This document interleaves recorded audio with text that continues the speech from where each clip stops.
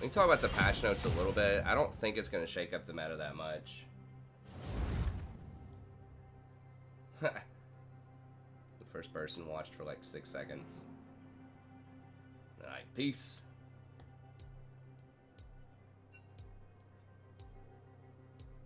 That's the average watch time over here.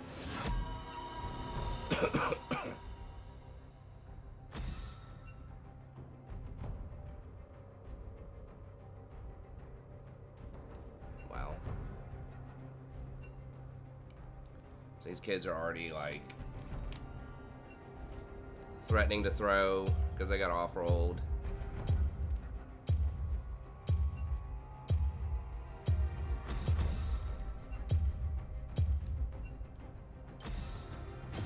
Now I'm angry.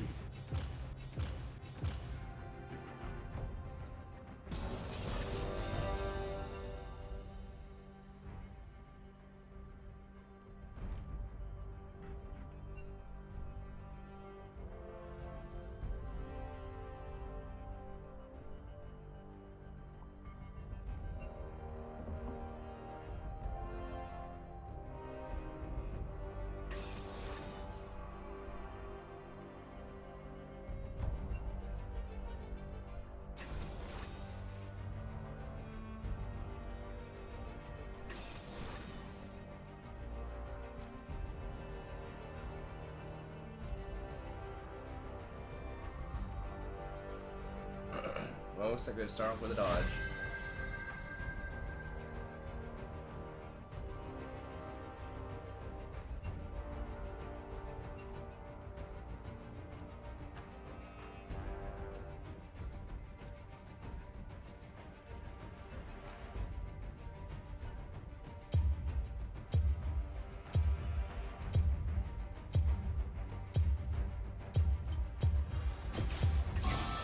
You and me, we got this.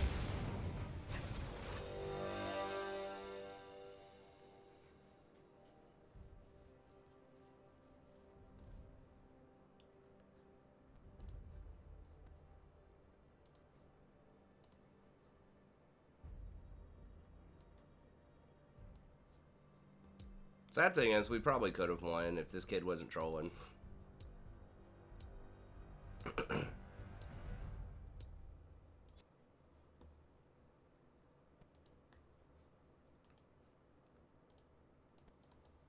But I'm not gonna lose LP for that.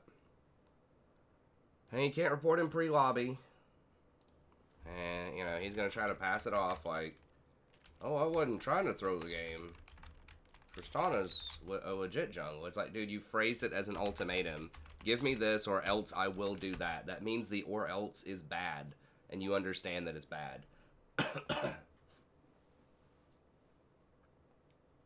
You can't backtrack after that and say, oh, no, it's fine. But Riot's not going to look at pregame chat. It's not going to let you report when you dodge stuff like that. It doesn't happen like that often, but... Yes, Yumi is bad. That's why I picked her. Because I was going to dodge. Everybody knows she's bad. But she's not, like, troll enough to where... Because, like, when you're trying to, like, elicit someone else to dodge, you don't want to go over the top, right? You just want to make it look like it's bad. But you're not trying to get them to dodge.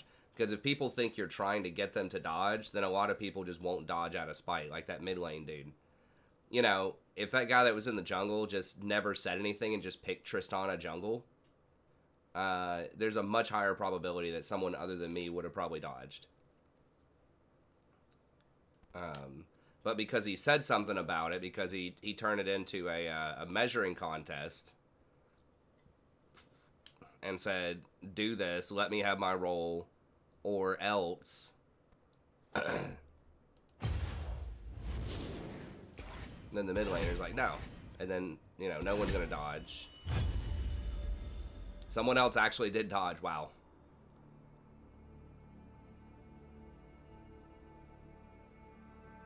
Well, one of those people dodged, I guess. So that's good. But yeah, I mean, I picked Yumi specifically to try to get someone else to dodge. And I guess it worked. I don't do that. If, like, our comp is just normally bad, or something like that, I'll just dodge myself. But if it's someone else that's like deliberately trolling, then I'll try to get them to dodge. I'm not gonna dodge that, if possible. But yeah, I don't try to get other people to dodge that often unless I feel like I'm getting trolled. What's up, Victoria?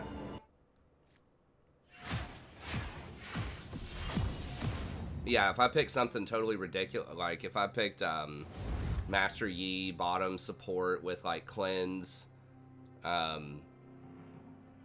ghost or something like that, then people probably would not have dodged because it would have looked like I really wanted to dodge.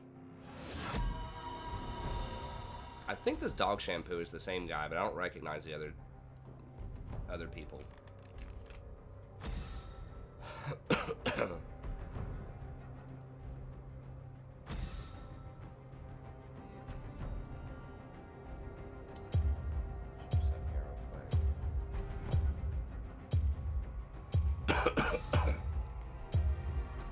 Hold on one second. Let's go ahead and center. I think we got black screen. Hold on, crap. I don't need more enemies. The OBS started tripping out. Hold on a second.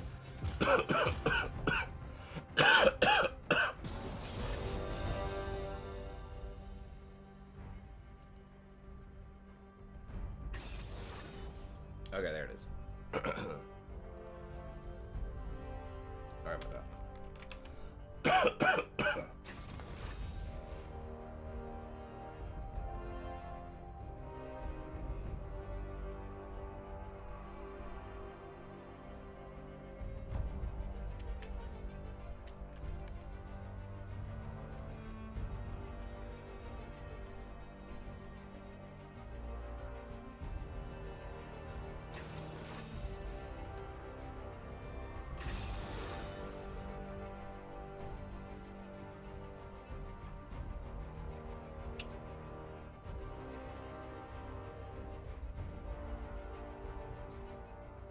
Tumble dog noggin.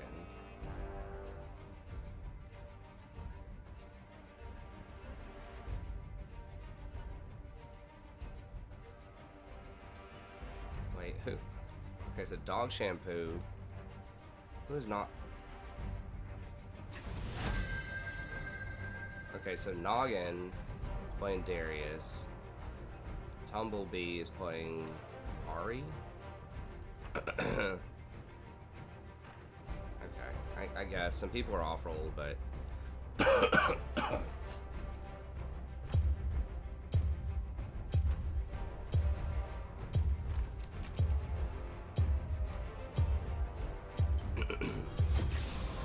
Let me guide you.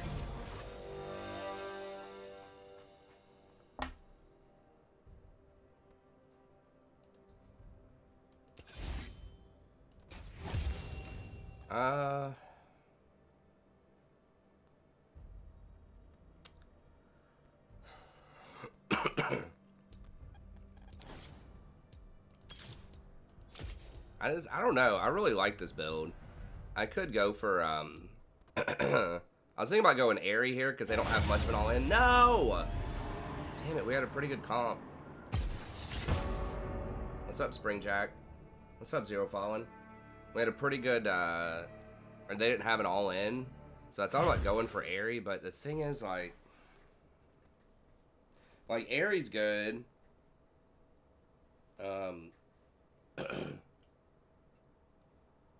But the rest of the stuff is just not as good as the rest of the other stuff that you get. Because you're also getting, like, Ghost Poro and Ulti Hunter are really, really good on Soraka. Especially Ulti Hunter. And then, because, like, you can use that ult, like, on cooldown a lot. Because it's anywhere on the map where a fight's going on, you can ult. So you get a lot of mileage out of cooldown. You know, cooldown reduction is best on ults that you can use proactively that you're not going to sit on for a long time. You know, something like Janna's that's fully reactive. Like, the CDR is good, but it's going to be sitting there, like, off cooldown for usually a while before you use it. So you don't just want to, like, run in and blow it whenever it's off cooldown, you know? Unlike a Leona or a Nautilus ult, every time it's off cooldown, you want to try to make a play. But Soraka's is kind of like that too, because it's like if anyone's fighting anywhere on the map and you can influence it, you can blow your ult. And it has a really long base cooldown. So, you know, if there's 25% cooldown reduction on something that has like, you know, a 2.5 minute cooldown like a Soraka ult, then that's going to be a lot better than something that has like a 1 minute cooldown. Anyone I see that can use Omni Stone effectively? Not really, man. Like, I mean, it's just bad. Like, it's just bad design. People have been talking about, like, maybe TF, like Twisted Fate, but,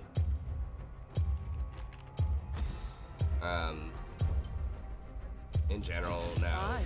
I don't need more enemies.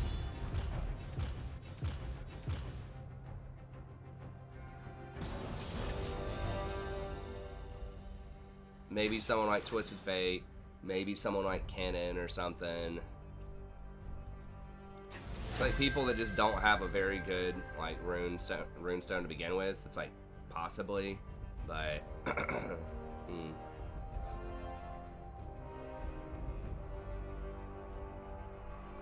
I don't think it's gonna get broken and nerfed. I mean, it's possible, but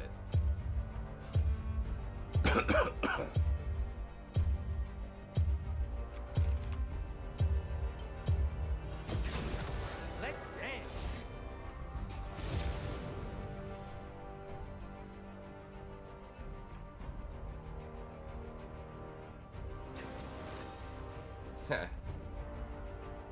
I mean, if you want that type of effect, I think that the Summoner spellbook is gonna be better. Because at least it like reduces the cooldowns at which you get a lot of those. Like Omni Stone is actually a longer cooldown than most of the keystones that it gives you, which is already kind of a problem. Also, with Summoner Spellbook, you choose the Summoner spells and the order. So you have some control over that. They gave Omni Stone a little bit more control, but if you got to control which keystones you got, if you got a selection that you could choose from, you know, every like 8 seconds or something, then maybe.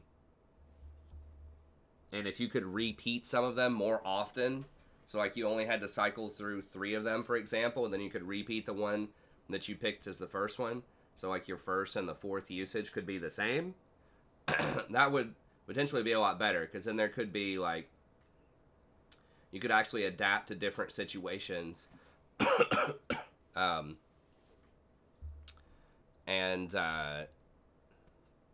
know, it could add to a more versatile playstyle.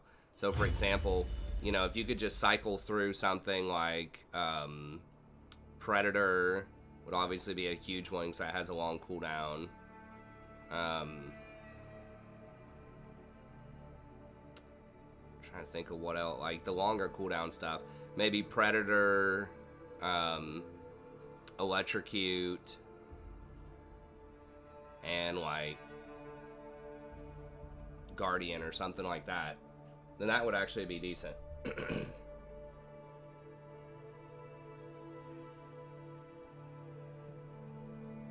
Hey, thanks, friend. Sorry, I can't read that. Is that Greek? That's cool. But that would be something. I mean, the thing, like, if you could pick something like Predator, and it would be up every 10 seconds, it'd be a 30-second cooldown on Predator, though. Or I guess a 40-second cooldown. So you could pick 3 and then pick Predator again. So maybe that would get too abusive. People would just pick that instead of just normally picking Predator. So I don't know. It's a little difficult to balance. I mean, a big part of it is that, like, a lot of the keystones are just on really short cooldowns. So there's not really a reason to take that. Like, with Summoner Spellbook, like, all of the summoners, a lot of them are on long cooldowns. So you get a lot of value out of lowering the cooldown on those whenever you use more of them. So that one, like, makes a little sense with the pick and choose. I wish they would give you your first switch a lot earlier in the game. Because right now I don't think you get your first switch to like 6 minutes or something. So you can't. This is basically a dead summoner during the laning phase, which is rough. I wish they'd lower that. Experiment with lowering that to maybe like 4 minutes or something. Because I think that keystone actually would be pretty fun. I think Rakan used to be, I think, pretty decent with Spellbook, but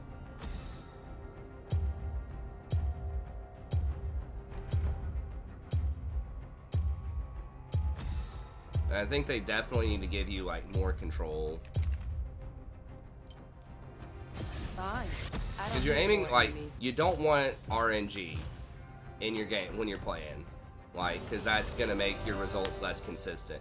But you do want versatility. So the appeal of something like that would be versatility. If you have a champ that doesn't really like excel under like one like major condition, they don't want like a specific keystone, but they would like versatility to be able to adapt to different situations, and maybe that's a little bit weaker like than a person who all-ins to one playstyle, but the versatility itself adds some extra strength if you use it correctly. I think that that is what you want to go for with something that is a rune like that, like Unsealed Spellbook or Omni Stone.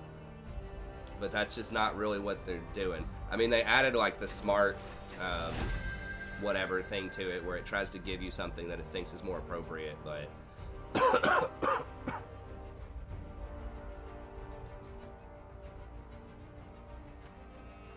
Caitlyn's such a pest.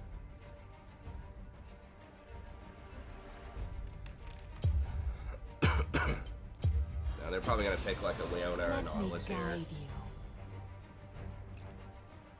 I don't know if I'm supposed to ban Caitlyn or Senna. They're both just like terrors.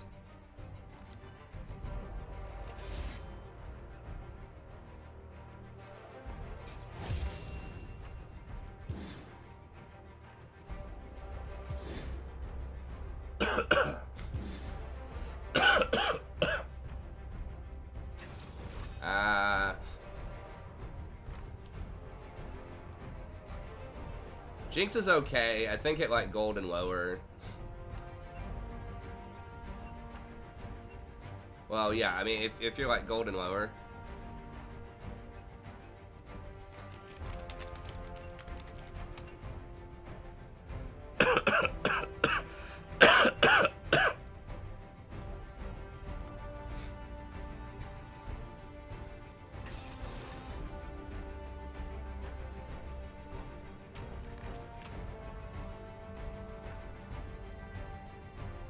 There's still a lot of CC out there, but yeah, I mean, if you can peel for her, yeah, it's just, I don't know.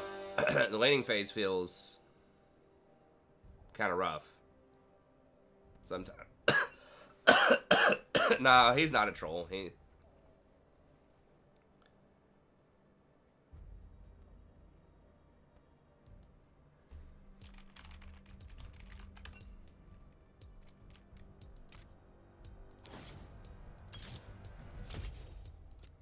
.800 range ADC.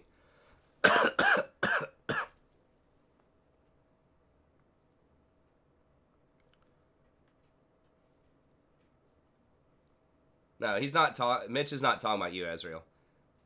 I think he's talking about the Lucian that said, "I don't win." I don't think anyone's talking about you, man.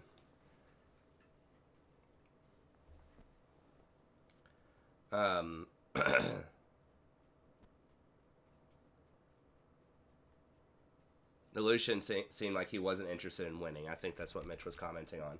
But I think he's just young. I think he's just being edgy. But he has a high win rate on pretty much every ADC, so he's lying. He's just trying to sound cool.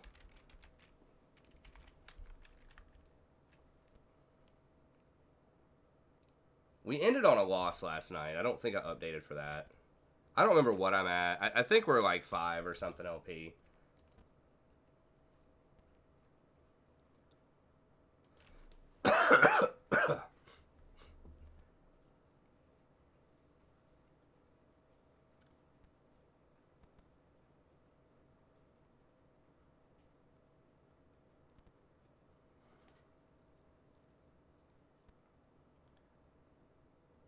I'm not sure about that Jax versus Tryndamere. Is this guy good at... Let's see. I guess we can...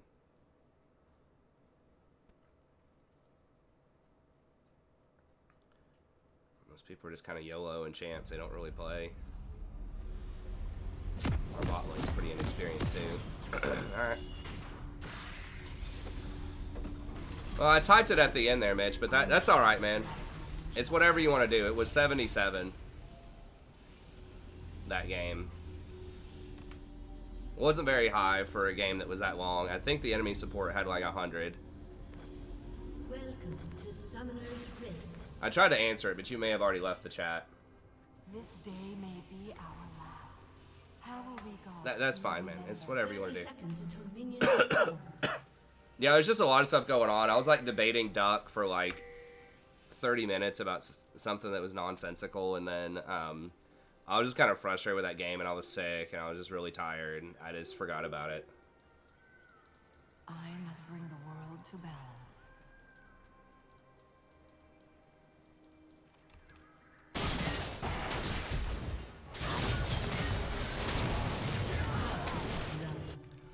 Minions have spawned. Oh my god, did he really live? Enemy double kill. Cataclysm approaches. I can't kill that. Yeah, you clowns should not have invaded with 2 people not being there.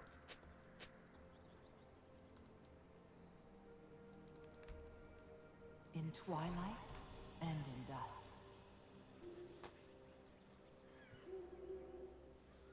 Well, it's not good. I mean, we can come back, but certainly not a good thing. Yeah, you really shouldn't invade with 3 people when you have no clue where the enemy jungle is.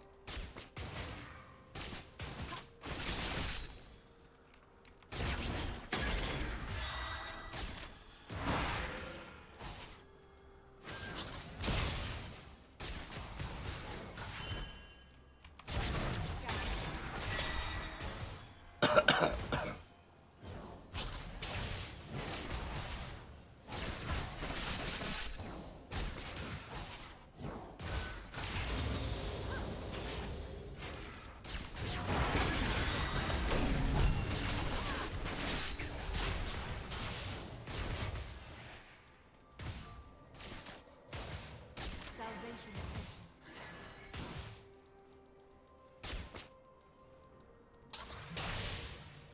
A new age cannot begin. An old banish your fear.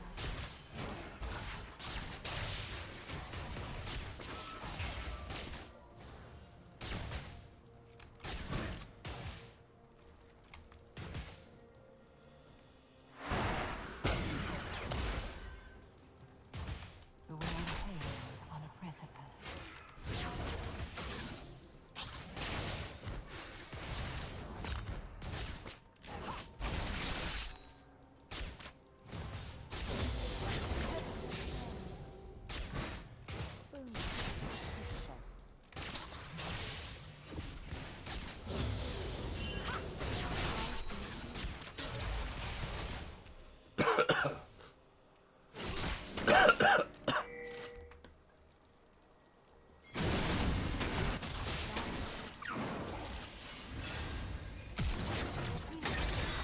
An enemy has been slain.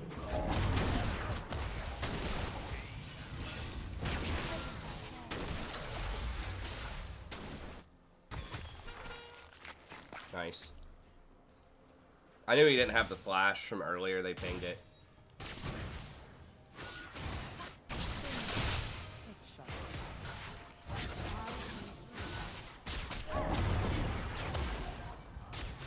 You get the dragon?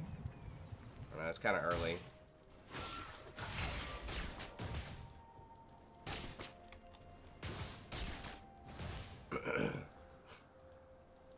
The gods bicker while the world lies neglected.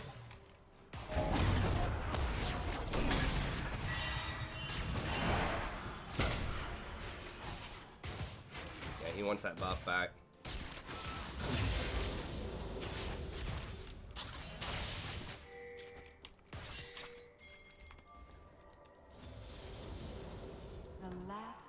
guides me.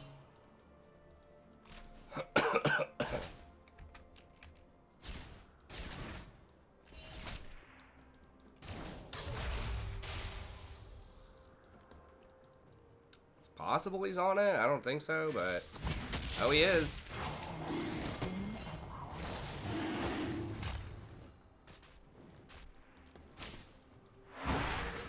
Get wrecked, Lee. Graves gonna take your whole jungle, boy. This Soraka, the vision and rotations. Okay, there he is. Mortals must succeed. Yeah, he's only got 16 CS. He's getting work. So yeah, I mean, it was a tough start, but we're getting back into it. He's down probably about to be 2 levels.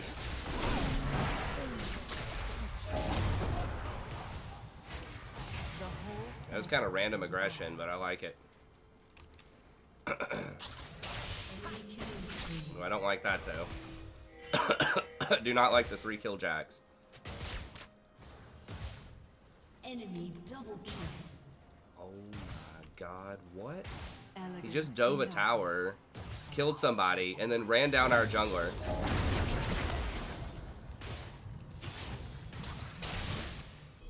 And he's at full health! What on earth?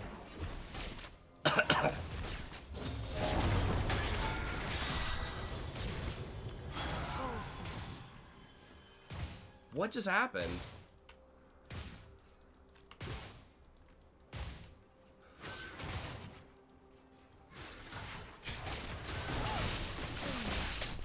Oof.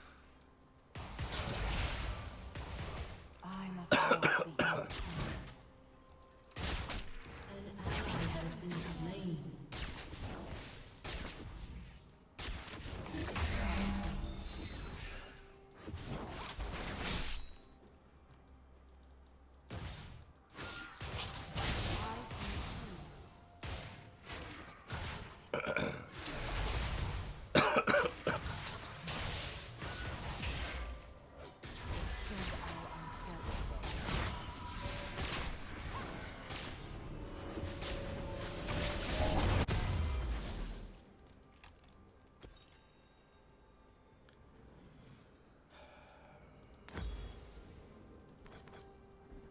We'll get boots just so we can avoid ganks. I must not mourn A the little easier. death of gods. Our end marks a new beginning.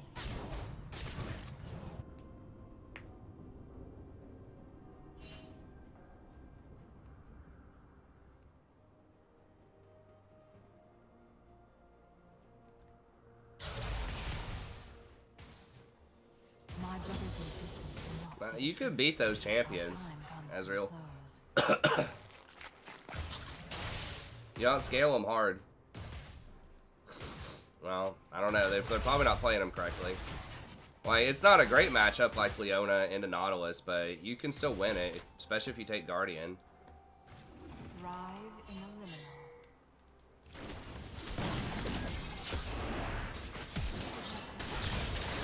Dead.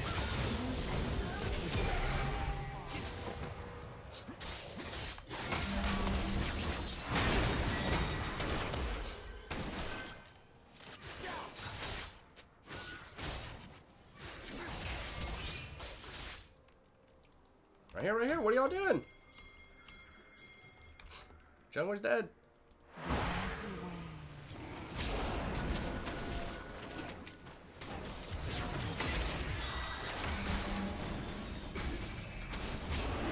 Should have put my control ward up a little bit more.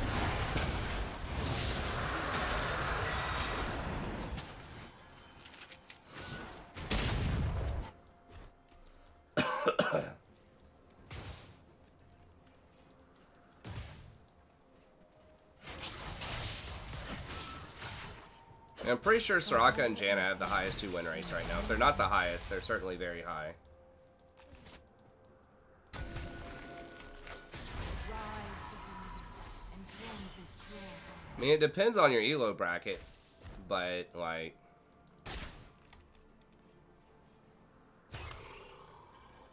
Can we kill her?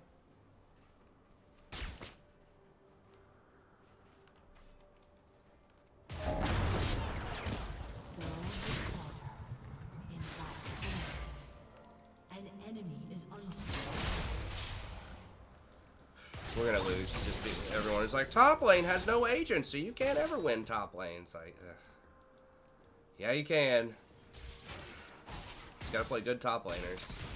I will Okay, we might be able to carry though. The Jax is gonna be difficult to deal with though.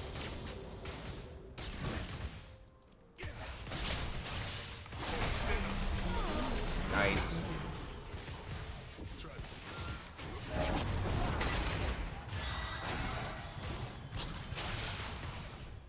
We stopped her from flashing with the silence, which was good. After he comboed her and then ulted her.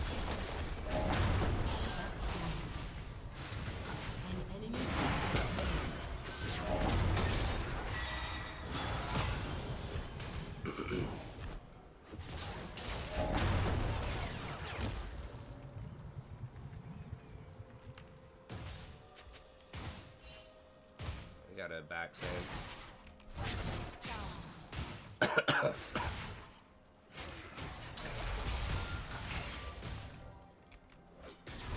released from the shackles. Yeah, barcode players.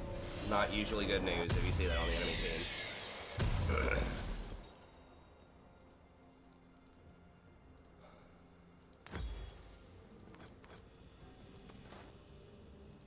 The gods have fought for so long, most have forgotten their true purpose.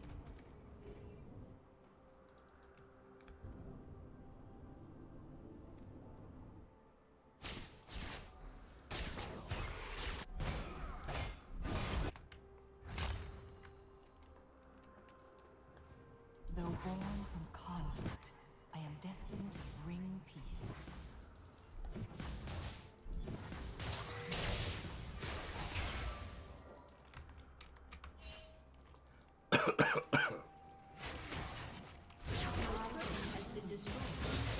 It's gonna be a problem now. He's gonna start roaming everywhere. Dude, why are you fighting him? You're 2 levels down, you have no prayer.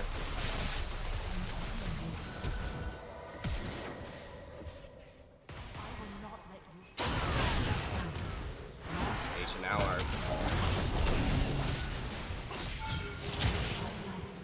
Fucking Lucian's lost his mind.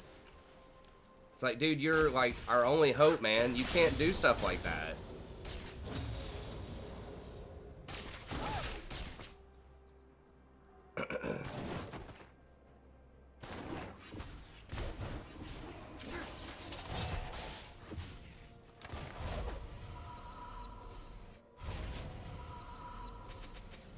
I'm not playing Leona, man.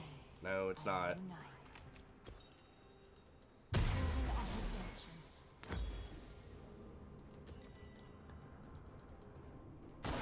It's Plat 3 or Plat 4 an entire half of the season.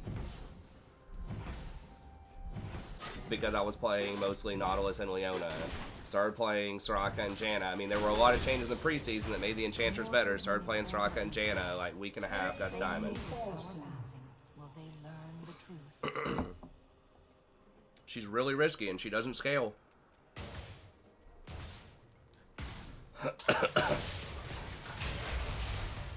I mean, I've got a whole, if you're new to the channel, I've got a whole video on this talking about the preseason meta. As long as she has a 0% win rate, I just think that the Enchanters are better under a lot of circumstances. I don't know that we're agreeing on what the term carry means. When I think of carry, I'm thinking that means that you win more games.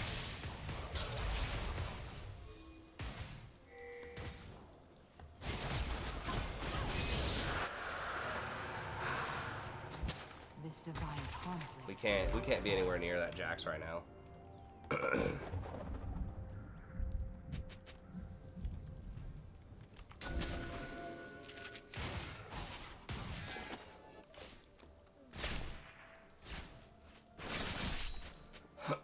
From the fires of opposition, I forge my own path.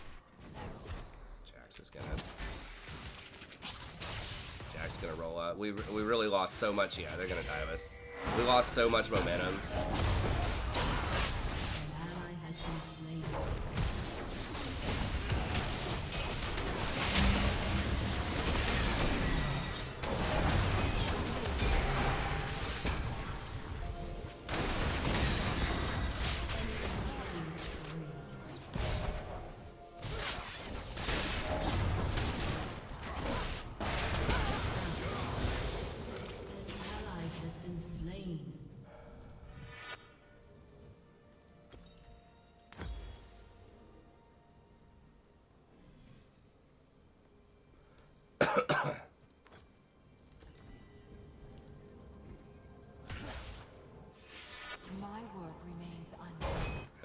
the facts are that Soraka and Janna have the highest win rates. I mean, it's not always about win rates, but the champions are good, man. It's harder to understand why they're good because it's not as obvious. Like, they don't make like a super flashy play. You know, they don't like land the big hook and things like that, but it's just how the stats work with their scaling. It's just math. I mean, if math is not factual...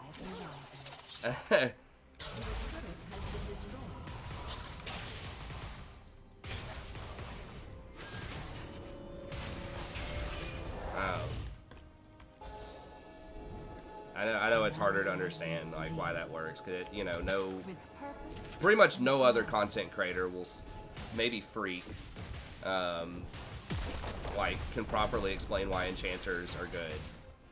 'Cause, like nobody like understands how plus healing and shielding, like how strong it is. Everyone just complains about it. Bro, I'm legit not sure if we can 2v1 this guy.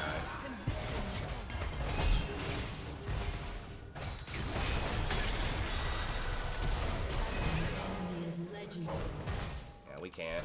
He's just too strong.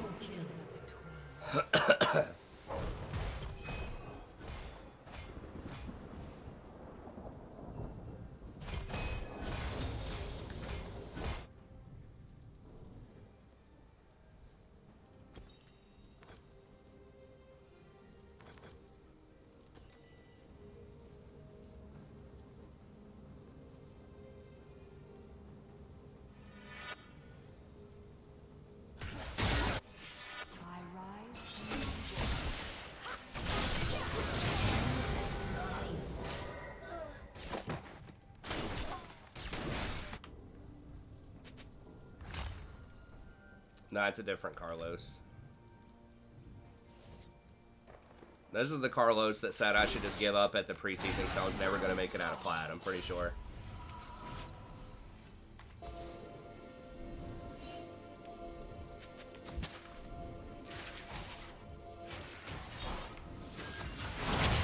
Jesus H. Christ. Ran behind us in lane. You had the confidence.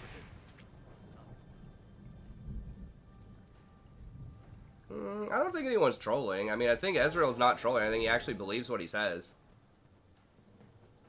I mean, that's like kind of the common wisdom out there. I mean, you hear that on like so many different content creator channels. The only way to win a support is to either play Zyra or play Leona or Nautilus, basically.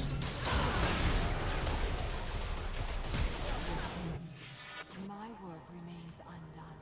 My fate unfinished. But then everyone complains about like Janna. Janna, nerf her, she's OP. It's like, well, Janna was like the #1 win rate support for like 8 years in a row, like 90% of the time in solo queue. Order or chaos, oblivion or stasis. I will tip the scales.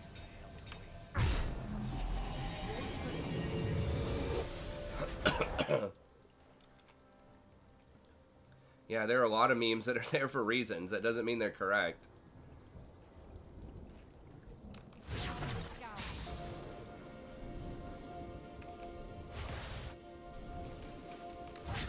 Like everyone thought the Earth was flat for thousands of years. Doesn't mean it was accurate.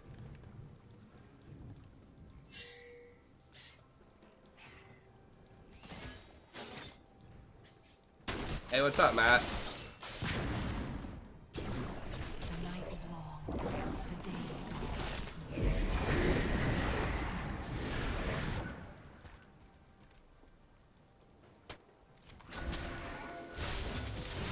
I mean, like I said, you can win with those champions. I'm just saying you don't have to play those champions to win, and that enchanters like can be really good in the right circumstances. Shut down.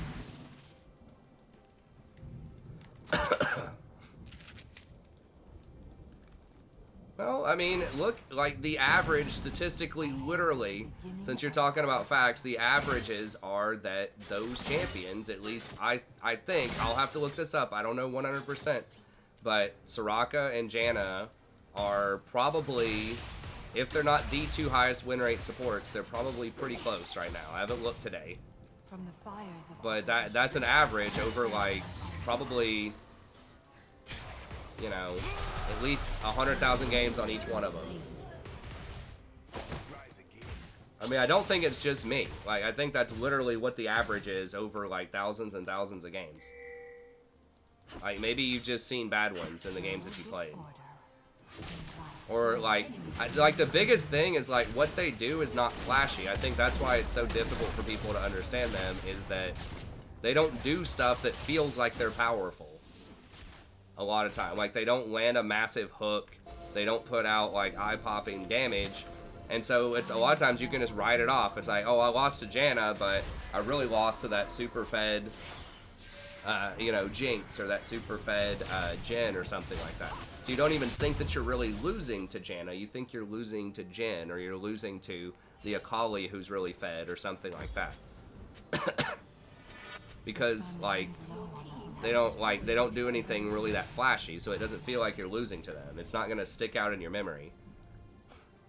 It's like, oh yeah, Janna shielded, you know, or Janna, like, tornadoed somebody. Like, you have to be paying really, really subtle, like, you know, close attention to fights and understand team fights really well to kind of see what their contributions are.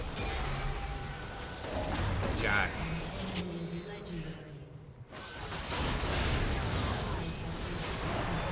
Jax is just, like, hard carrying this right now.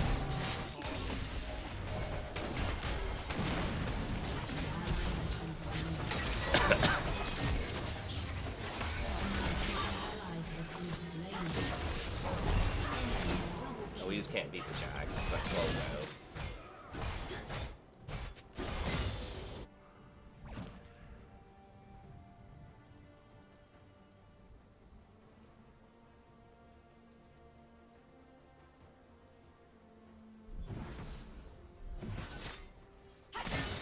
But they are, dude. I mean, I don't know what else to tell you other than, like, the average stats of, like, 100,000 games or whatever the number is. I mean, I can look at it after this. Like, I don't know what could be more indicative of an average player than, like, a sampling of all of the players with thousands and thousands of games.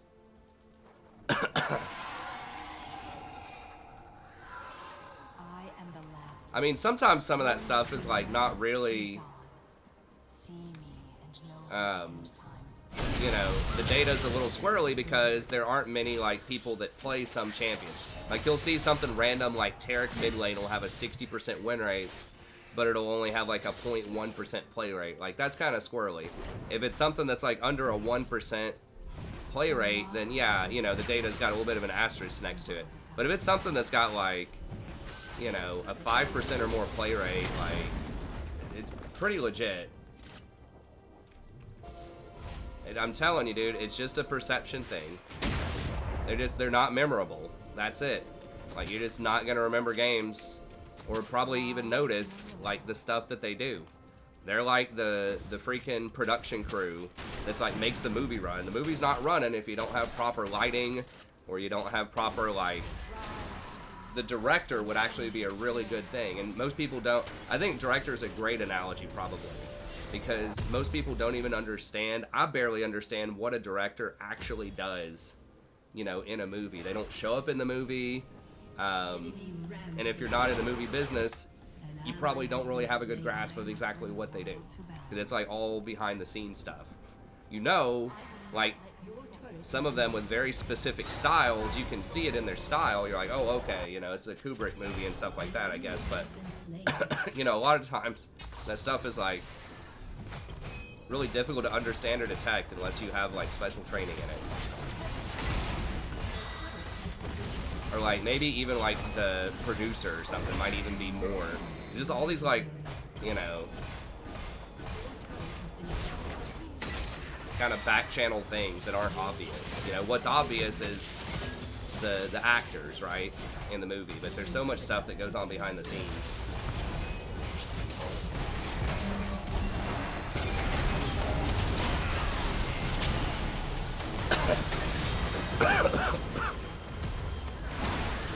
I mean, this game is literally, like, all Jax.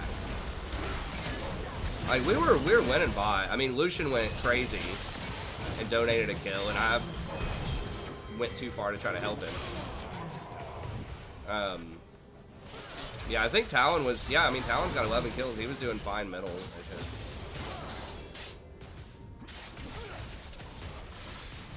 Okay, so you're not saying that enchanters are bad. You're saying they're worse than Leona, right? Like, that's this whole thing, is like, Soraka's worse than Leona. Are you saying that people don't play them bad? But, like, what? I mean, I don't know how I can explain this again. I can pull up the stats after this if you want to see it. It's not like I'm just good on enchanters and everyone else is bad on them. Like, it's not like my little secret.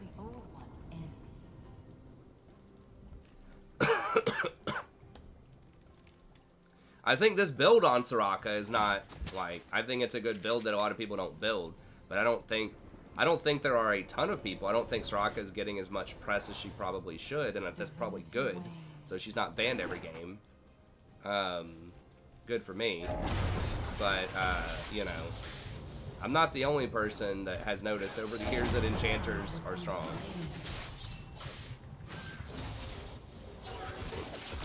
Oh my god, seriously, she's blowing both of her jumps? I guess why not?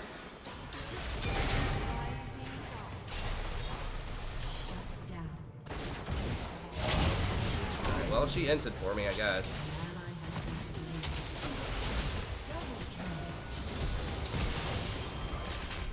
Yeah, here's Jax to kill everybody now, so then they'll just end the game.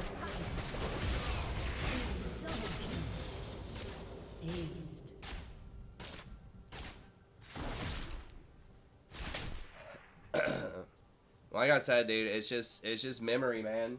They're just not memorable.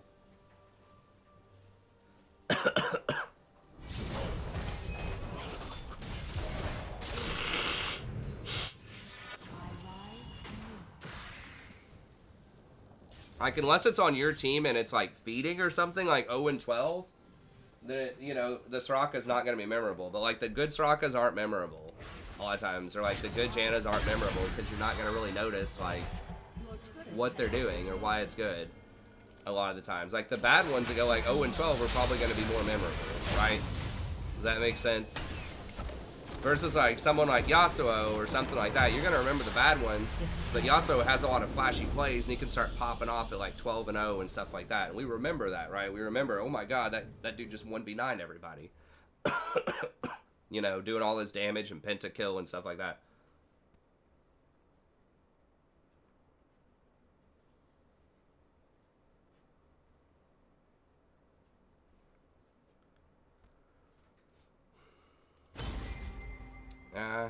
I mean, we were coming back. We were back in that game, but...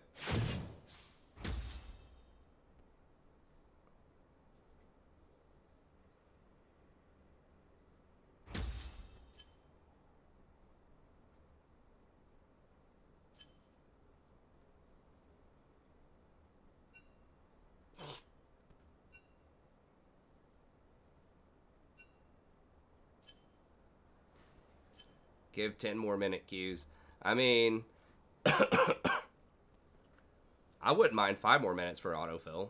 I don't know how long it would take him to do it, though. I think you should be able to opt out of autofill. I think if you want to be in a longer queue time, I think that there should be an option that says, confirm you're okay with waiting longer to make sure that you get one of your 2 rolls, and that you cannot get autofilled. I mean, I think there should be an opt-in option like that.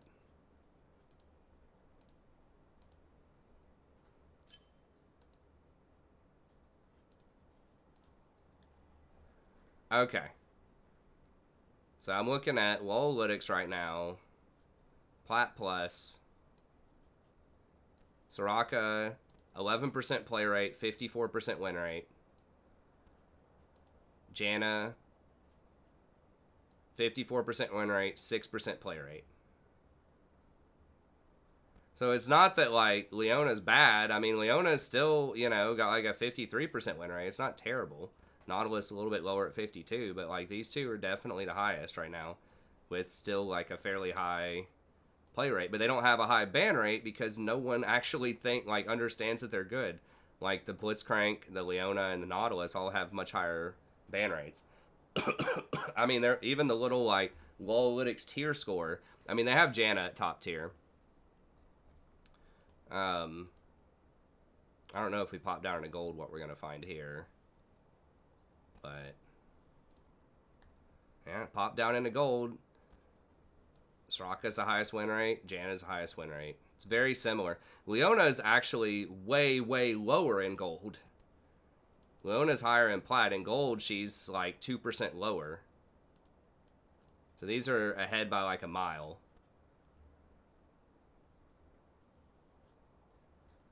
In gold.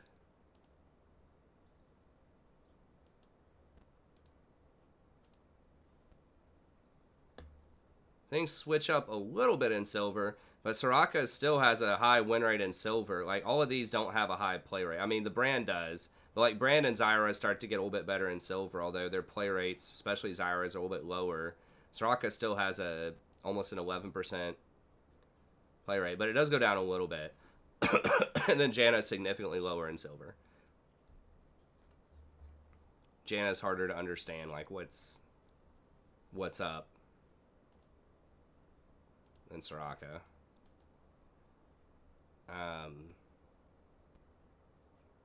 And then bronze, Leona's higher in bronze.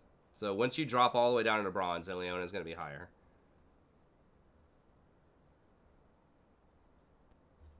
Then Janna. Where was Janna? Or Soraka. Yeah. Soraka falls off a cliff once you get into bronze. But everything, like, the only champion that's over a 50% win rate as support in bronze is Sion. Everything else is below. So I guess it's not actually that far off a cliff because everything's off a cliff. Which tells me the matchmaking's just bad. Like, if your average is below 50%, then your matchmaking's terrible. That means that, like, bronze people are just routinely getting placed up against silver people, I feel like. And then iron, I can't even...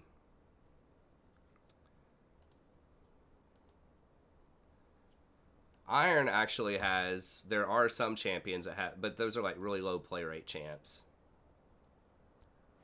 So a lot of their stuff starts going beneath 50% too. But Soraka is the only one with a 3% play rate that's at 46%, which is the highest, like, mainstream support. This just means people just kind of YOLO and play whatever bot, that there's so many representation of weird stuff in Iron.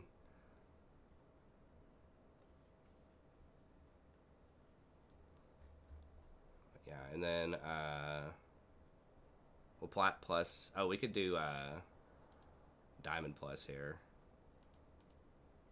I'll put us back in queue.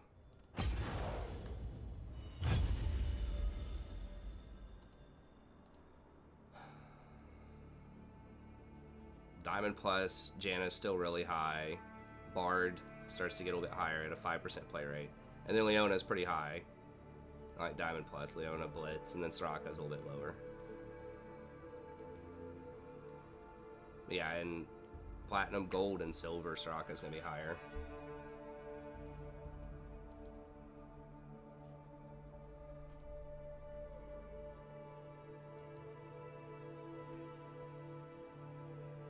I mean, how do you quantify good player? Like, all you look at is the win rate. I mean, I don't know why, the question's not like if you're talking about averages, you just look at stats. Like, it's not a qualitative question. And then in Challenger, there's just, like, no sample size. So, like, everything's going to have, like, a 55% win rate because a lot of times Masters and Challenger people are getting placed down against Diamond because matchmaking doesn't work very well up there.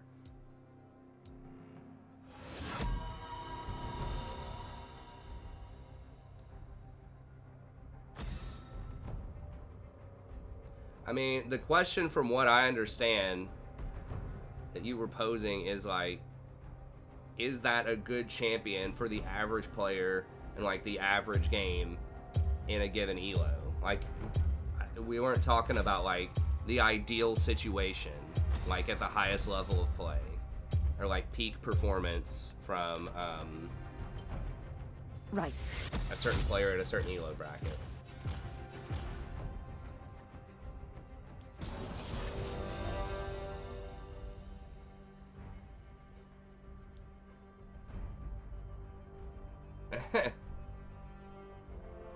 I mean, Matt's kind of right. I mean, I don't know. Like, obviously, Ezreal's new to the channel, but I mean, I do like have the always when enchanters are really strong. I do have to debate this at least like 3 times a week, trying to convince people that enchanters are strong. I talk about it every tier list when enchanters are strong for like probably 20 or 30 minutes when I talk about different champs.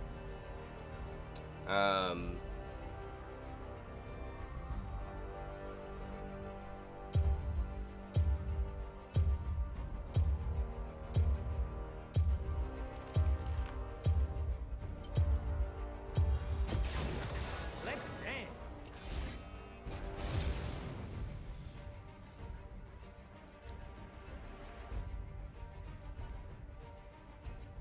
I think I just gotta like shut off. I mean, I hate to shut off conversations at a certain point, but I think at a certain point it's probably there's just not really like much else to be gained.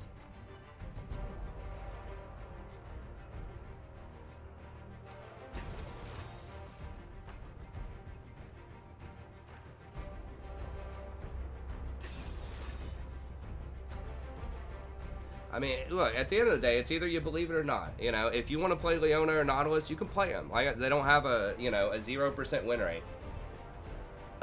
It's fine. You don't have to play whatever has the highest win rate. I'm just saying that, like, enchanters can be good. It's just trying to understand why and how they're good. And I've explained it a little bit, but if you want to know more, you know, just tune in for, like, the tier list that I do every time, and I break it down. Also, I have a whole video about scaling. Damn it, of course they pick Soraka. We should do alright. I didn't... Damn it, I didn't scout this. I really hope that this Nidalee knows what she's doing. Okay, well, okay, well, there's no way to quantify that, man. I've explained it like 50 different ways.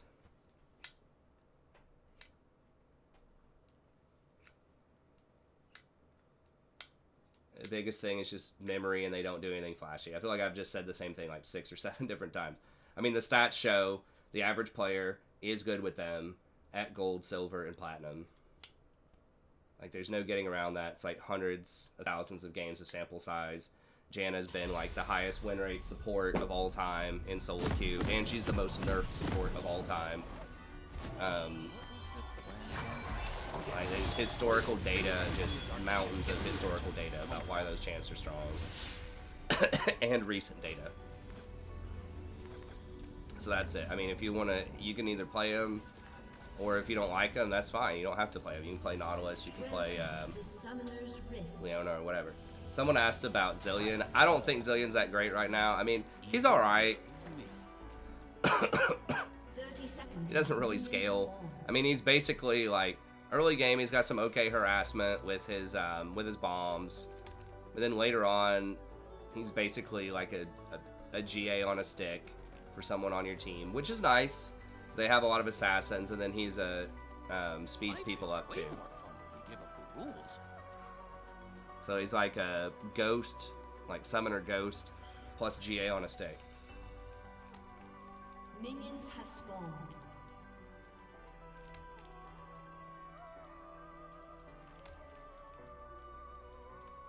Safety is boring. Let's start a fight.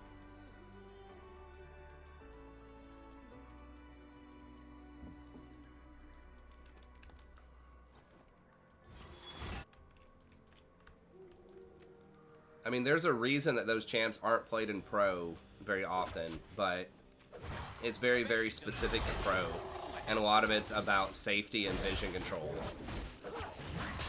Not because they aren't objectively powerful, but because it's really hard for them to ward safely. And it's hard for them to be safe in lane. Like, they can get exploited. That's why you see a lot of times, like, Braum, Tom, and Rakan, because they're all pretty safe.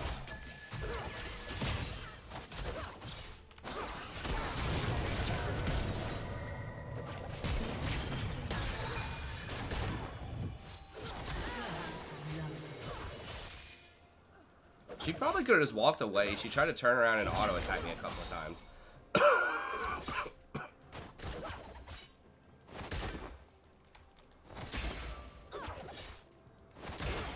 But yeah, I mean, that's fine. We can just move on to something else. But yeah, I mean, Zillion's okay. Living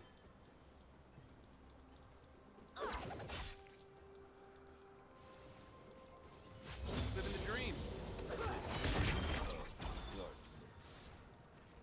I'd rather just play something like Janna than Zillion, though. He just doesn't have any scaling. Like, he doesn't have any plus healing and shielding. Like, he's got basically, like, one button in a team fight. If you do land a double stun, that's nice. You know, he's not the worst. He does have some speed ups, like... he's got some alright stuff going on with him, but... An enemy has been slain. I don't know why Vayne was trying to all-in us level 1. I can't believe that W hit her. I thought I was gonna miss.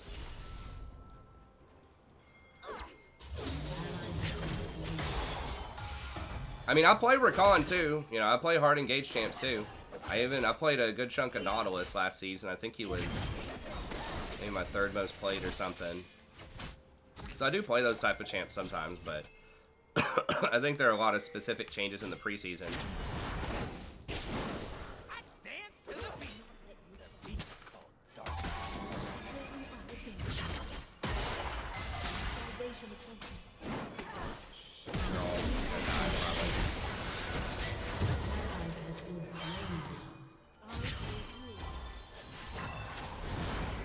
No, let's not do it. This is the new. I thought she'd already used heal.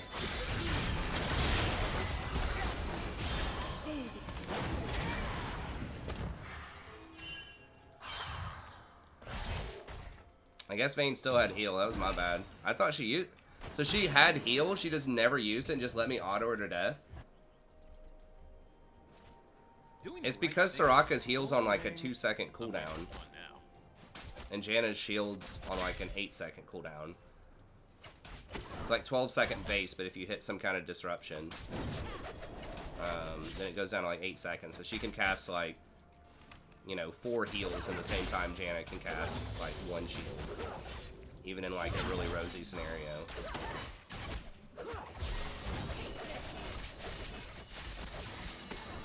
And her Q empowers the heal as well.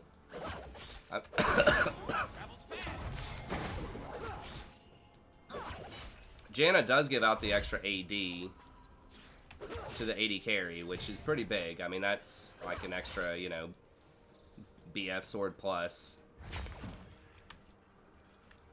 I am bad because I'm free, and I am free because Saber kind of got baited there. It's a pretty bad setup. See, I thought that, I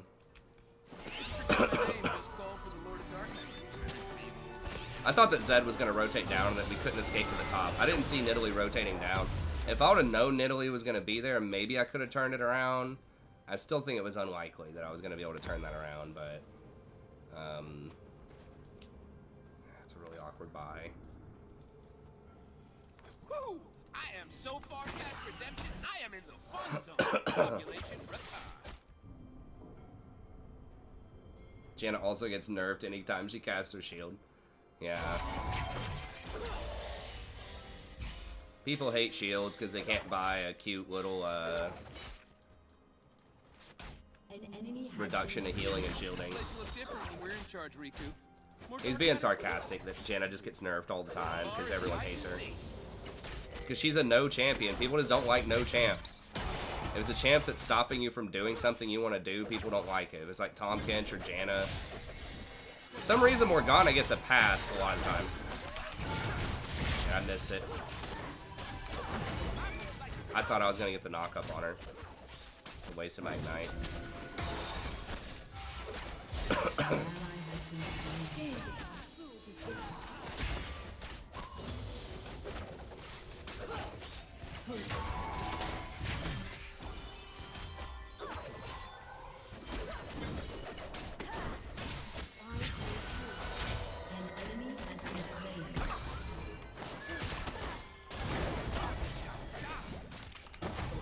Did she just heal again?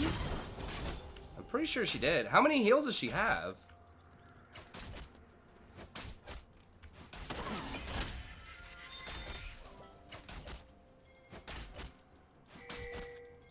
Used to be a square. Then I embraced the darkness. Woohoo!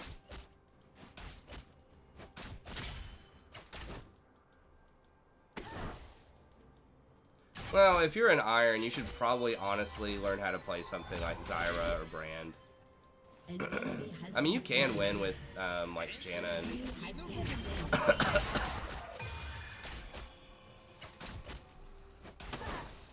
But, yeah, I mean, that's where, like, the AP supports are really gonna start shining, I think.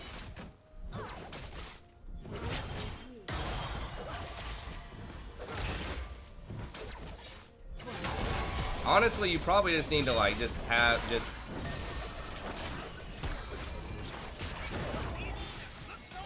get a little more, like, fundamental understanding of the game. Just, like, read a couple of guides and just build the right items, you know, and just look at your mini-map, and you probably get out of there with almost anything you play.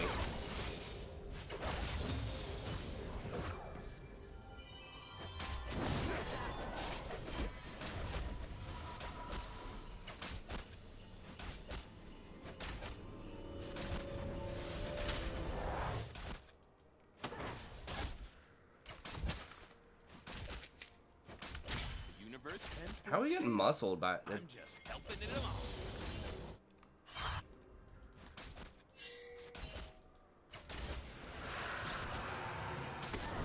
along.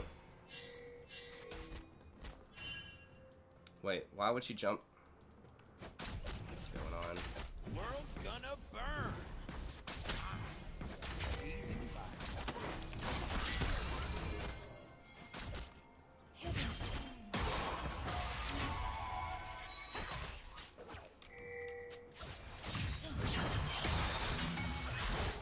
I didn't realize she's gonna go in that fast.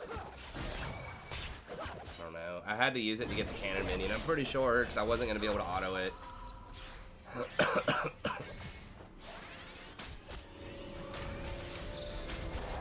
good guys. If Nidalee just stayed and speared this rocker right there, she would have died. I feel like their Elise has got to be here though. Cause they were expecting our jungler to be here too. Yeah, there's the Elise. Yeah. Because Soraka threw the Q in there knowing that Nidalee could be there.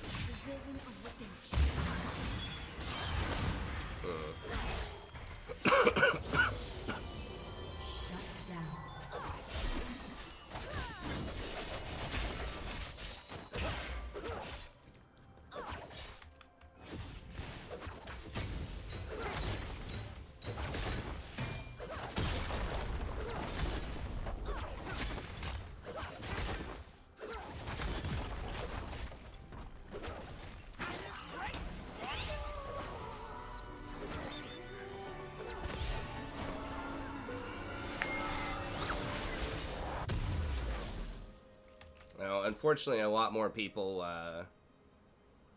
also think that getting kills is how you win all the time. How do the Star Guardians see anything? Their sparkles are so darn sparkly.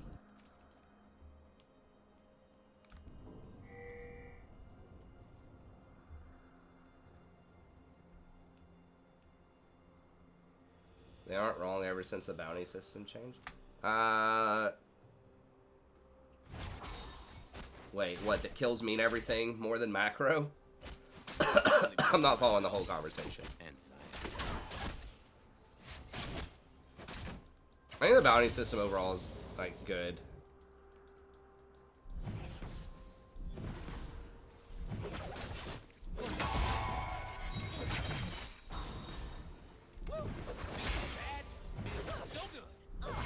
I I think it was good to hit people for farming the bounty because that was just like a loophole. It encouraged people to just like AFK. And we gotta kill Soraka though too.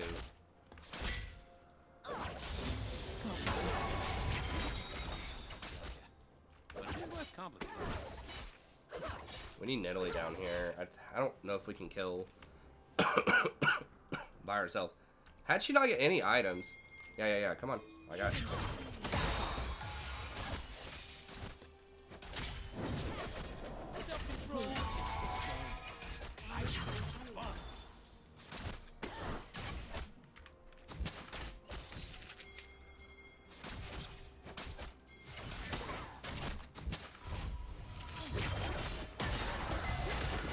Nidalee, don't troll me, dude. Jesus Christ, this Nidalee, though! Holy fuck.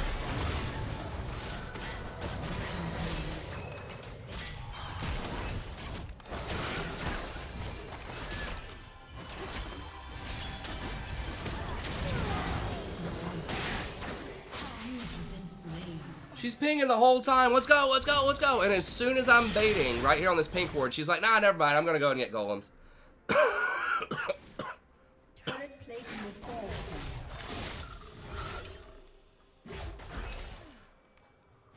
I'm glad I have chat disabled. Still evil, but you can't wear it like it's sweet.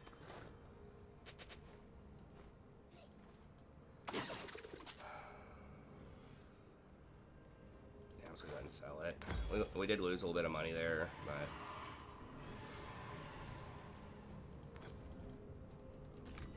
When Zaya and I were I have been, yeah. desolate planet, I realized something. I don't Like a like month and a being half. alone. Oh, and Spartacus is first. Shut down.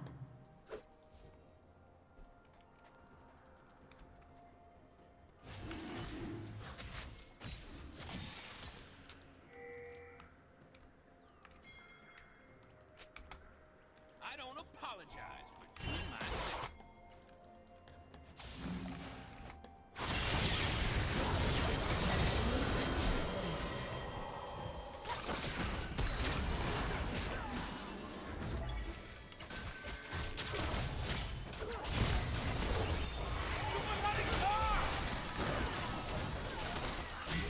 For real? What the fuck, Akali? Get down here!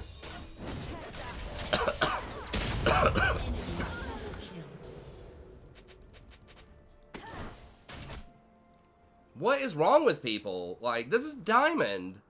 How can people not look at their mini-maps? I am alive.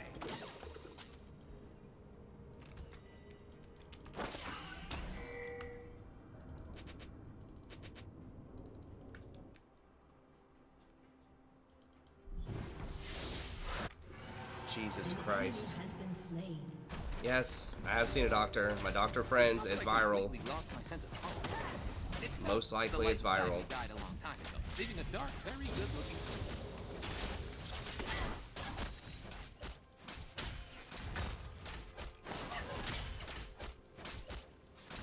Depends what you mean by best doctors.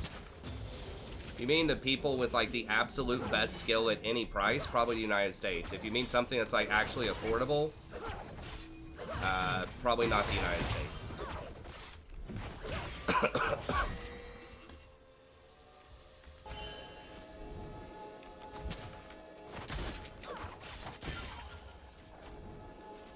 I mean, and there's probably like some specialists, you know, that are in other countries. Like, I'm sure there's someone in Europe in medicine that's better than someone in the United States at a specific thing, a specific kind of cancer or something like that.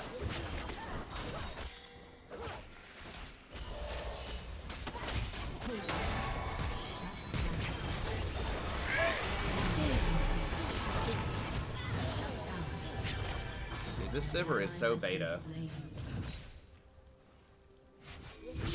Yeah, in general, like, who would have the best possible capabilities in the most number of different situations if you had infinite money? Probably the United States. Well, that happens, man. With things like viral bronchitis. I mean, we're gonna see if it's not better by tomorrow. I'll probably go look at somebody, but talk to somebody else. But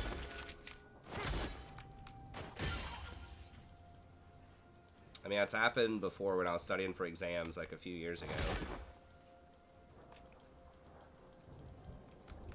Sometimes we agents of darkness need a break.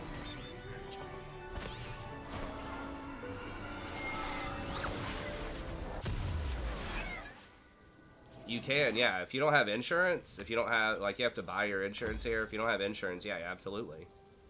That's like the #1 reason people go bankrupt in the United States.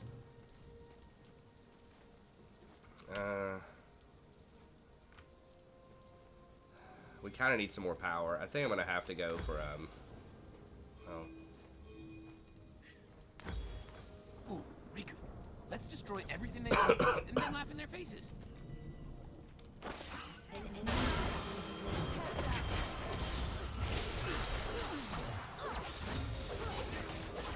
Yeah, my wife had to get some brain surgery a few years ago, and like the bill would have been, if we didn't have insurance, the bill would have been like All my sons are equal. $150,000 or something like that.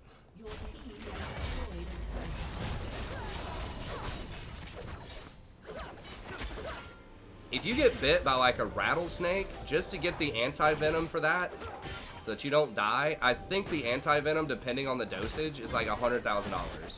It's something ridiculous.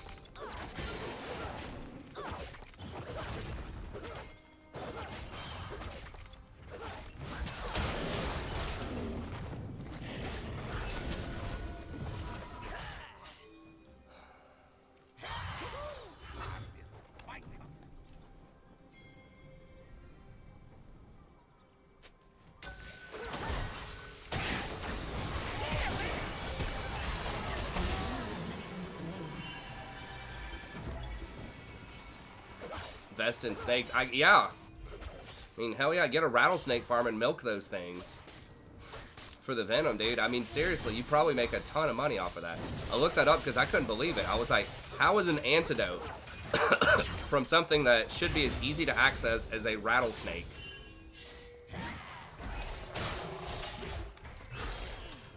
How is it that expensive? But it was.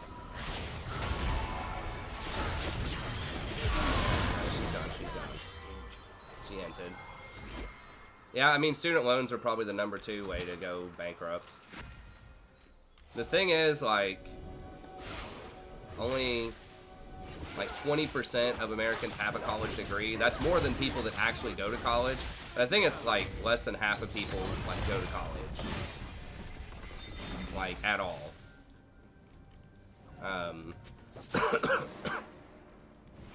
Even if they drop out or whatever.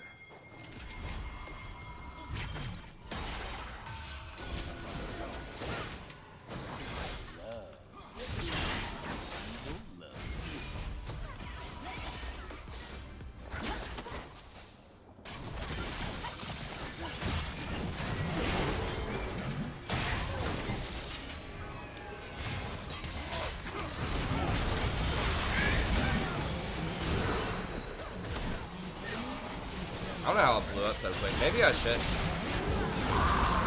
Now I start dying immediately. I was just thinking I was gonna be able. Why is this Sivir so beta, dude? Like, she's gonna run you down, man. You're Diamond. You know this. You cannot run from her. You might as well turn around and pray for crits. Well, the reason they can't be given bankruptcy is because there's no collateral. Like, that sounds crazy. When you know, I thought it was at first. It's like it's one of the only loans, but it's because there's no collateral for it. Like, if you don't pay your loan on your house, they get your house. You don't pay your loan on your car, they get your car. You know, everything else there's collateral, but student loans, like, they can't just like take your brain and like take the knowledge back out, you know?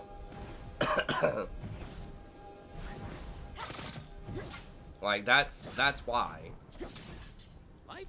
If they could be dismissed in bankruptcy, the rates would just be insane. I mean, they'd be like Credit Card Plus. They'd be like Loan Shark rates.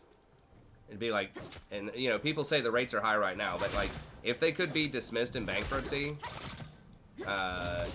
you know, the rates would be like 25% or something for a college loan. That's why, like, they try to keep the rates, I think it's somewhere around like 6%.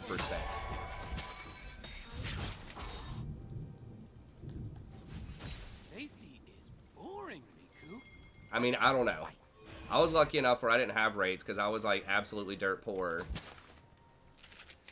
And I had really good grades. So like both of those combined basically meant that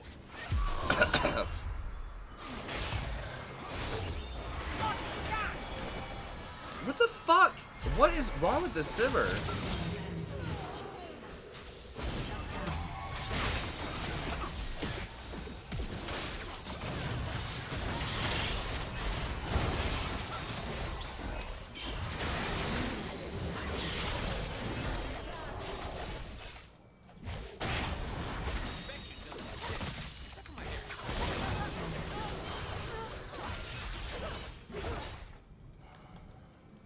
So, like, some of it... yeah, I know. I mean, some of it is definitely exploitative, but... for sure. But, like, you gotta also make sure that, like... I mean, it's kind of a bad investment, right? Like, you should not be giving a lot of these kids loans. But, like, we just made that, like, a mandate that kind of everybody has the right to get a loan to go to college. Like, that's just one of our, you know, things.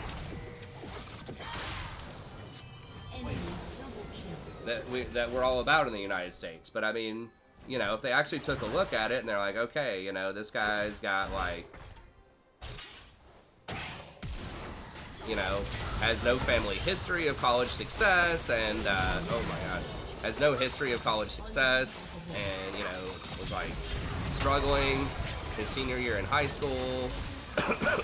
He has no income. Never shown the ability to commit and hold a job or anything, but we're still like gonna give him a loan. You know, that'd be a really bad investment most of the time.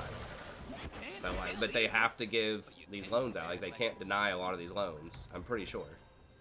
I mean, like I said, I'm not an expert in the industry, but I have a feeling that they take on a lot of bad loans, and a lot of that is because they're guaranteed. Sort of. But they can't be dismissed in bankruptcy at least. But free is not free though. I don't know. I don't know the exact numbers. I just think a lot of kids don't need to go to college. Like that's it. I mean, I say this as a college like professor, but honestly, there are a lot of kids that are only there because their parents are forcing them to do it. Basically, they don't want to be there. They're not going to be successful, and they're just going to go home with a lot of debt.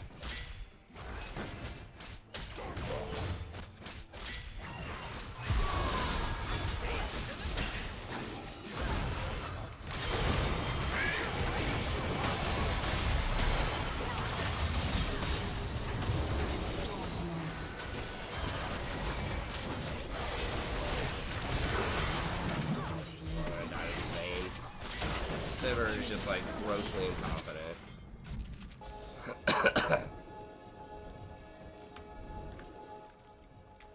And I'm just not playing a champ that scales well enough. This Soraka's just gonna outscale.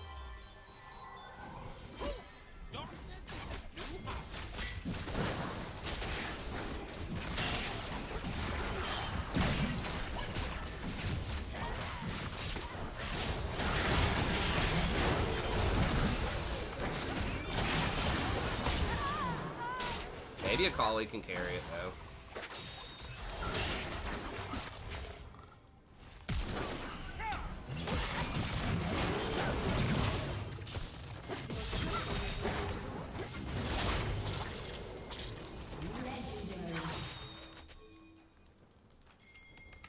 Dude, that's the 4th dragon. We gotta stop the 4th dragon.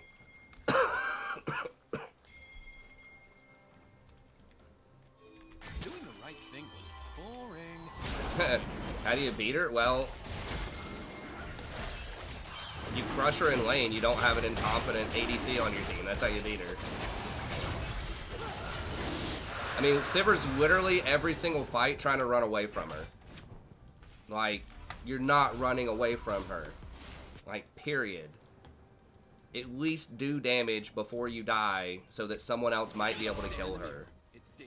Like, there's been like 3 or 4 fights where I've watched this Sivir run away and just start running away at like, you know, 50% health or more.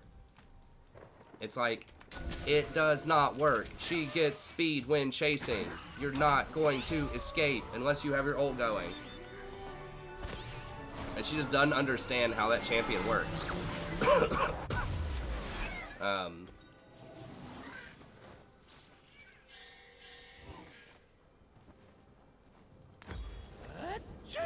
But yeah, I mean, you should be able to punish her really hard in lane. She's super weak in lane.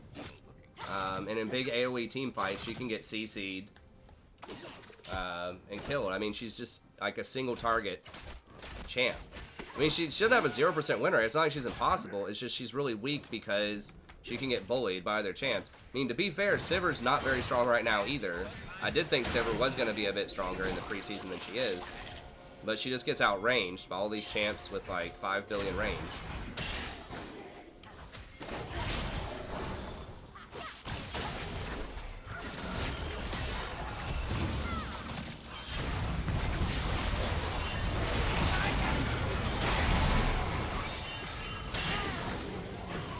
That's why, dude. Well, that's probably Baron.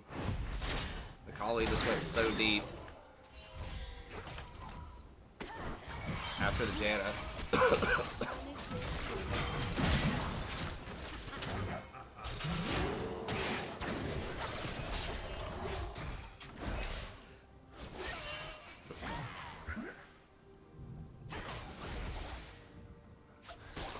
Yeah, I mean, there's a lot of stuff. I don't think college should be like 100% free, but I also don't think it should be expensive as it currently is. And I do agree that companies should pay taxes. But the problem is, like, all of the international, like, just ways you can hide your money. If you try to make companies pay a really high amount of tax, they're just going to put their money elsewhere. And it's really hard to track that. And if you want to say, okay, we're not going to do business with people who offshore their money, then you're going to lose a lot of your innovation to other places.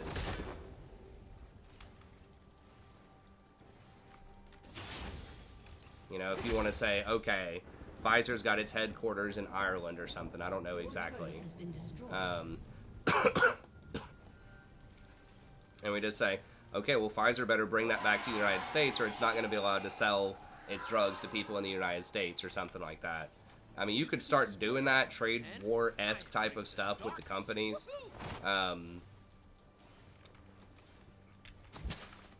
It just gets really difficult and really complicated. Like, it's a lot harder to understand a lot of that stuff than...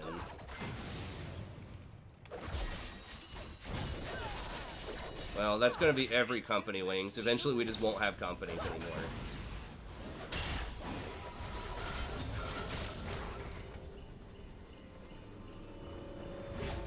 So, I don't think you want to give... like Google, Amazon, Facebook, all of these places, you don't want them to all go, like, move over to Russia or something. Or China.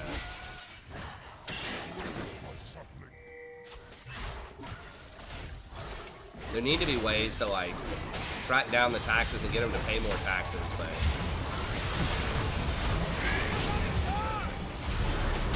I'm getting locked up. We just can't kill anybody because Soraka does too much healing.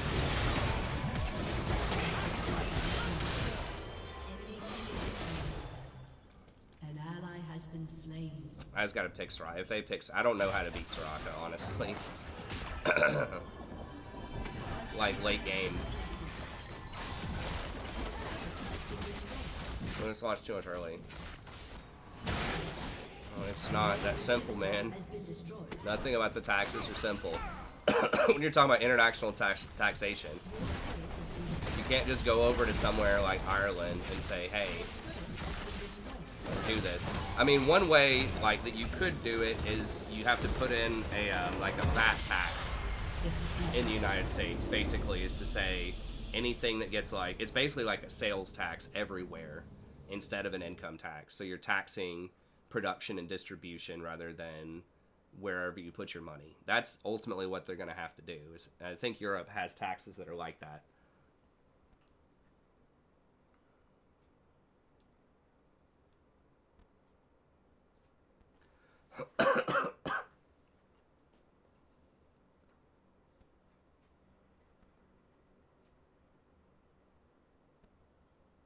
I don't know what the dream is. America is still the leading innovator in virtually every industry by an extremely wide margin. Like, we have the strongest, like, research units. Like, research universities and labs and things like that. I mean, the fact that a lot of people perceive that they're, like, really poor and, you know, aren't doing what they would like in life and things like that, I don't think that's necessarily indicative of lack of innovation.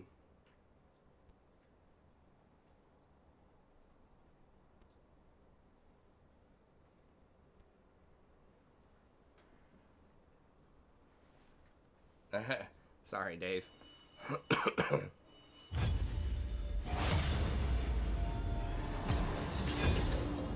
But yeah, they need to have a VAT tax, and there just needs to be a lot more, like, deductions. A lot less deductions and things like that all around. Flat tax, VAT tax, all that stuff. We don't mind. Yeah, but they come here because we have, like, the best institutions and things like that. Like, that reinforces the fact that we have all the best innovation. That's why a lot of kind of the top intellectuals in Silicon Valley do come here from, like, China and India and places like that.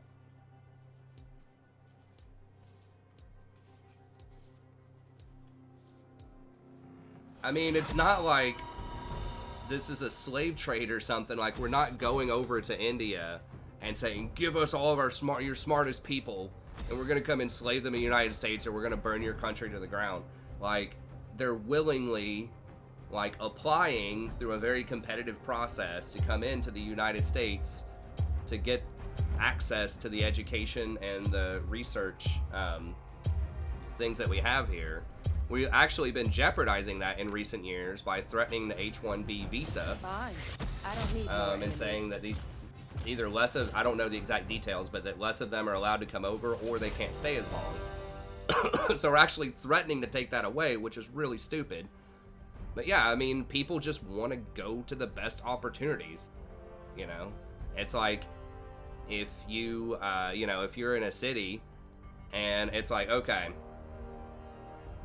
you can go work over, or I mean, you could use a school example, but even like a work example would work. It's like, okay, you can go over here to this job. It's going to give you, a lot of really good opportunities. You're going to get a heck of a lot of money potentially by doing this. They're going to start you off at $100,000. You're going to have a lot of upward mobility. You're going to get a lot of connections in the industry. You're going to be able to professionalize, educate, do all these things. It's like, or you can go over here to this other job. It's going to pay you $10,000 a year. You're going to have no opportunities. You choose. What do you want? It's like, well, I don't know. I mean, what is your solution, Andrew? Do we just like give like, here's a loan of $1 trillion to India to improve all of your infrastructure and like research elements so that people can stay in their own country? Like, we don't lock them into contracts here. I'm pretty sure they can go home whenever they want. And a lot of them do. I mean, I don't think we're like doing things to drain the world of its talent. I think people for many years have wanted to come over here.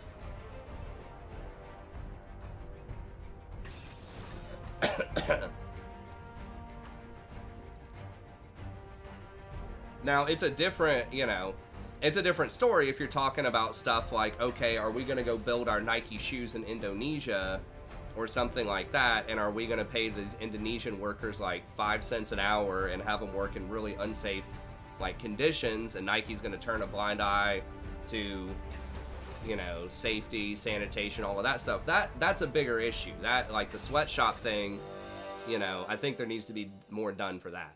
Because, those people are opting into those jobs, but it's a lot less high-paying jobs, and we're, squeezing out a lot of their competition by doing that. So that's a lot more problematic. But as far as, like, the intellectual elite wanting to come to the United States to study in our universities and things like that, I don't think that's I don't think that's a problem.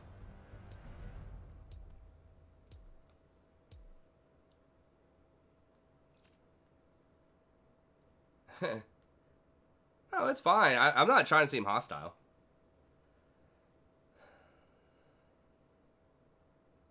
I mean, I think globalism's inevitable.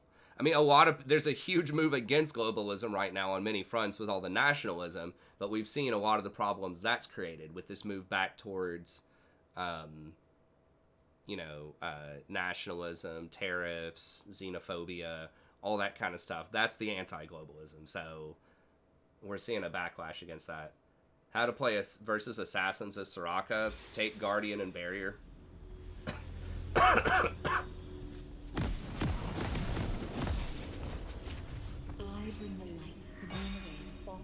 I prefer globalism in competition, but, it does have problems with that. I mean, any system's gonna have problems. But... Welcome to Summoner's Rift. I must walk the in-between. Well, I don't know what, 30 seconds. what is anti-globalism then? No, not everybody's xenophobic, but that kind of nationalist rhetoric and stuff like that leads you to not like other countries and other people. But it's, I mean, there's pros and cons of a lot of that kind of stuff.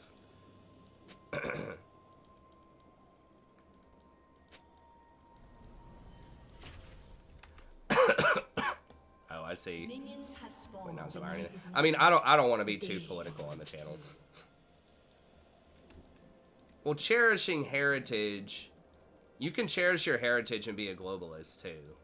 Like, globalism, I think, is more of an economic and political paradigm more so than it is a cultural paradigm.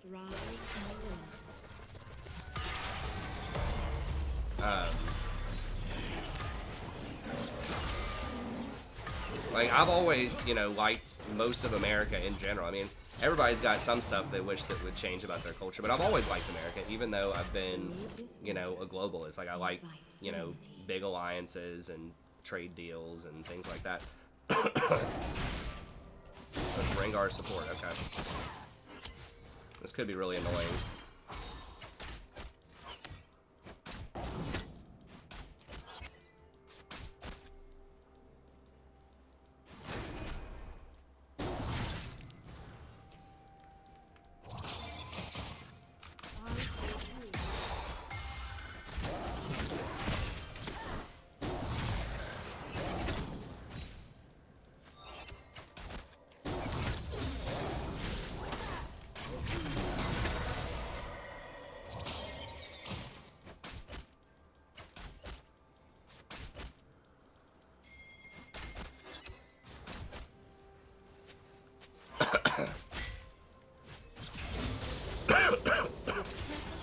And finality.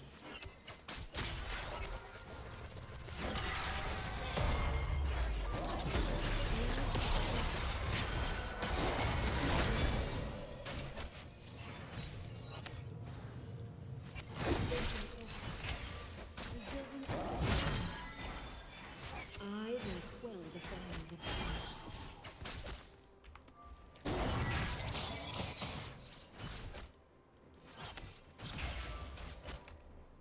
What's up, Saf?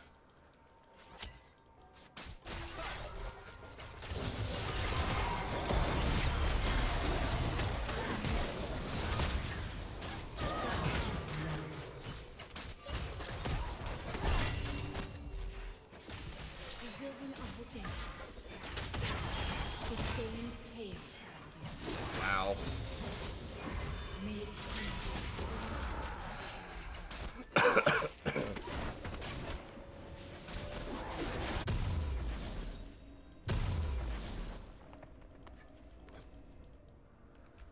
Cool, man. It's good to see you back. mortals mimic order and chaos. Only with our passing will we learn the truth.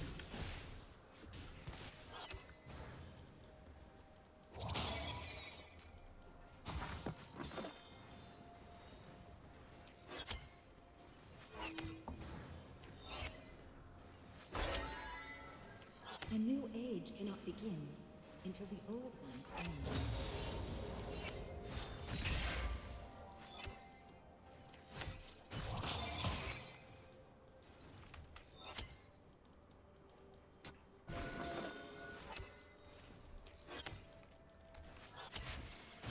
A great cataclysm approaches.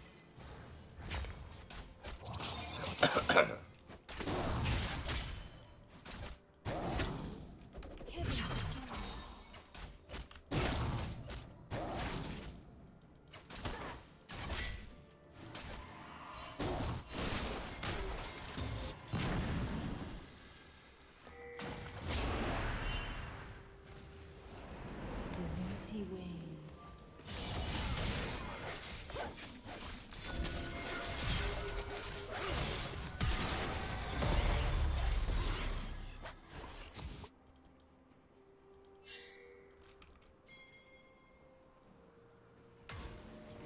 I must bring the world to balance.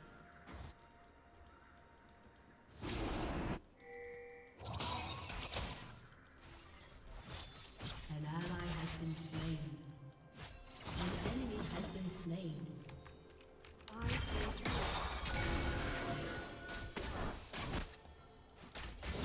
Trying to buy some time for the Rengar. I didn't have my silence, so. Died. from order and chaos springs new hope.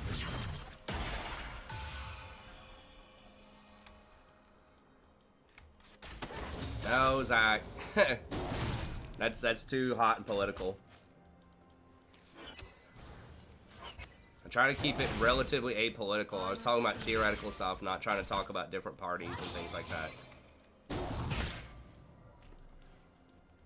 Let's see if I can get him to jump on me.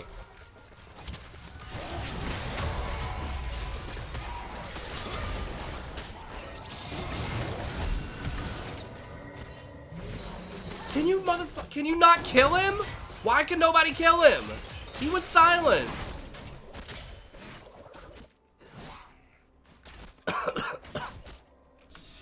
My work remains undone. Why can nobody kill him? An ally What has is been happening? slain. Enemy double kill.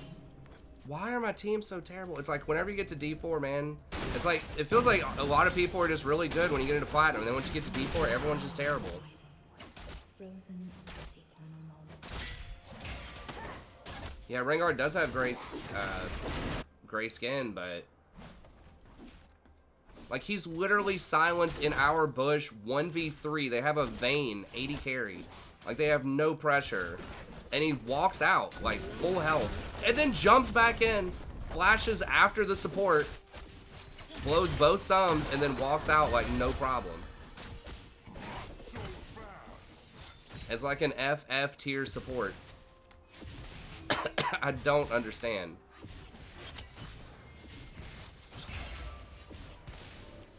Echo should be doing damage. Echo has pretty high base damages. An enemy has been slain. I mean, I understand he's going Rengar. I just don't understand like how the numbers work out. That he's not dying when this happens.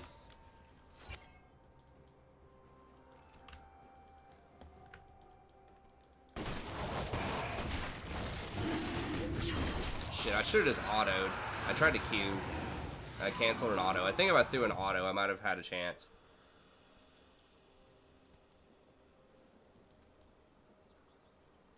Well, but they're not like this incompetent. It feels like. Held the beginning of the end. I think there's just a wider chasm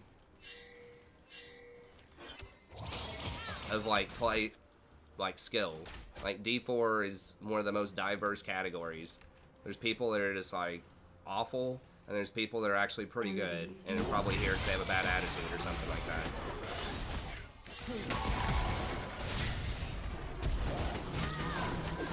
Like the 80 carry both games. I think my last 80 carry was like 1-9. And this one's on her way. Both against Vaynes in the laning phase.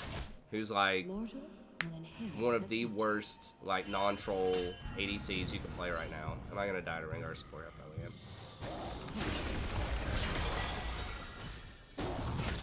You have been slain.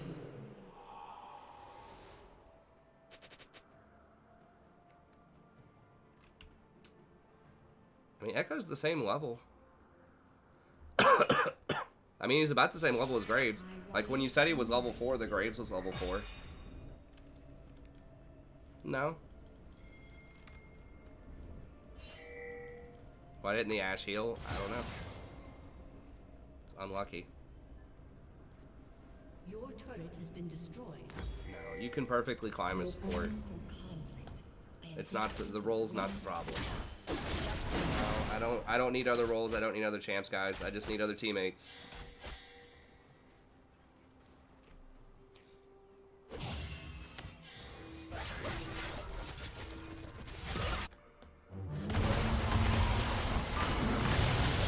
Trust me, I'm gonna win more games on support than I am in any other role.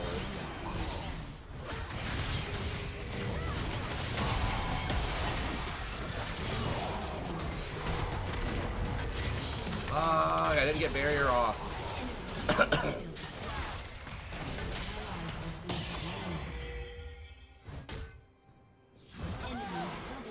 Jesus. A new day, a new night.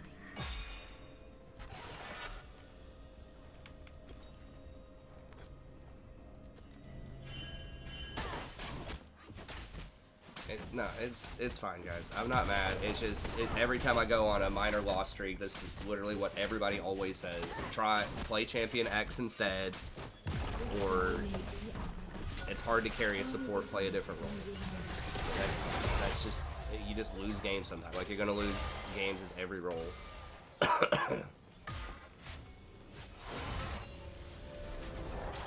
ally has been slain.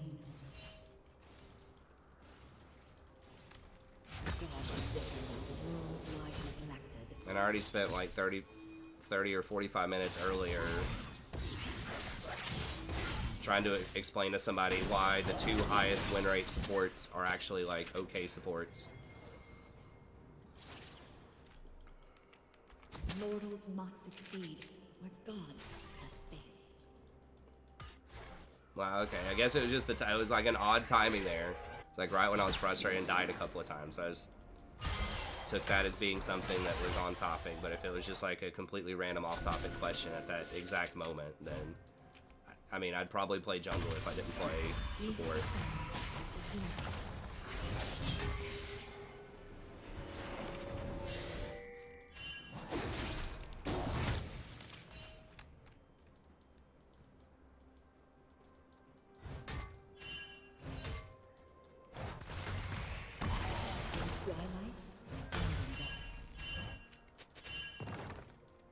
Dude, I have to be here. Rengar's here. They're going to dive you if I leave.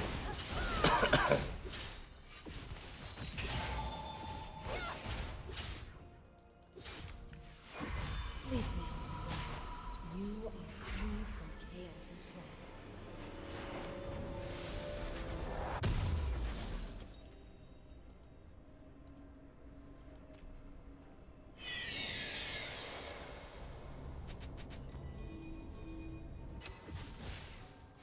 I must not mourn the death of gods, or end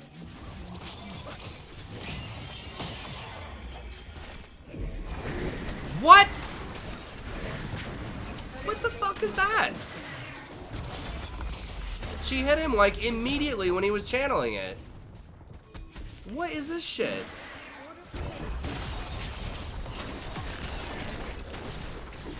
She hit him within like 1 second of the channel.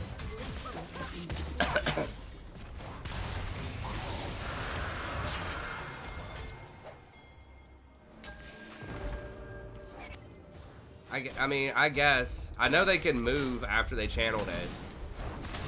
I thought she did it pretty damn quick, I thought. from the fires of opposition. I forge my own. I'm gonna get dumped. I've got barrier.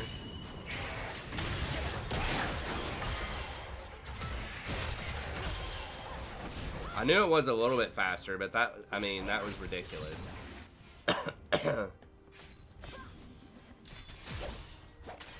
Sunrise or sunset? What happened to my voice? I don't even think my voice sounds that bad right now compared to how it did, but yeah, I've been sick. If you haven't been here for the last like 2 months, I've been sick.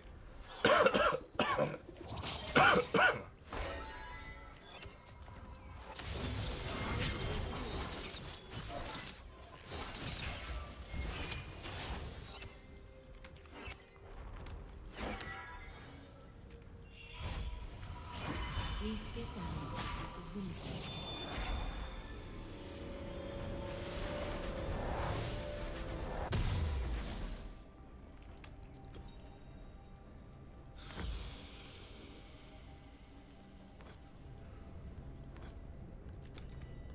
This divine conflict. I don't know what it is for 2 months, man. It's something for 2 months. Bronchitis.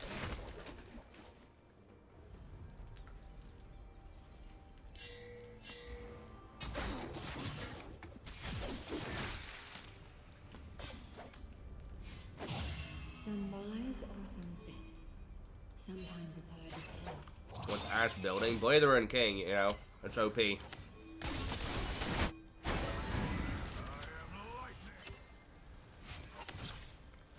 I really don't like Ash right now as meta. I must walk the in. She's like alright, I guess, but like the nerf to her mana cost on W feels pretty bad.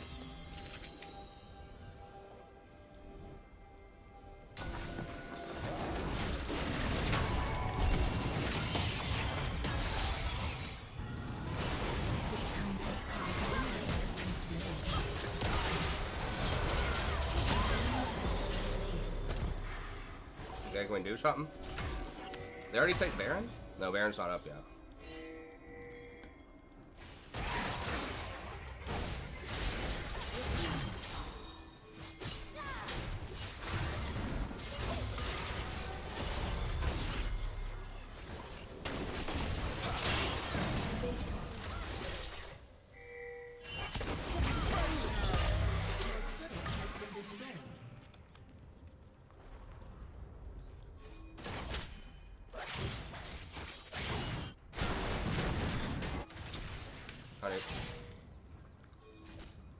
Feels like it's gonna end badly for us. Elevates in darkness.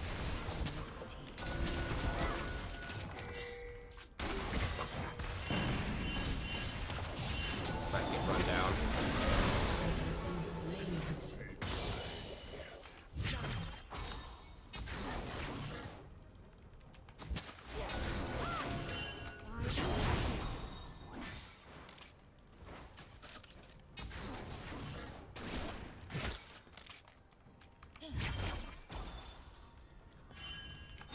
Sustained chaos, Father. Flag.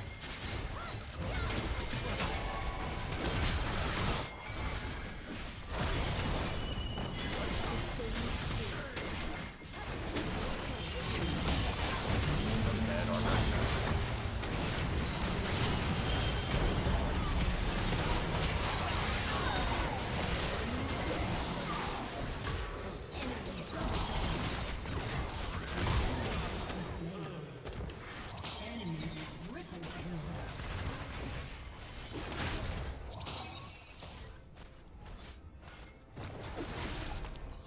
Yeah, the huge nerf to the W is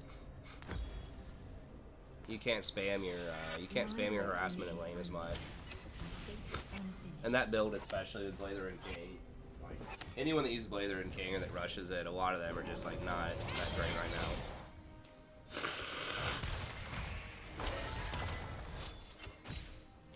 I know we've been getting thugged by like Vayne in 2 games in a row. But really, I mean, maybe I'm wrong about it. Maybe Vayne's awesome right now. It just feels like it's more of like we're really bad than like she's doing good. But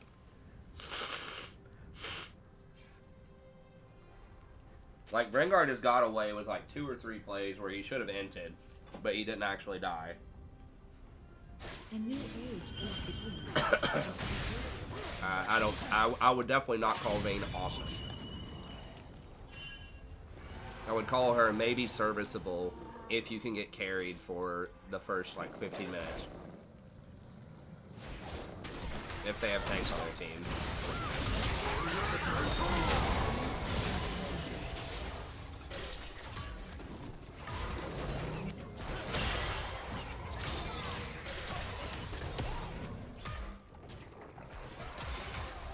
Yeah. Ash had a minute there where she was actually pretty decent in solo queue, but like she doesn't use Storm Razor that well, which is like kind of the new hotness that's kind of defining the ADC role right now. A big part of it. Gives a really nice like 1-2 item spike to people that use it. They get like Storm Razor plus Infinity Edge, Caitlyn, Jhin.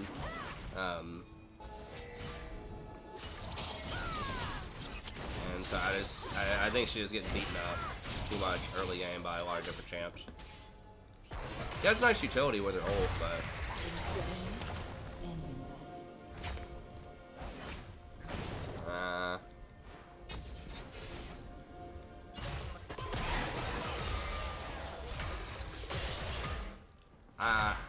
I don't know. I might rather have Ashe than Vayne, but not this Ashe, but just like an Ashe that gets like Essence Reaver, Infinity Edge.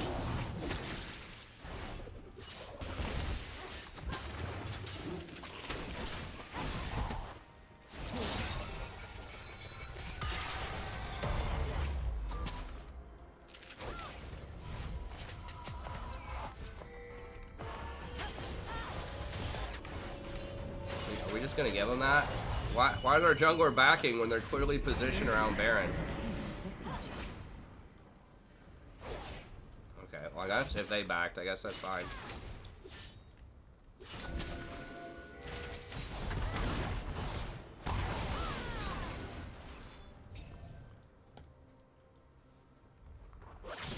From the fire.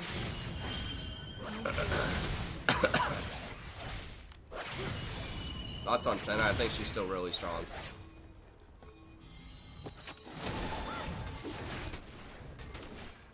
I mean, I can't back. We've just been fighting for vision so much. Sustained faith. Ashe is up there like doing golems.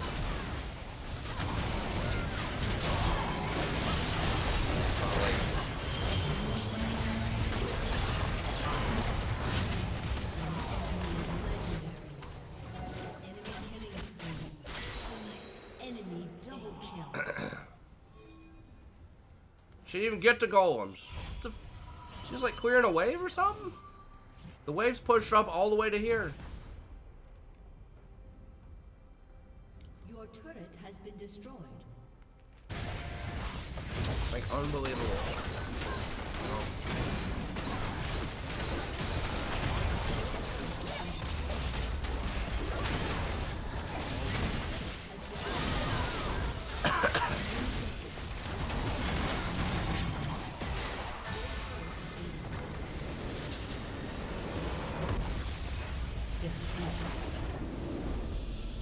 Like, why would you go, like, you know they're at Baron, we've been positioning for vision for like 3 minutes.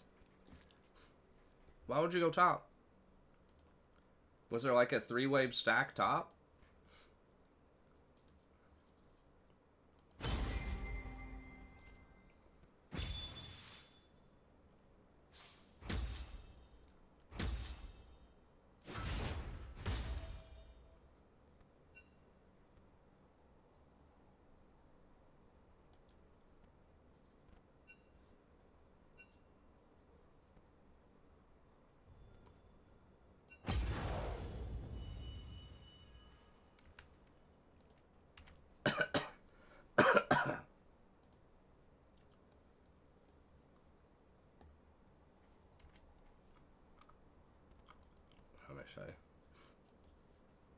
I could only assume those are probably ironic honors. I don't know.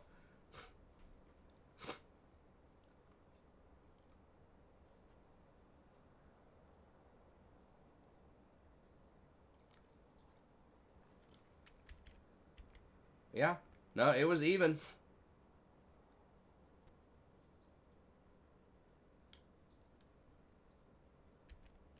Let's see if I can pull this over.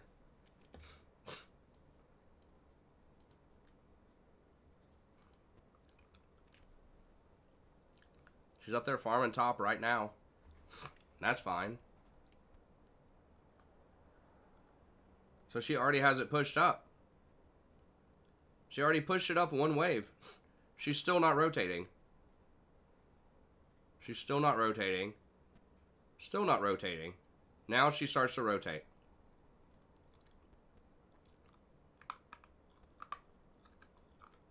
Like, unbelievable. Like,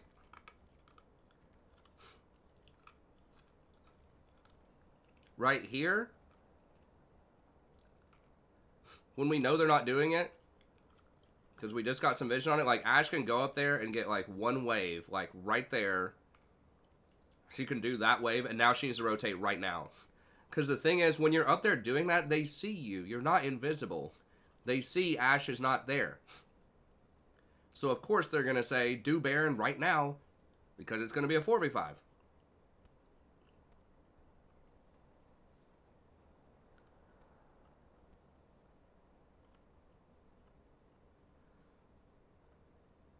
Now, I mean, we were probably going to lose the game anyways, but that's just like one of those things where it's like that shouldn't be happening. You know what I mean?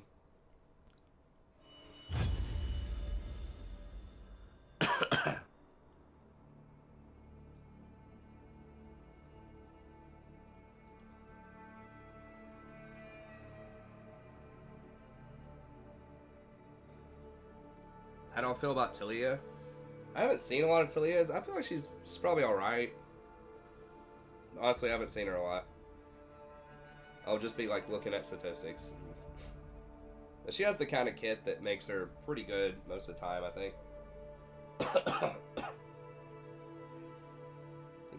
Talia jungle's probably still her best role. But I don't know for sure. Talia mid's probably alright. I wish they lowered the cooldown on her ult. I don't like how all the globals have like 3-minute cooldowns. I mean, I understand they're really strong, but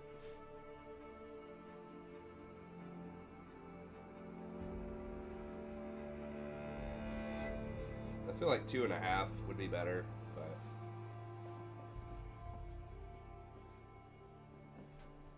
But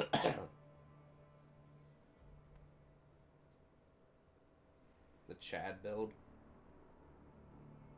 Oh, lethality. That's a build.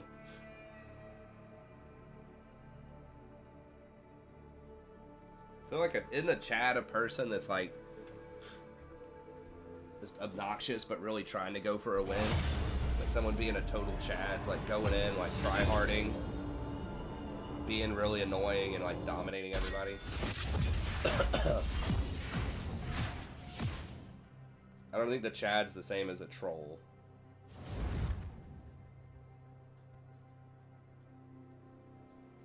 It's like alpha, but annoying. Is what I think, but...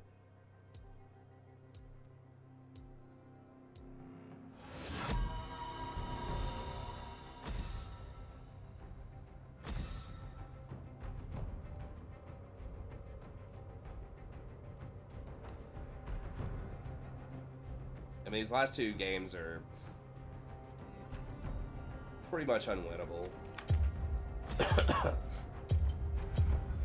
Fine. At least by me. I mean, like, maybe, you know, you could drop cats or something in that game and win, but...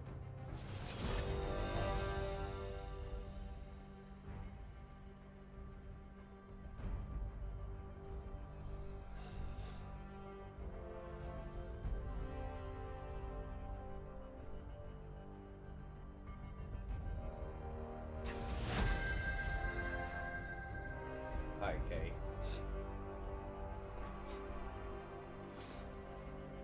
Well, there's a Talia jungle, so I guess we're gonna see. I might try out like some aggro Janna. Tempest is at your command.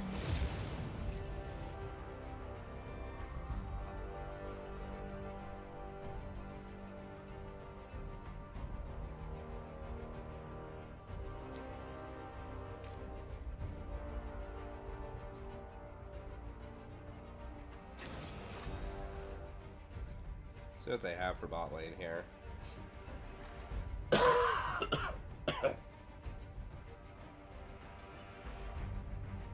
Well,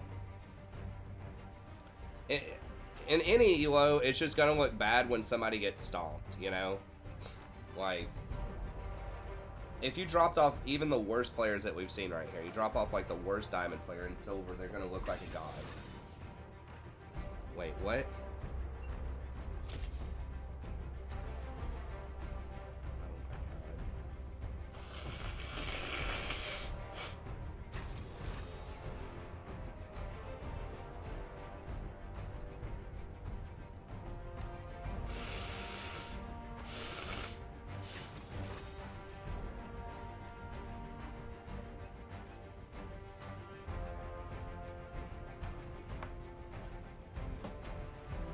Yeah, what's your sample size? 5 games?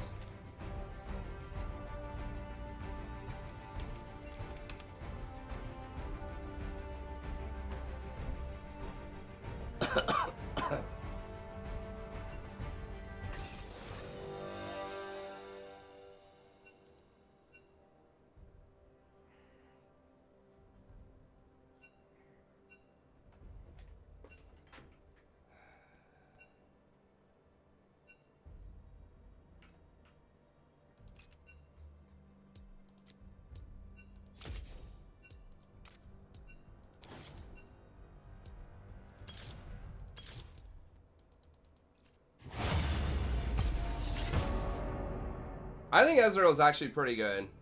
I mean, Karma's viable. I don't think she's that good. I tried her out after the most recent buffs. I thought she was going to be better than she actually is after the buffs, but...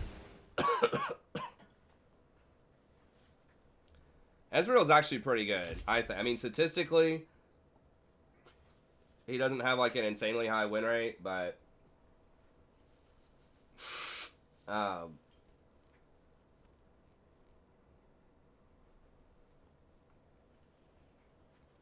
Statistically, he doesn't have an insanely high win rate, but I feel like anecdotally, in games that I see him in, both on my team and the enemy team, he's a lot better. And a lot of it's because he's really good with Conquer. He gives a lot of extra damage to him. And he did just get buffed on this patch. Because Klepto doesn't give you any combat stats. It gives you a little bit more gold so you get your items faster, which is good. But just getting that extra, like... whatever it is, like 30 AD or something, is just huge. It's huge! And it's just really consistent. Like, you don't have to rely on being able to get all those money bags. I mean, if you're not, like, consistently getting those Klepto procs, like, over and over and over again, like, past Ezreal's, then Klepto is pretty worthless. You know, if you only got, like, 200 gold in the game from it, it's not really that great for a Keystone, right? So, like, the more, like, inexperienced Ezreals or Ezreals that are playing against good opponents that dodge the Qs all the time, you know, the gold wasn't that consistent. But now Klepto, you know, just kind of works. Anytime you all in, you just get a lot of value out of it. Sadie, what do you want, you little beast? Oh, she's a wee beastie. She's a wee beastie.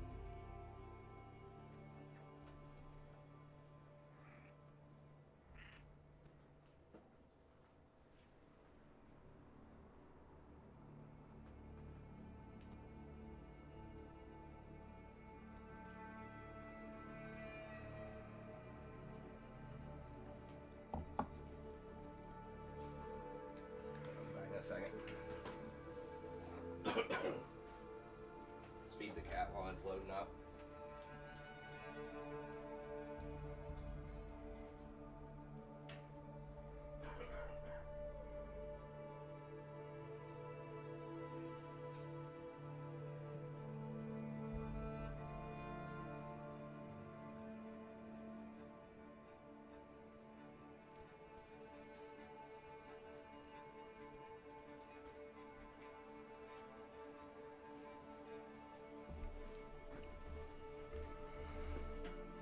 Karma's a thug.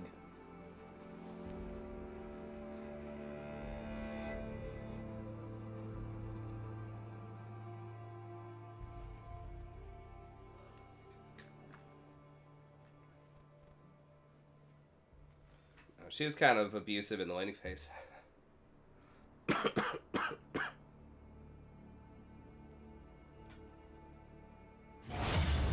I was trying to look and see like what a lot of like high-end players are playing, but just like most challenger players are just like a lot of them, the top end, are just not playing in the preseason at all, which is pretty annoying. But I mean, I guess it's pros that play this for like 12 hours a day. Damn, I lost every game today. That's pretty rough.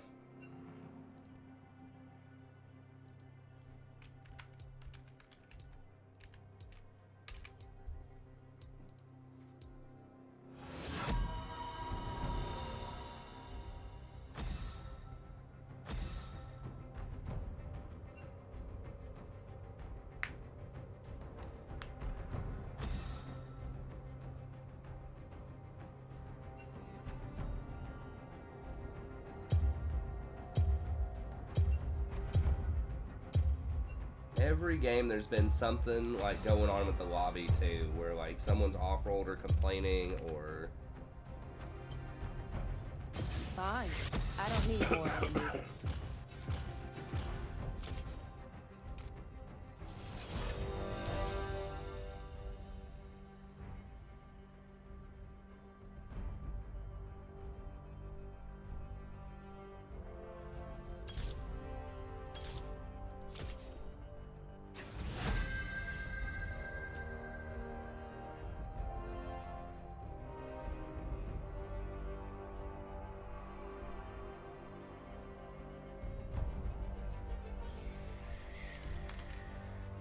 And if they pick Strock, I'm gonna be real sad.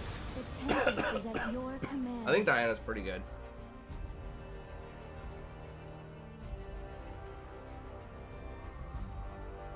Feeling a little bit better, Aaron.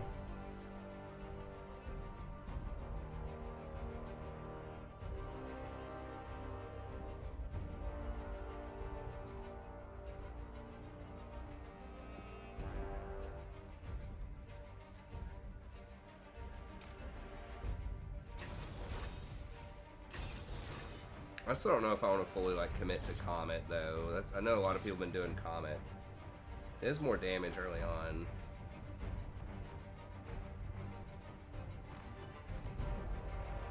But if you trigger Comet twice, it's similar, and then it scales way better later on with the shield.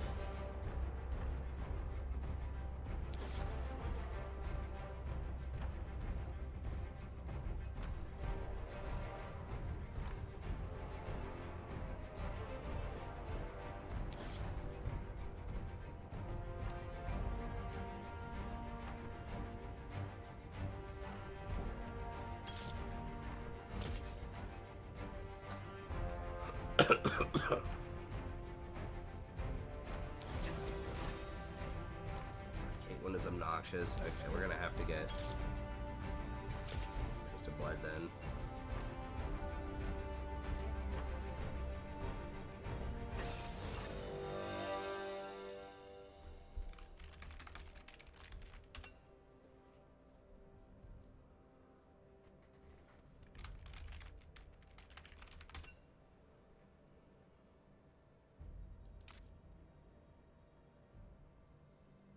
Well, they had something troll going on over there. Or it's just another lobby where somebody's trolling. There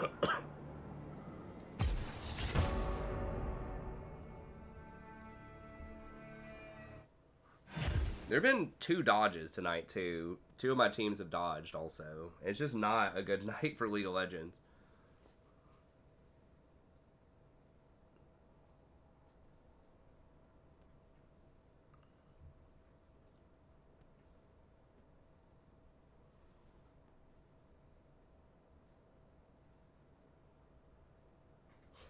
Can do it.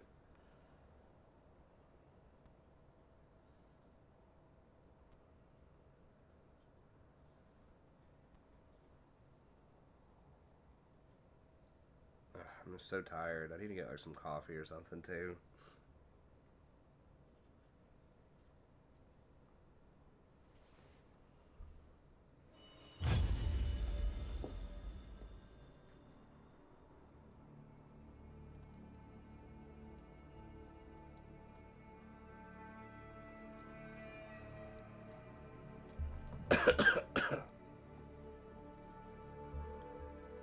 Yeah, good luck, Paranoia.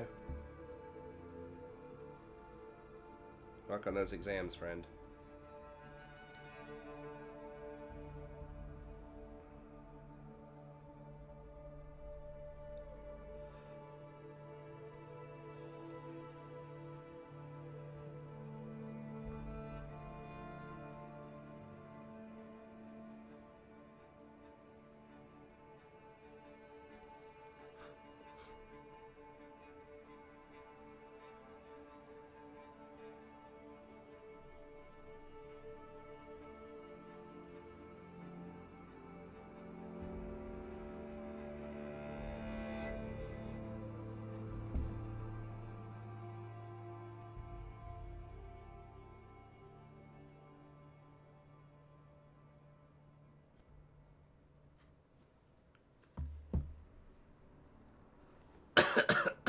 Yo, what's up, Lee?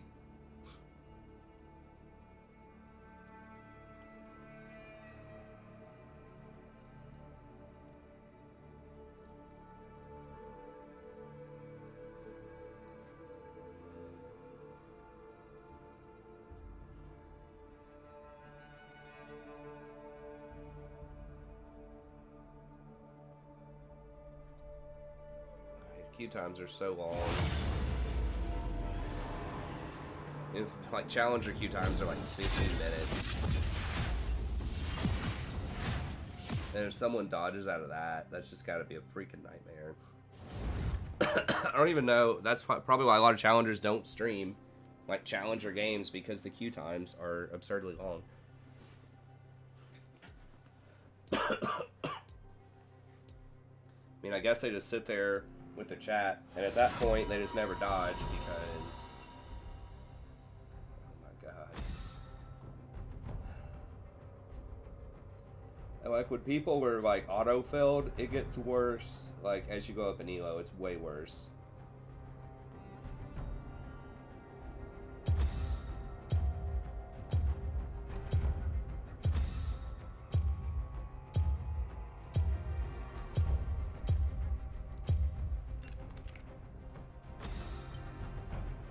Fine.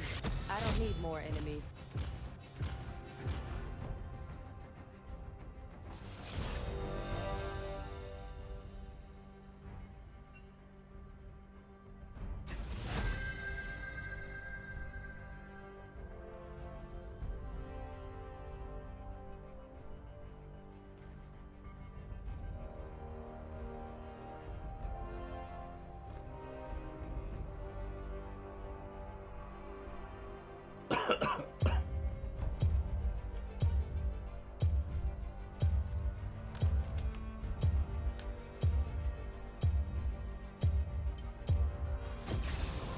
Let me guide you.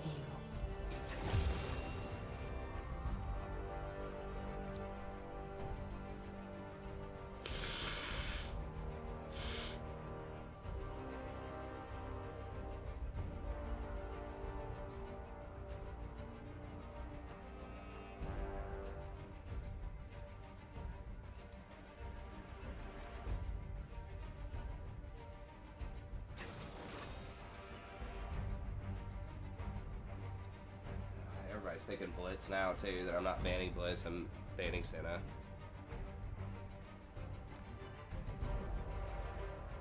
But this guy's, like, doesn't have a lot of games on Aphelios, so I might just have to dodge those.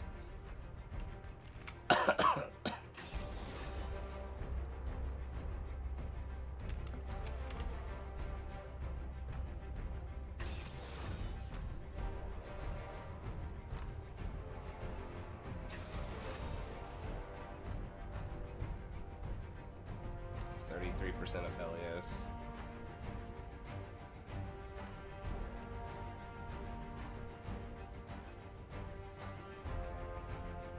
First time flat in a Garen. For fun main.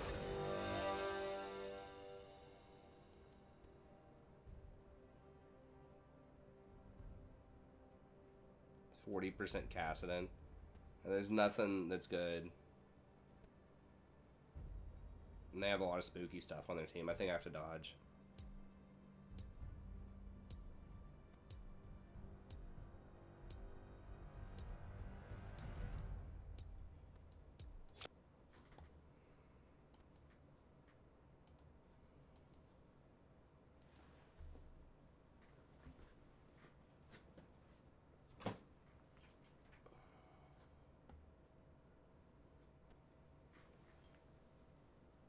Let's wait a few minutes, I guess.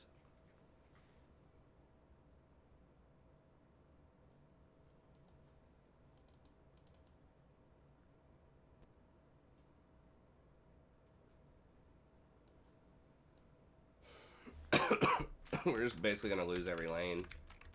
Nobody had like a winning record on any of the champs they're playing.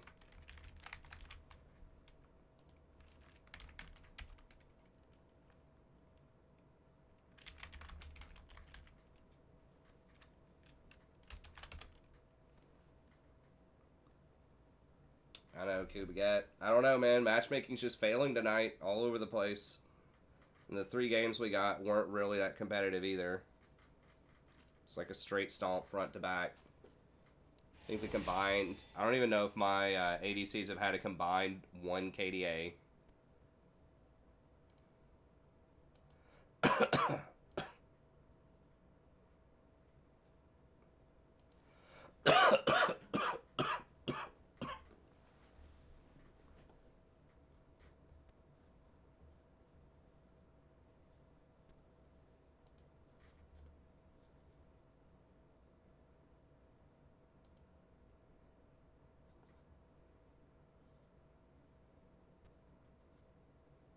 Guess the person was 7 and 7 in this one.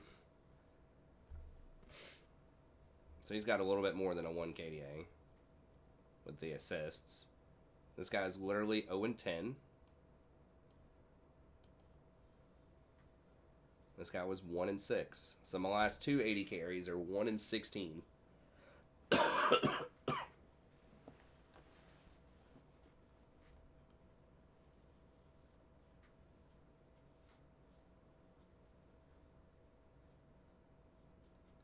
Rough. And then yesterday, God, if I went 0 and 10 in a game, there's something extreme going on there. I mean, they had a lot of like chase and kill with the Camille and the Kazakhs and all that stuff.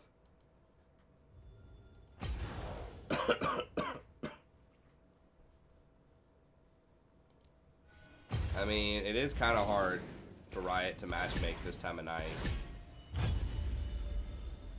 in like Diamond. So, I mean, that is real. There are just not a lot of people there. So, there's just going to be a higher probability of autofills. So, the enemy team's going to have them too, but... Ugh. It's rough. Okay, we can talk about the patch notes here real quick. For just a couple of minutes.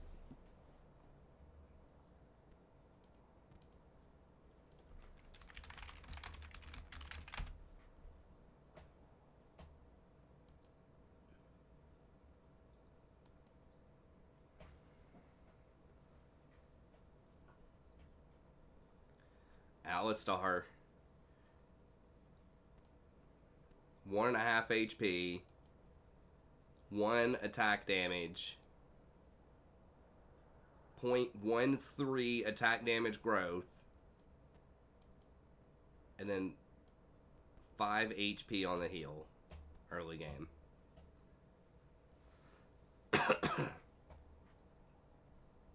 You read that correctly. I think he's definitely coming back into the game.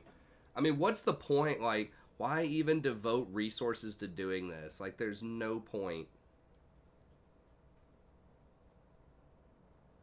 It's not going to change anything about how you play him. I mean, Alistar does need some help, but it's not even because, like, Alistar's not good. Like, he's just outshined by Leona and Nautilus because they both had, like, huge buffs last season. Aphelios getting some nerfs. I don't know. I've seen him do like pretty well in some games and then like really poorly in other games. And these seem like pretty big nerfs though.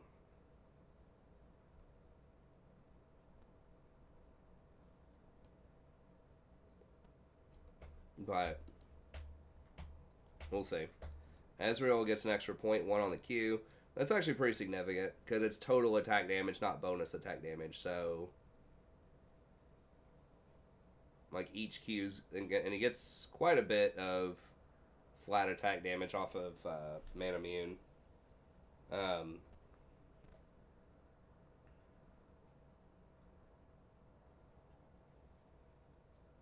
So, you know, I was probably going to give him an extra 10, 15 damage on his Mystic Shot in the early to mid games. That's pretty good.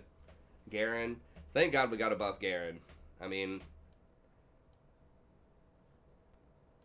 there was like one patch here where he wasn't like 80% win rate. I was starting to get a little nervous.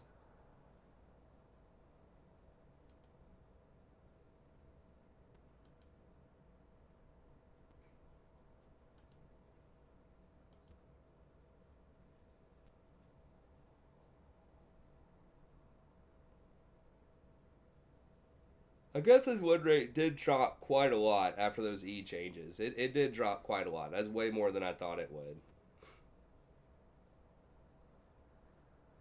I didn't think it was gonna matter, but I guess it did matter. But he's 50%. Honestly, like Garen should be about a 50% champ. He really shouldn't be that much higher for how easy he is to play.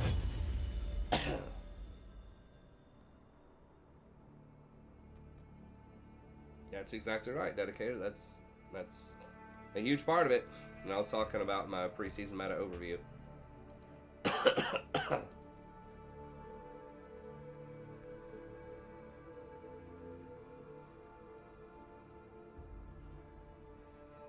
Okay, Dart, not gonna matter.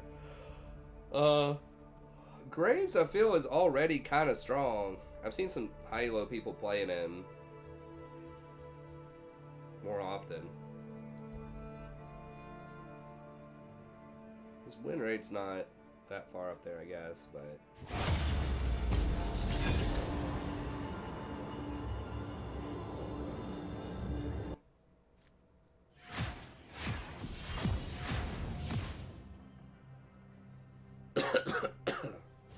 Alright, Mitch. Thanks, buddy.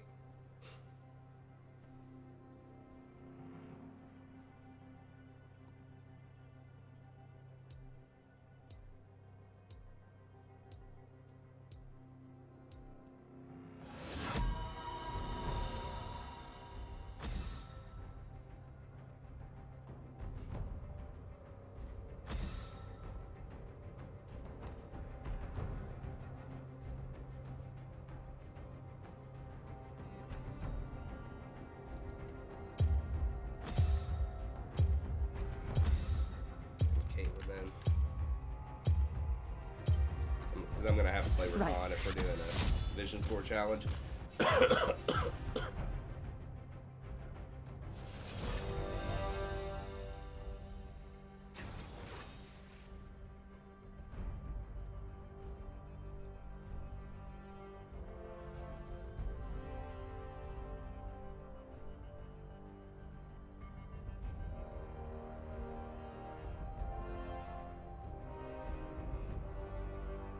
The highest vision score I've ever had was like 130 or something. But that was off of, that was back when zombie wards lasted for like 2.5 minutes or something.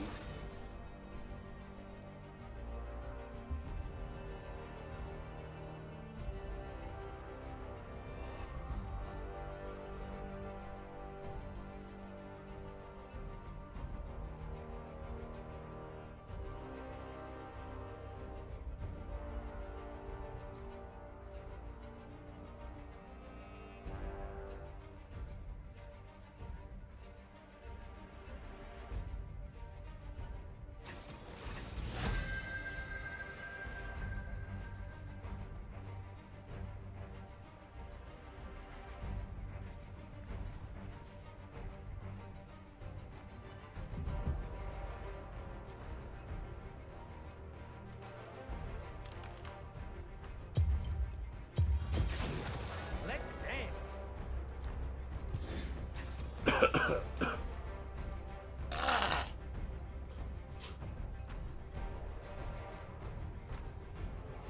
Pog him.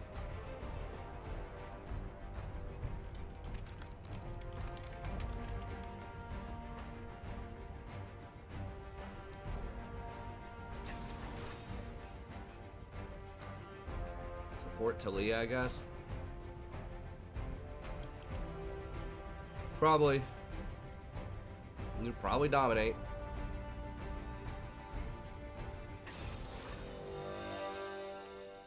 Best supports right now are Soraka, Janna, Nautilus, Zyra, probably. Rakan.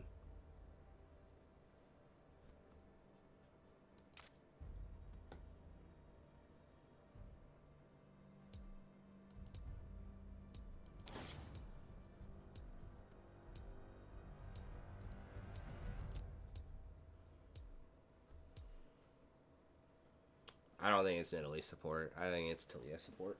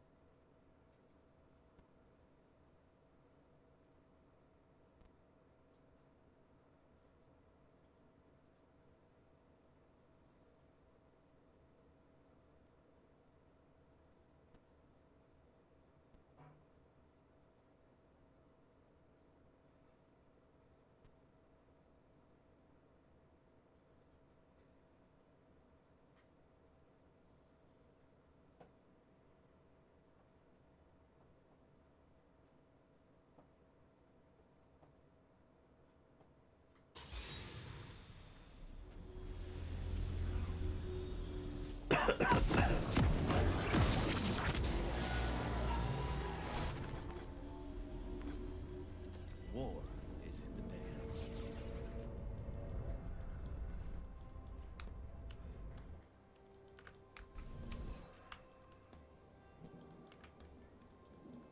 Welcome to Summoner's Rift. Should I be running? Yeah, I should probably be running. 30 seconds until minions spawn.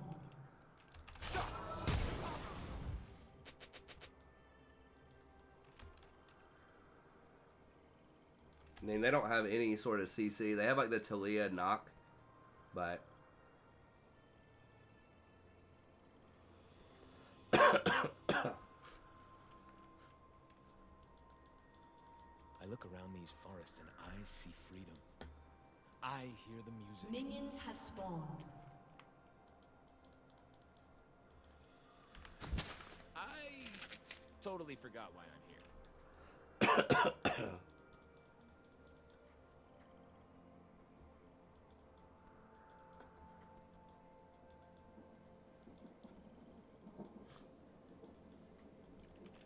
I will walk in. I will walk in.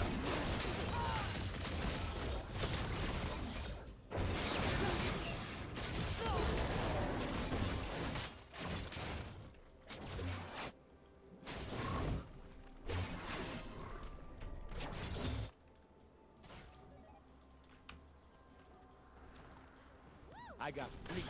I got a lady. I got the cause I die for. That's who I am.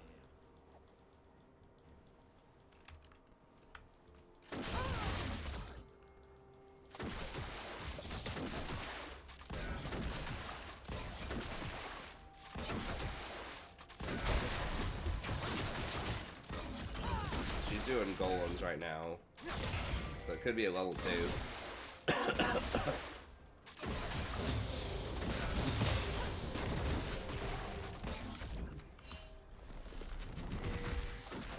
There she is. I'm offended by how little attention I was given.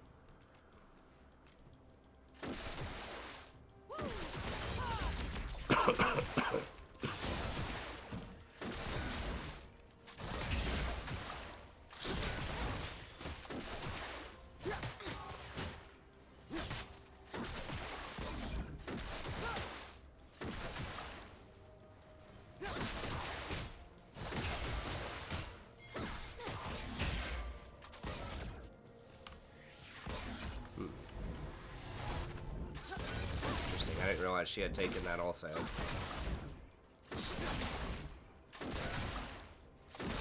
Diana doesn't have flash, so she should die here.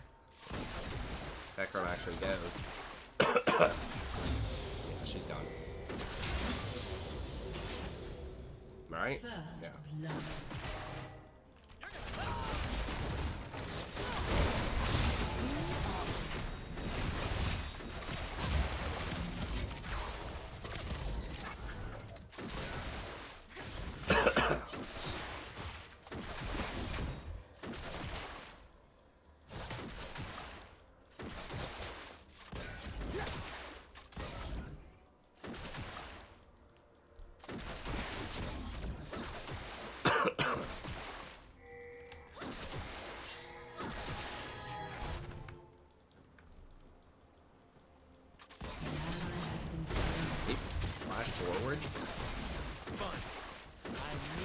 fun.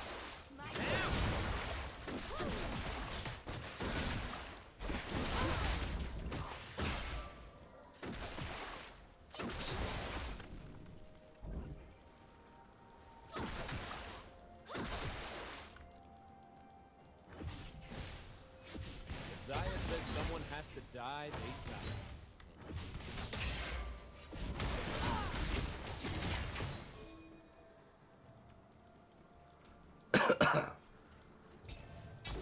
Yeah, you stop for Scuttle, man.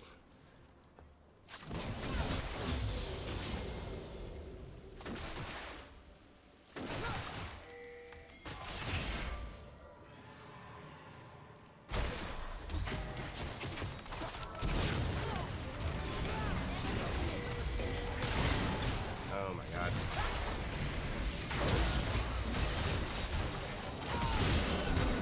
Dead. Oh my god. Jesus Christ, that TP.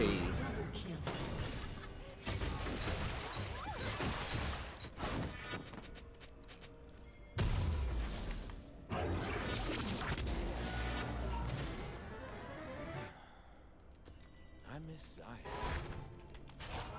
The TP probably did more in the game.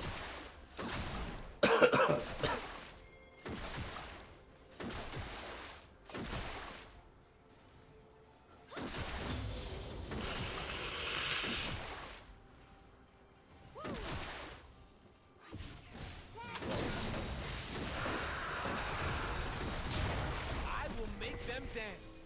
I will make them hear. Wait, why go in when it's already gone? An enemy has been slain. Double kill. Okay, that's why. I guess. I guess they're really low. Alright, I stand corrected.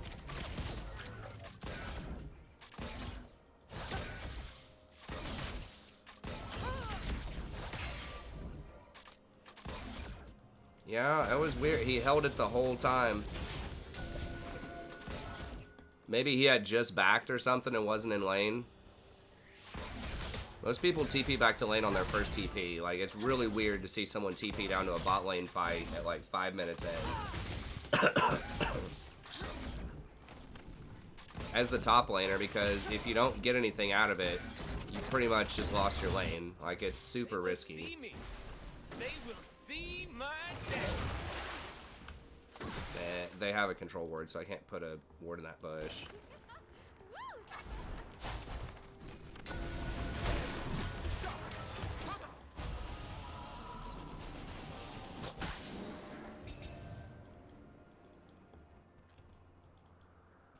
Hello? Anybody there?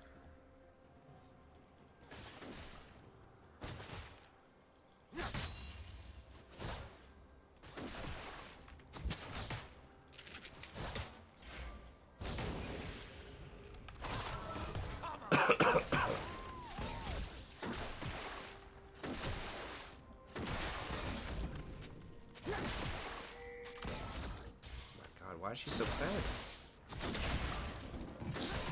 What? We have a Kerchai shard? Has been slain. She has a BF pickaxe?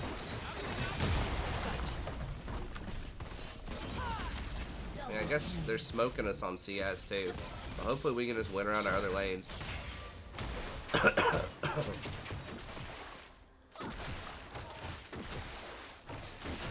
Yeah, we're definitely not fighting them. Long ago, our kind danced on the mountains and plains. Now only the embers remain.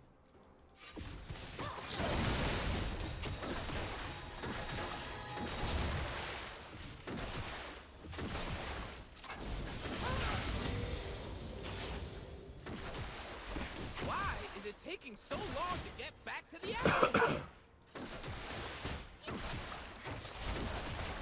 I mean, I kind of get why Hecarim don't want to come back down here, but I mean,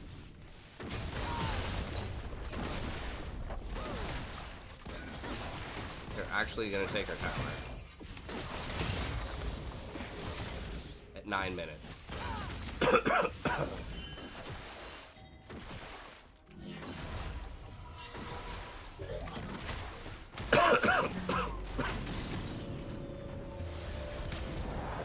Alright, I guess we're just giving him the tower.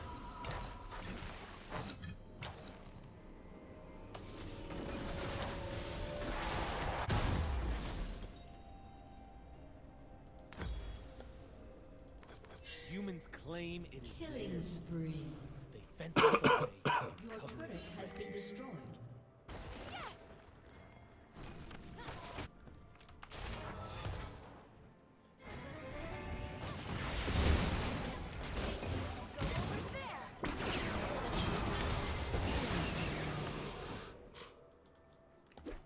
You're only given a little spark of madness. You mustn't lose it.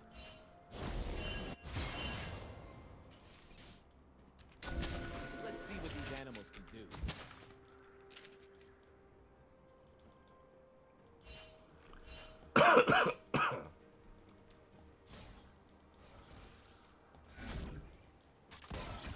I'm getting impatient.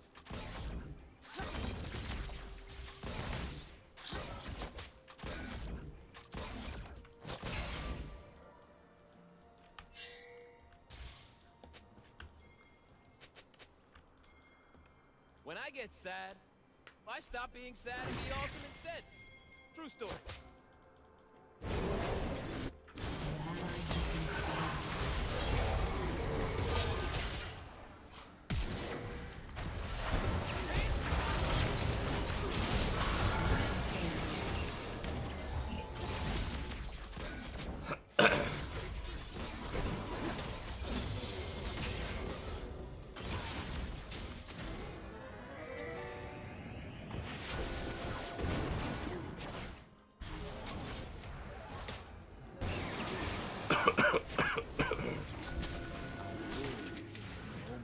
Why are we messing around middle?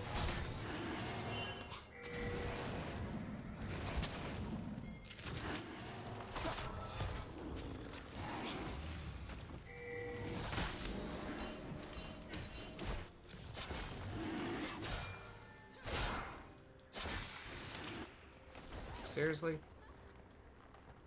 An ally has been slain. Executed.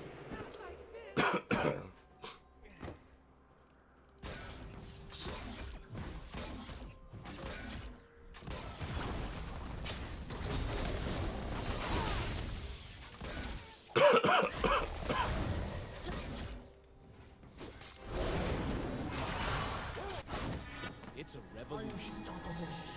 And it's good times. Double kill.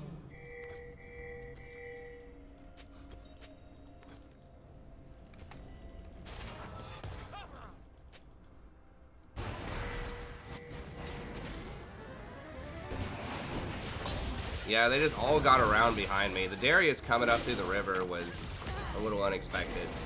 Oh my god. Alright, well, let's go get Rift.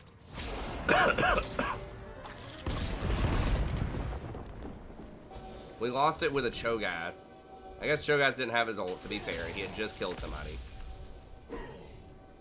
Ekram also didn't have his smites. I'm not sure why we were trying it when we didn't have our stuff, or why no one was trying to zone the Nidalee out more. Killing spree.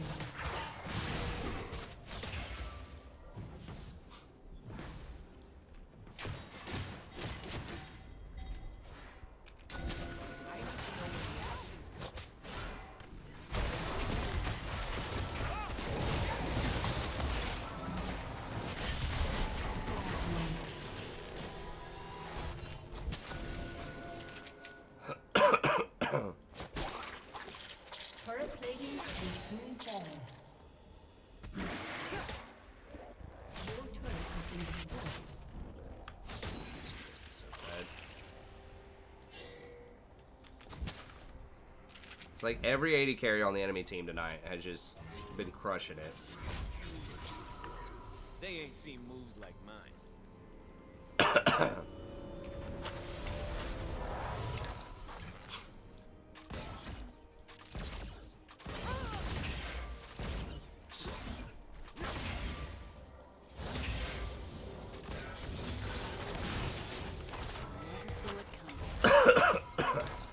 We need to get one of these. Like, get something, boys.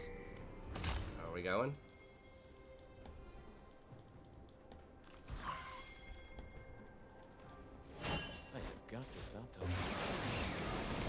yeah. Come on, come on, come on. Right here, right here, right here. Don't run that way. It's this way, dude.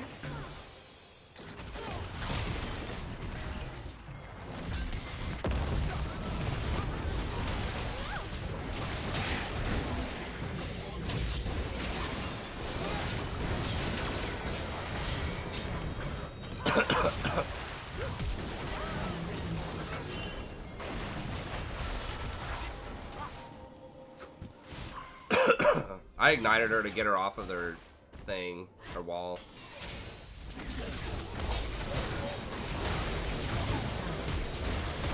Holy shit. We're getting wrecked. Wait. Why is he already going Frozen Heart?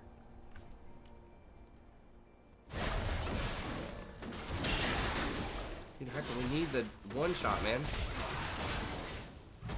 I mean, I know Triss is scary, but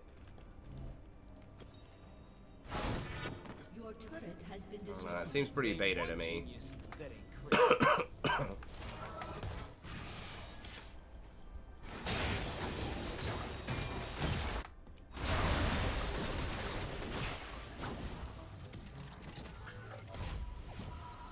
They've never seen moves like mine.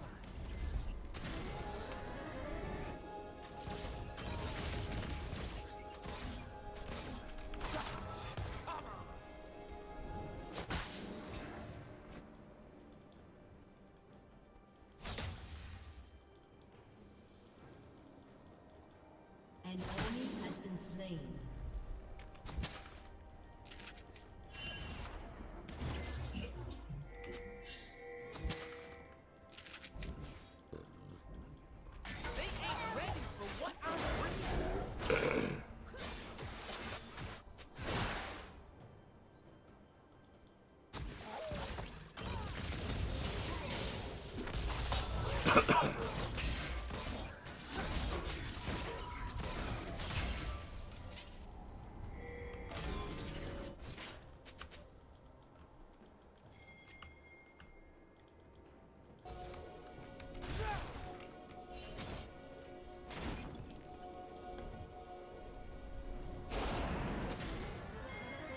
Oof, that movement thing with Darius is real spooky.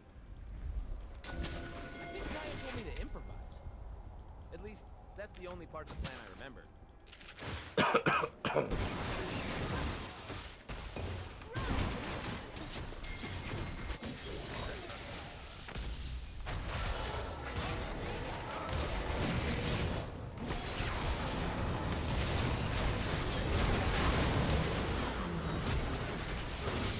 Really?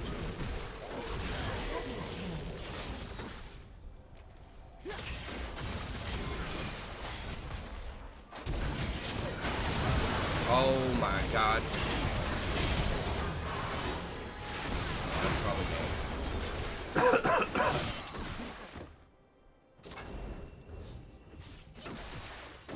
Like every game, our top laner is just getting obliterated. Just every lane. I mean, not Cho'Gath's doing well. Like our mid laner's doing well. Our jungler's doing all right, but Your turret has been destroyed.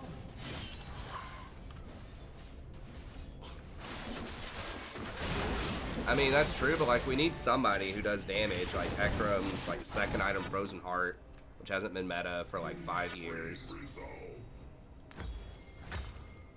I'm gonna take all they got, then laugh. Why is Diana building the I'm hoping to get carried build? Now, someone,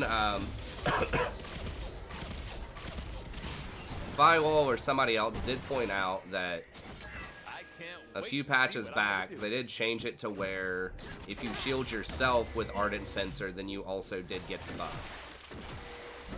It didn't used to be that way. Apparently, it was that way, and they didn't say it on any patch notes. do. Magic is a will. But apparently that's just how it's working. I didn't know that either. Wikipedia says that's the case. I haven't tested it out. But it says if you're basically solo, if you're the only person there and you shield yourself, then you do get the attack speed and on-hit damage.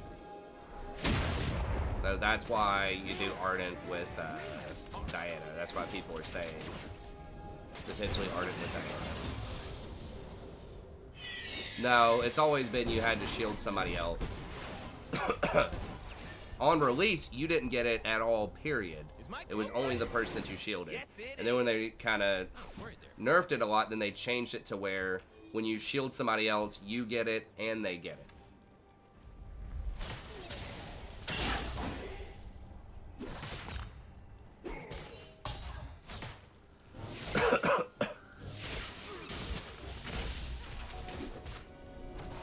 Yeah, it was just back on like 9:15 or something. Undocumented change.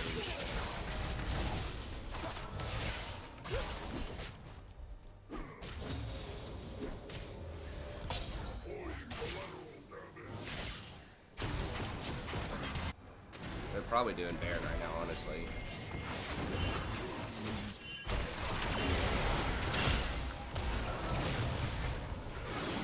Are we not?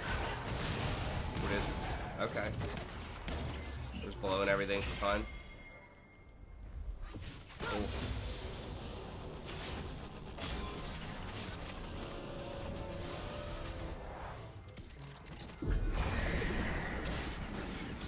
Well, now that we don't have ult.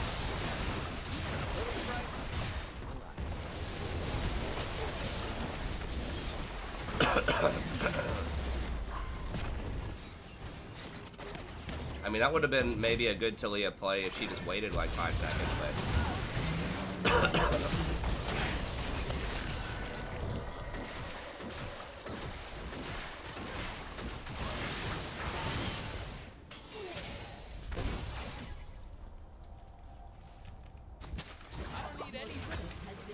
I get the best vision I can here. At least we can get another $1.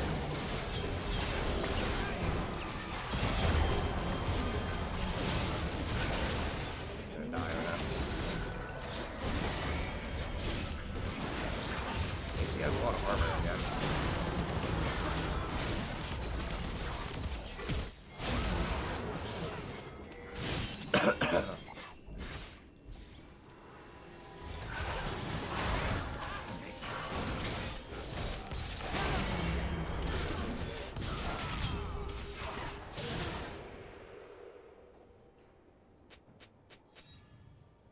What is he? Is he building Blade of the Ruined King? Nasher's just something that does 0 damage?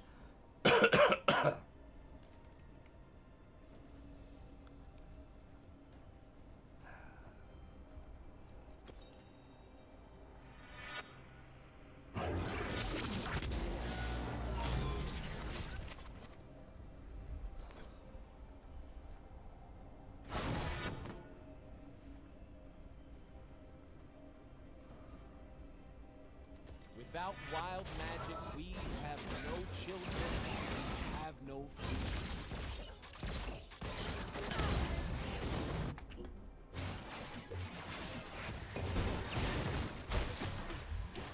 Beat by Rengar support, Talia support. The 1-8 Talia support's about to get a win here.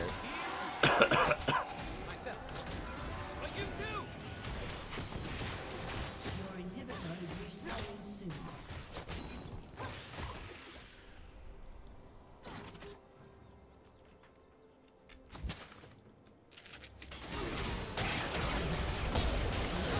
Has been slain.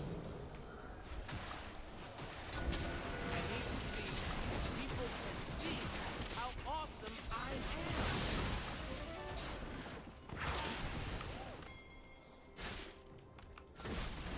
Cho does have his ult back up. An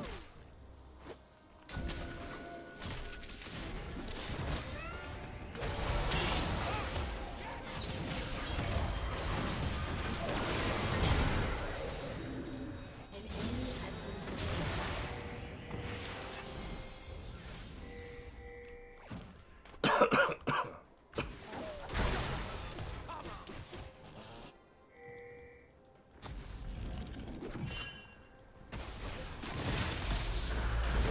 Forgot they have like literally every dragon ult now.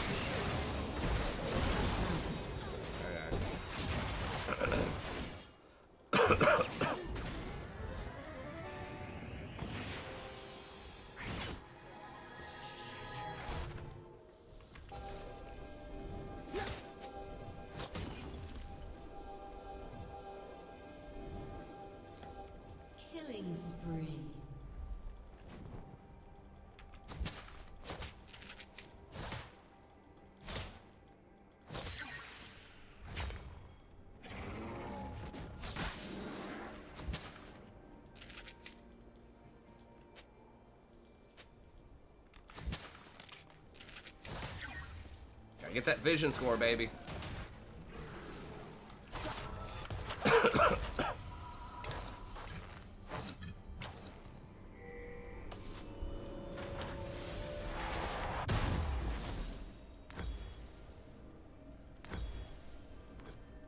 I think they underestimate my charm. How is that even possible?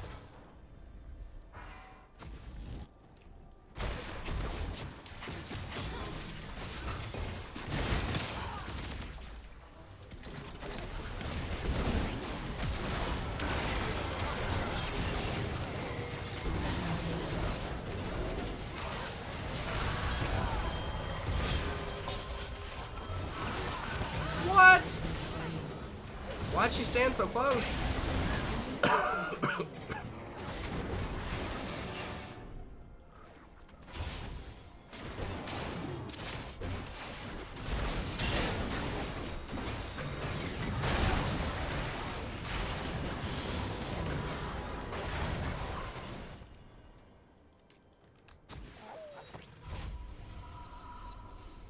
Well, I can't. I mean, you only put 3 wards on the map at once and a control ward.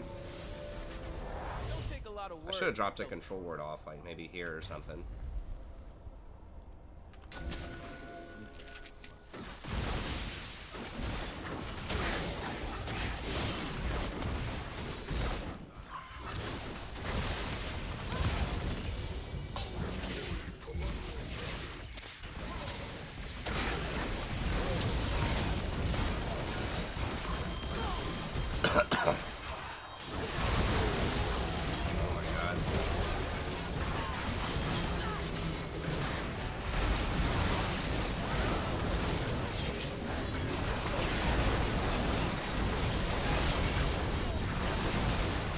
Hold on, she didn't even break her GA?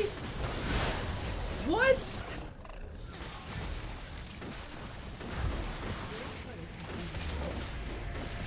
How did her GA not even pop?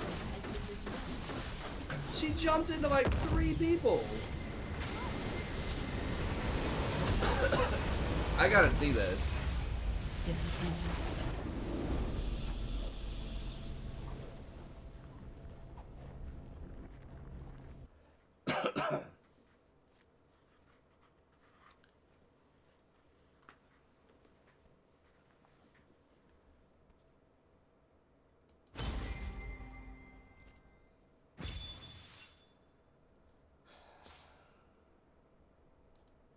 I don't even... how is it even possible? She literally jumped right into Kaisa and I CC'd her.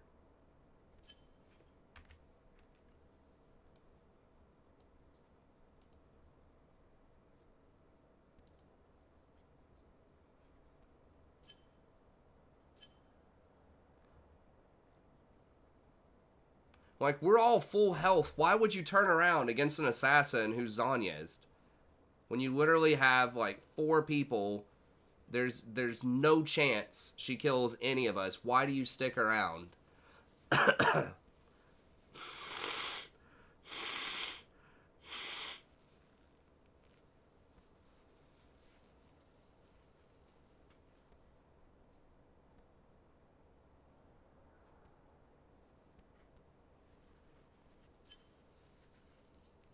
think that's the only way to ranked right now in chat.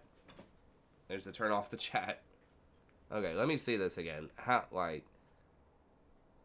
Right, because her GA didn't even pop. I thought maybe her GA popped and then she just respawned.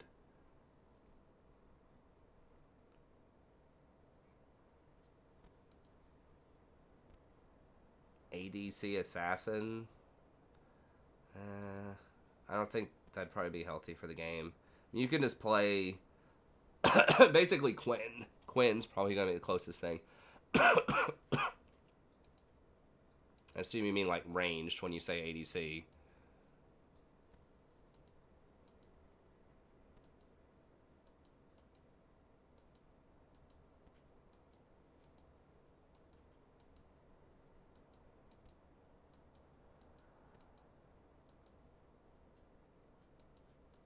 Jumps right on Hecarim. Okay, I E to the Hecarim. So I got the Darius charmed and slowed. Okay.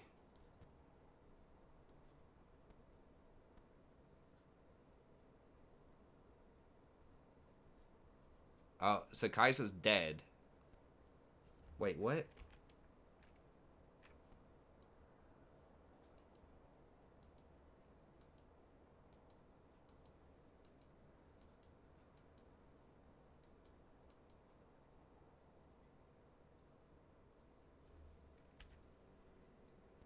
Oh, look at Kaisa's health bar. How many auto attacks from Trist?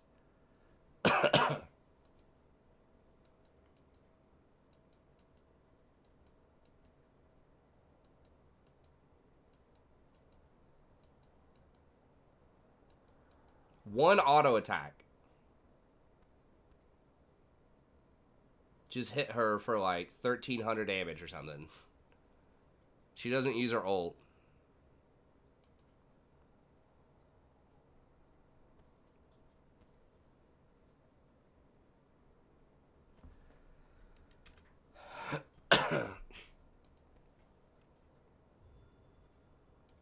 Alright, I'm gonna... Oh, let me go see the vision score. Well, yeah, I mean, she obviously got crit, but like... How? What items does she have? How is that even mathematically possible? Well, she got like maybe 300 AD. You got like a 250% crit. That'd be 1,000. Because she doesn't have anything in her kit that gives her extra AD. She gets extra attack speed, but nothing gives her extra AD. So maybe Kaisa just only had like 1,500 health or something.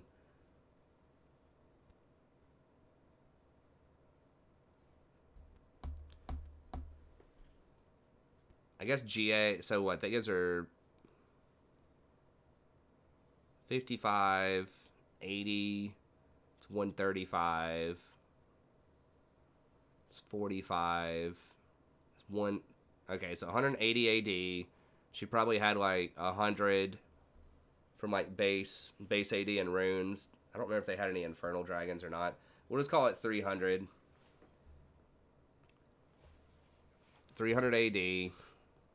Oh, okay, I forgot all of these things stack again. So that does give her an extra 360. Okay, well, that makes sense. Actually, she had 4 energizer things. 120, that's 240. No, 3 energizers. There's only 3 energizers, so 3. Okay, so that would mean that, yeah, she got crit for about 1,000, and then she got 360 off the energized bonuses. So, yeah, it really was about 1,400 crit.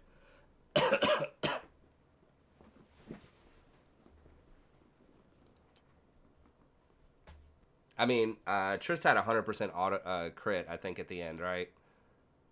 I'm pretty sure she had 100% crit, so it wasn't even, like, unlucky. It's just, like, that's going to happen. Wait, no, she had 75. No, she did have 100. She had 4 crit items. She had 100. Okay, so the vision score was 58.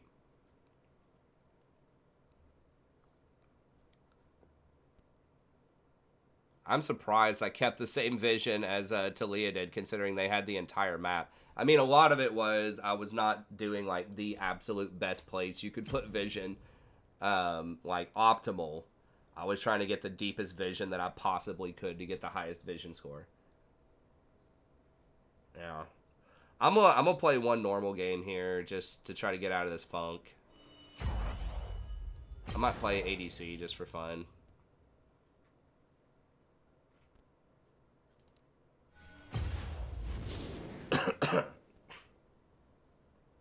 If any members want to play one real quick.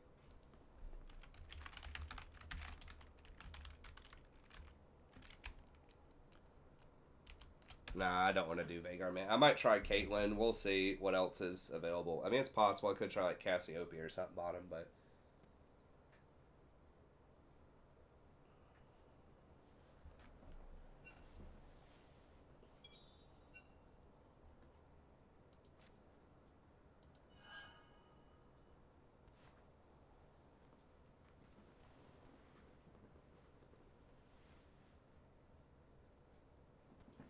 You can also play, like, Jungle Nunu or something like that.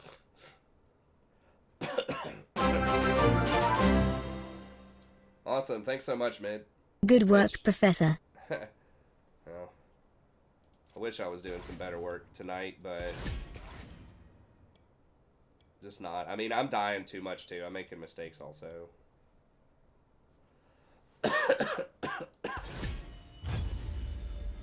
Hold on. Let's get Celigora. Are you on here, Celigora?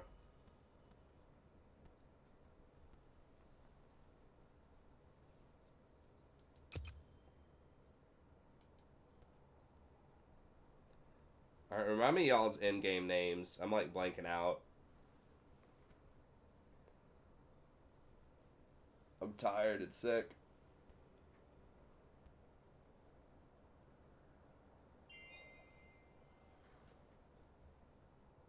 Oh, it's Cosmos is Aaron,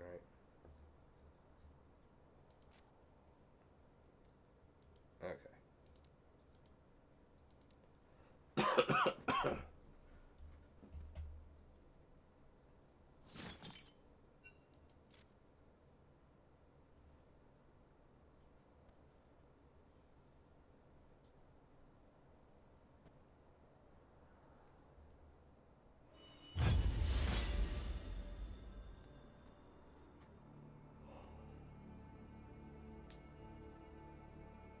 So I know everyone likes to just watch me play ranked, but I think when I like lose like 3 in a row, I probably need to just play a normal. 'Cause I don't think I'm that tilted, but my eye was twitching a little bit during that game. My left eye.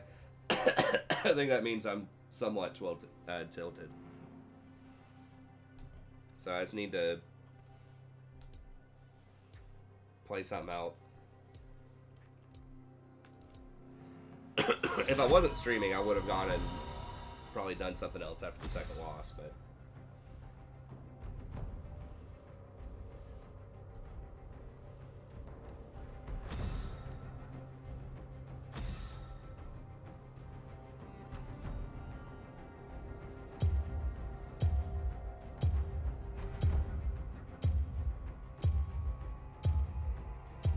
maybe want to ban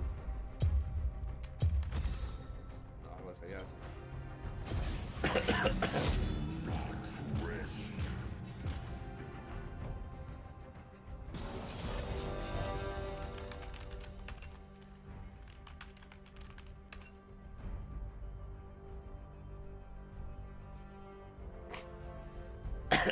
Homeboy.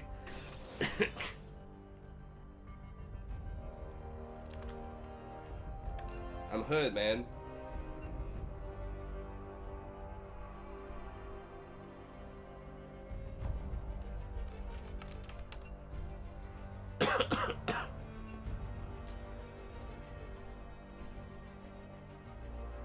Yeet.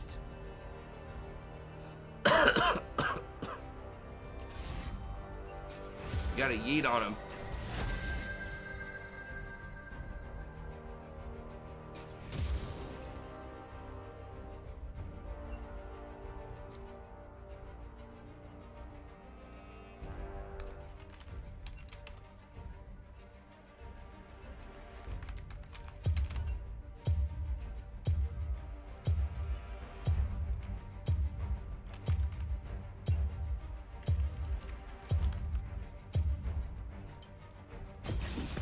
Let's do this.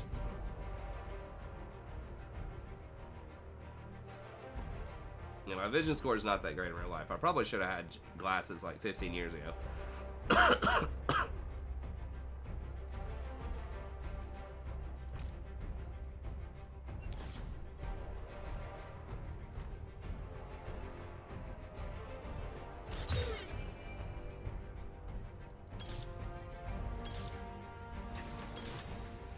What are people even taking on Caitlyn these days? I can probably move that back over here now.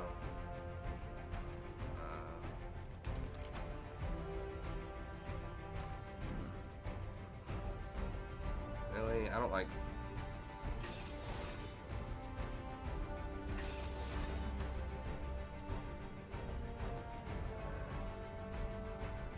Is it just Fleet Boots? These kids are trolling.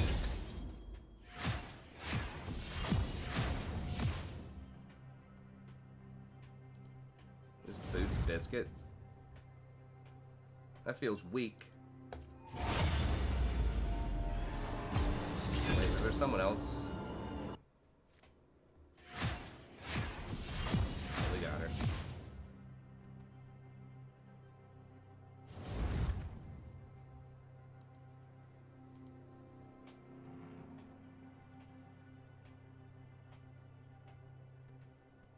Yeah, more people are trying the double crit thing that I suggested a couple of patches ago.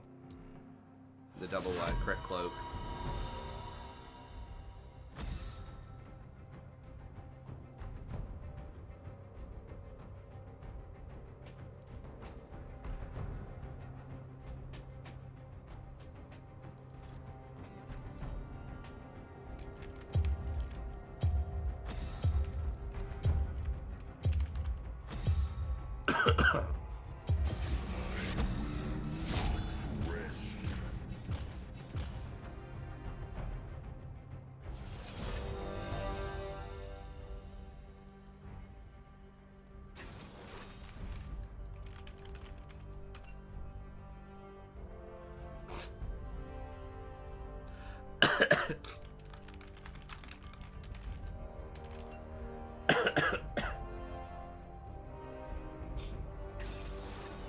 Oh, he trolling?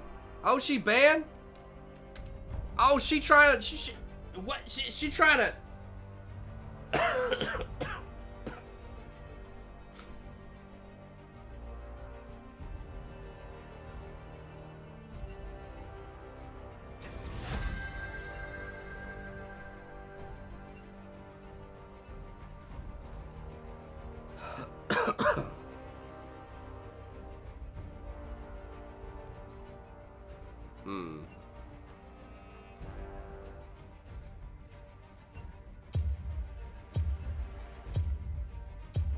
I mean, I could do Cassiopeia, I guess. Is it good versus Ash? There is no antidote for me.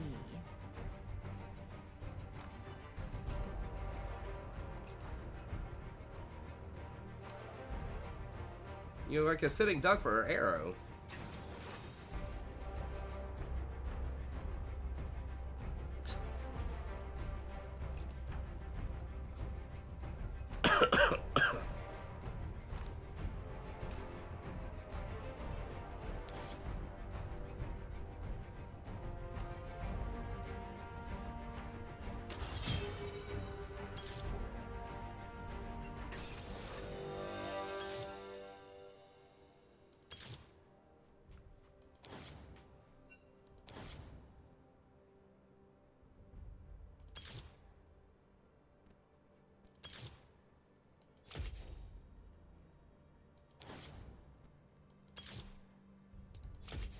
Oh, actually, I'm supposed to take Presence of Mind, aren't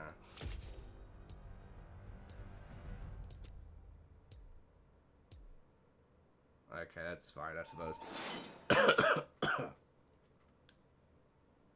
Yeah, I mean, the Conqueror cast has been a standard thing. They did nerf the healing on it, but that's been a pretty standard thing in the preseason. Okay, hold on, I'll be back in a second. Sadie, don't you even try to look at me like that. You trying to look at me like you all cute? You trying to get cute? She's sniffing the camera.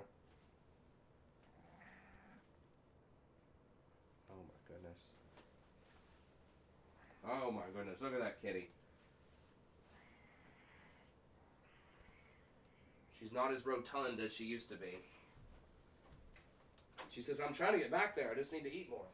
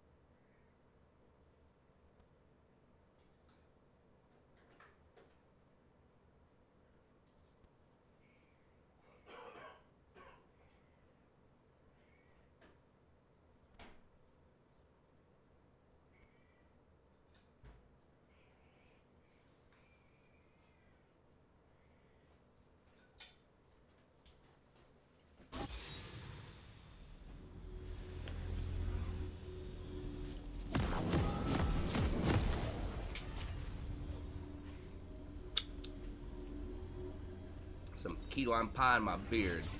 What's up? Alright. So many strings waiting to be pulled. Welcome to Summoner's Rift.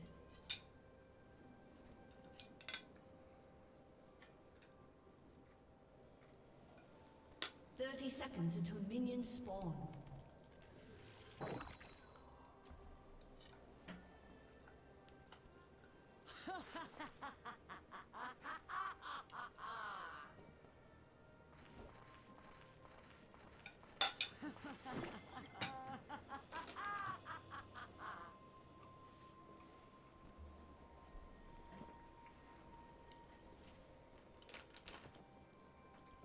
Minions have spawned.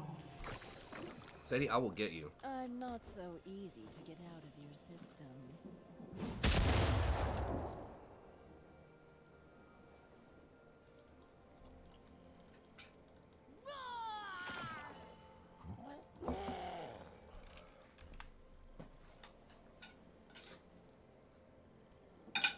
Now, I'm playing on normals because I'm like 0-4 in rank tonight. I need to stop the bleeding.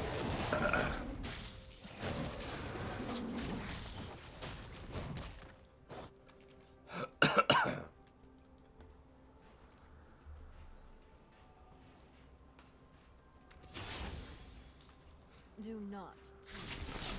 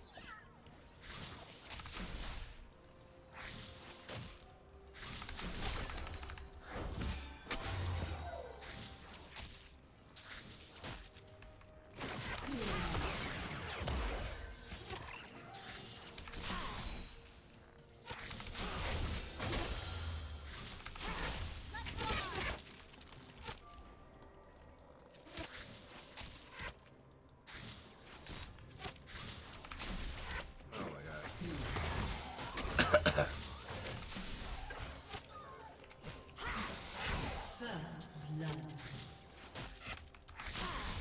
An enemy has been slain.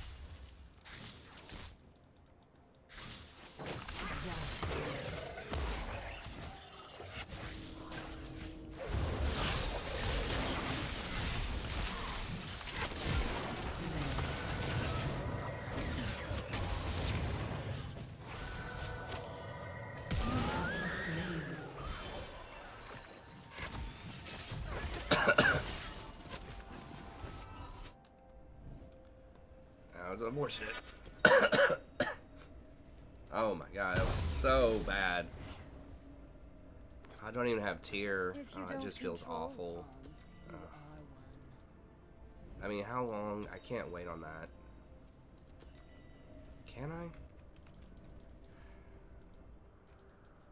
No, I don't think I can wait that long.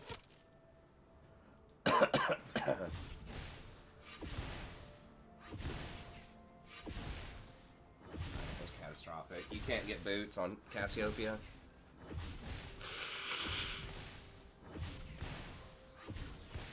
You don't forget my way.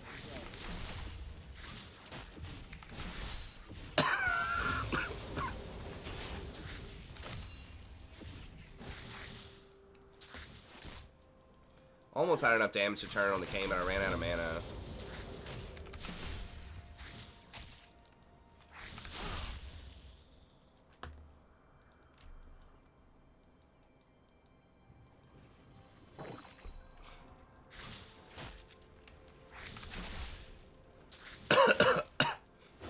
Carlos, you know you can't buy boots on Cassiopeia, right? Or you, I can't tell if you're trolling or not.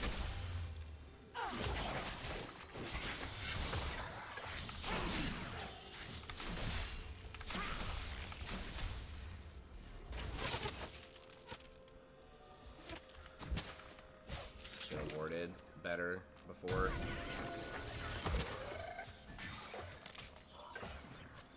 I mean, yeah, that's one of her big balancing things.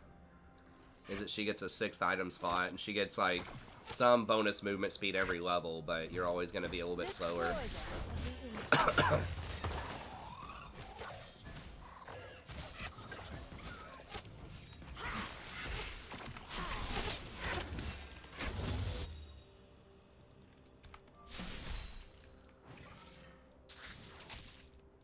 We can get priority and maybe get dragon.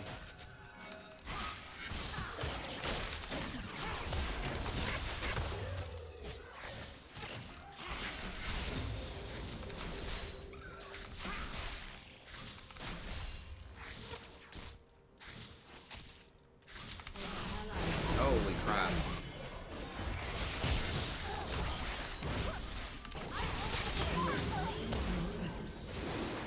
An enemy has been slain.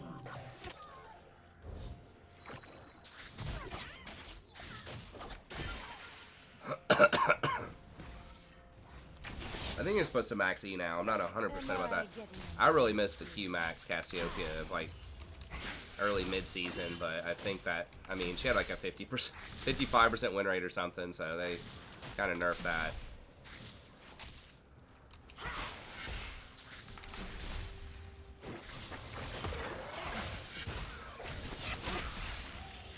My bad. Yeah, we were just about to rotate over there. I mean, we can do it again.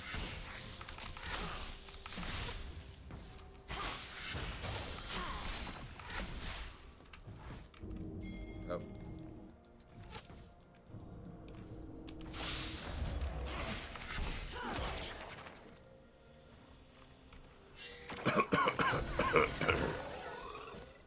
I don't have enough mana. I don't have enough mana.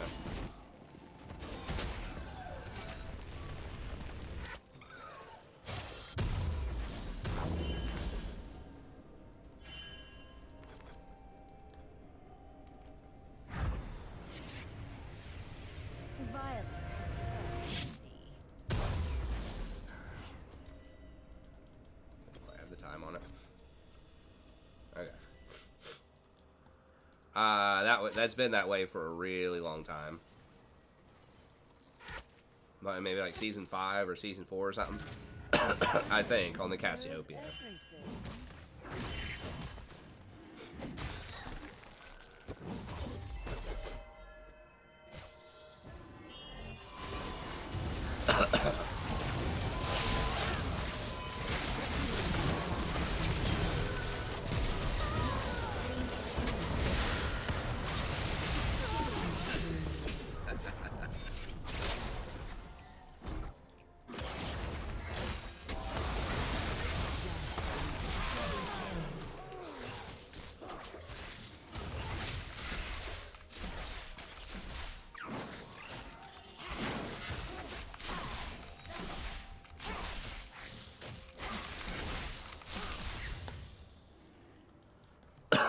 We're losing a lot of stuff at tower though. That was pretty bad wave positioning for us.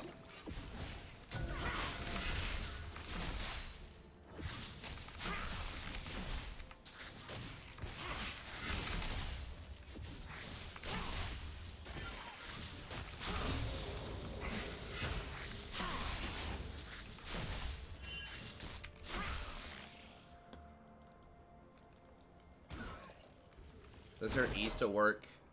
It's not on. It's E's always a point click.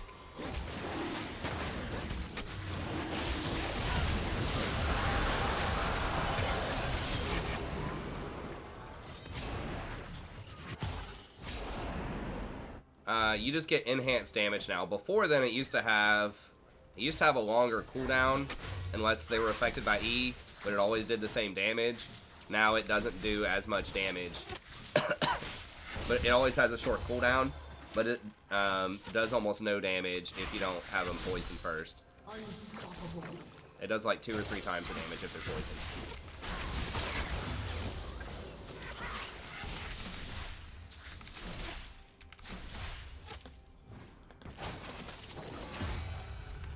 They lowered the cooldown on the Fang, or the mana on it by quite a bit.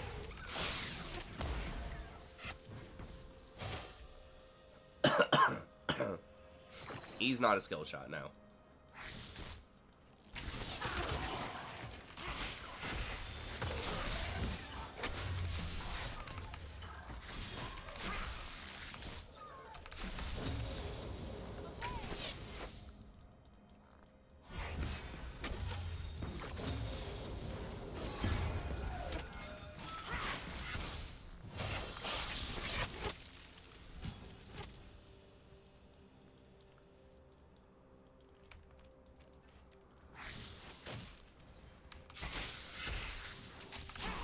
Pretty sure we just kill, what's his name if he shows.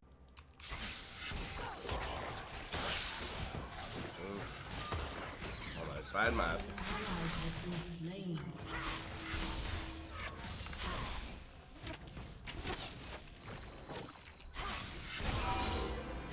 An ally has been slain. Dominating.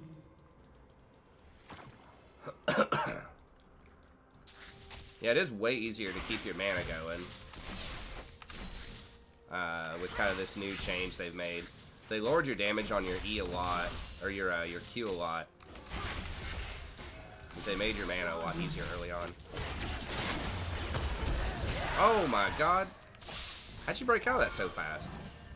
A second for sure. Holy crap. That's annoying.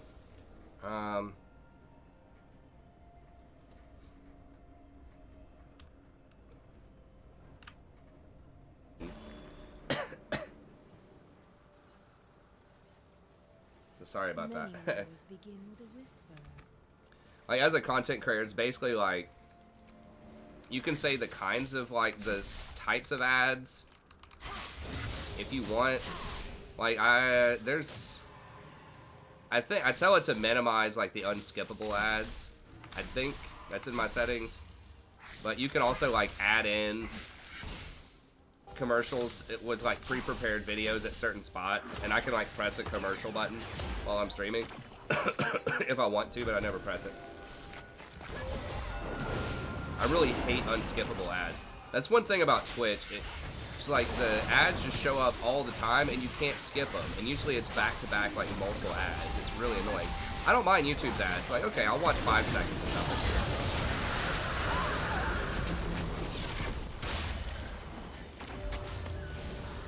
But like watching like 1 minute straight of stuff, it's like, oh my god, what is this? 90s TV? We are kind of spoiled with the ad stuff. Like, I get annoyed by like if an ad lasts 30 seconds, you know? Back in the day, it used to be like a freaking 5-minute commercial break every like every 5 minutes or something with like a sitcom that you'd watch on TV.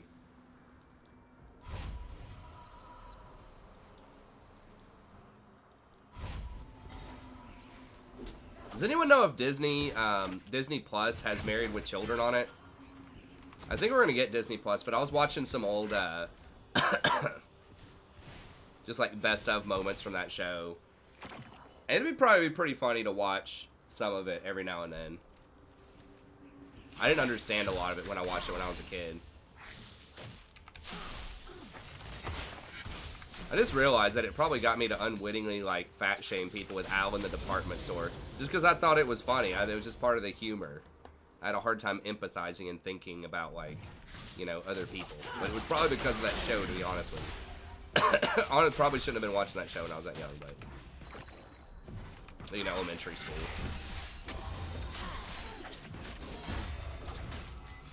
Nevertheless, Still pretty funny in its own ways. Once you get that like it's a, you know, a satire. Once you know adult words. Oh yeah, I'm psyched about Witcher.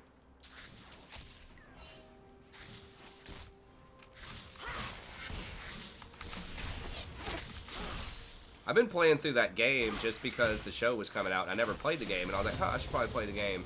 Even though I know the show is not based on the events of the game. Just to kind of be in that universe. An enemy has been slain.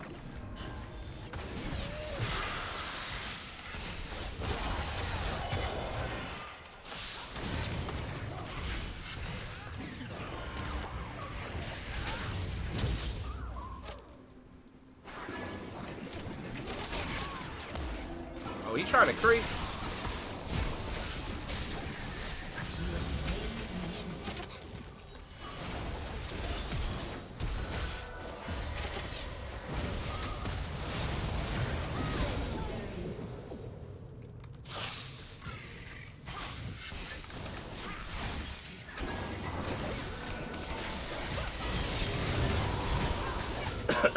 Oh, God.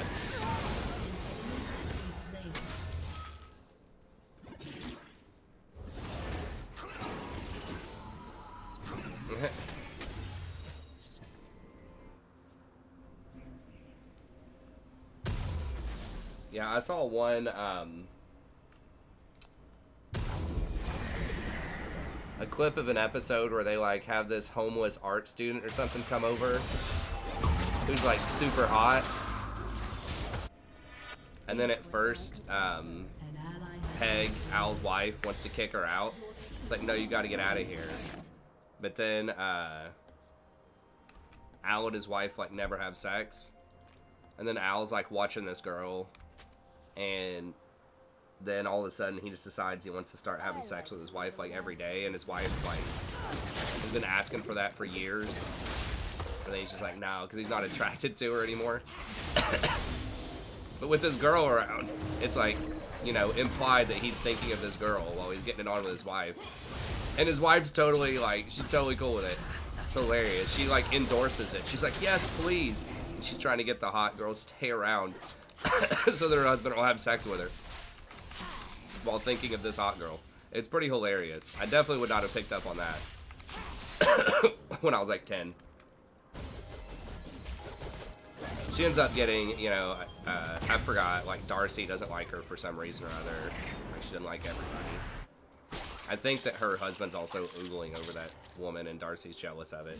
So it's just a funny, like, change of pace, how Peg was jealous at first, and she realizes, hey, I can use this to my advantage. Whereas Darcy's just always a hater. I don't know. That was, I mean, that was pretty, like, complex and interesting writing, like an interesting turn of events. I wouldn't think of that. You know, my initial response is, oh, well, the wife's going to be mad about that. But then in sort of this kind of satirical sort of, but realistic way, Peg actually was on board with it. Because it was actually getting her husband to do something she'd been wanting for a long time. I thought it was pretty brilliant writing. I mean, sometimes crude shows like that can seem a little ridiculous, but...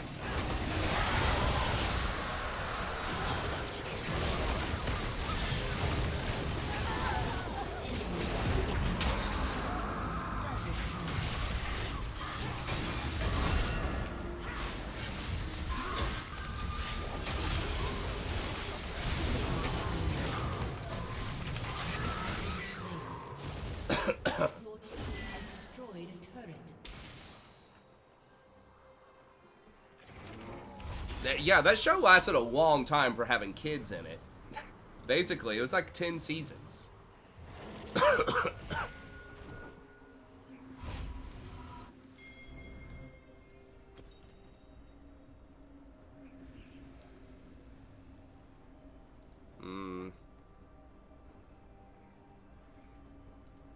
think we're supposed to get Rylai's to help Kite and kind of survive a little bit more.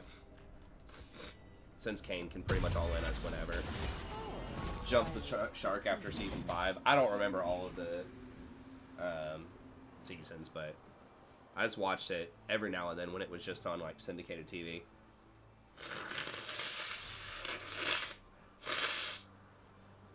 Flanderized? What is Flanderized? Like Ned Flanders? I don't know what that means. Has been slain. I gotta wait on a little more backup probably. Well, if they're just gonna dive.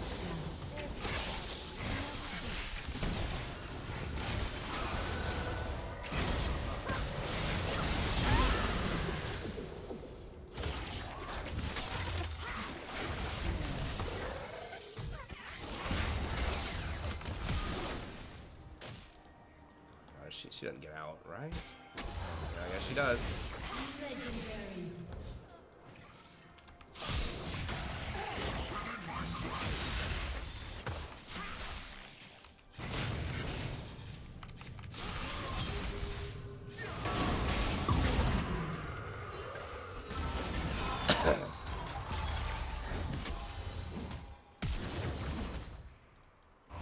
I'm just gonna go push.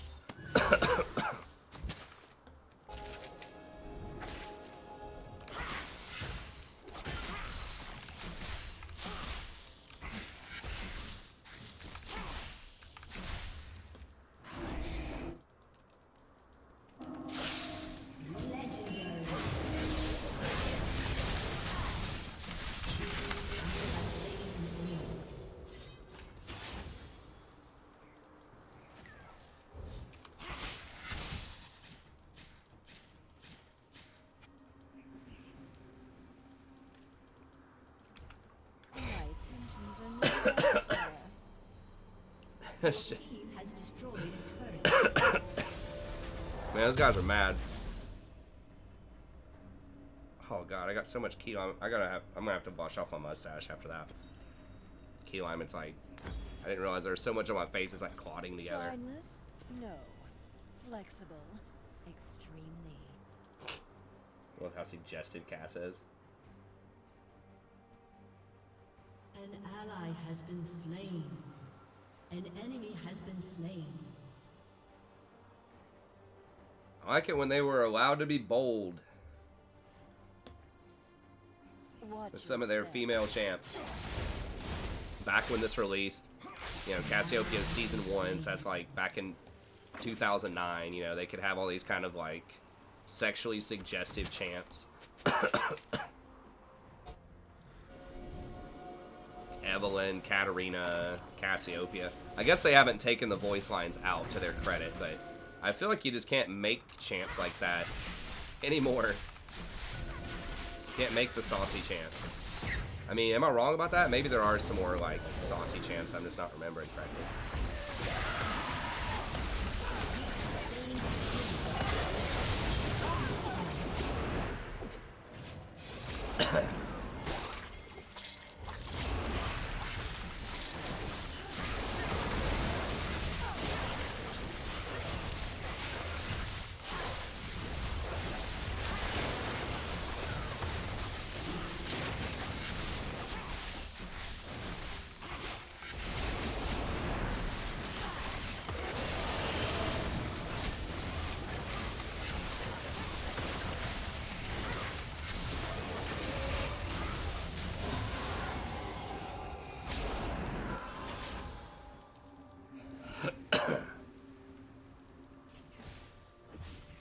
Grog is pretty saucy. He does like the sauce. But yeah, like Misfortune, Evelyn. I guess Ari was a slight. She wasn't an original. Ari was pretty early. I think she's like season 2 or 3. I mean, maybe I'm just remembering some of them.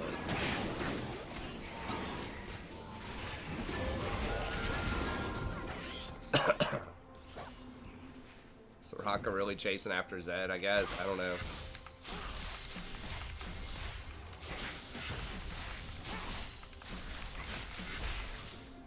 there somebody there? Nothing like some good old smurfing to make you feel good again.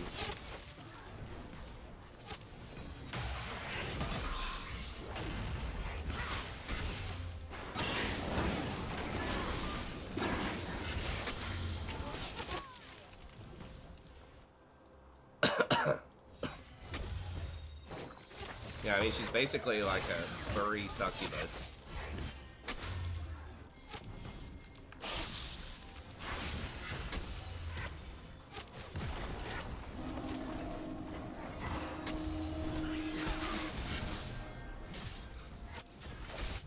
Wish more to take me to the Shadow Realm.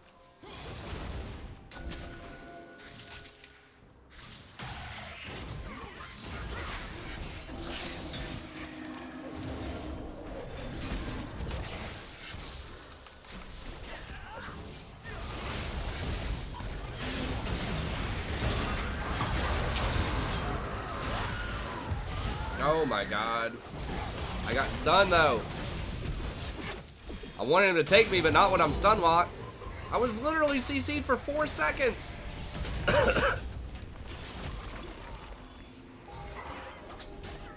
Take me again. Well, I want him to take me, but not with a 4-second ash arrow to the face. I still almost killed him. Like, if he didn't kill me with his burn right there with Ignite, if he didn't kill me with Ignite, I was going to turn it around.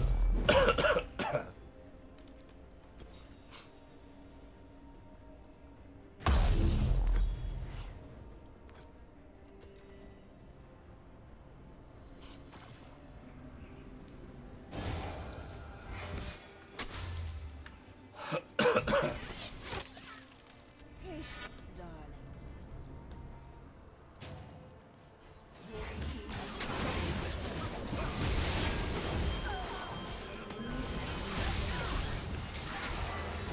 Has been slain.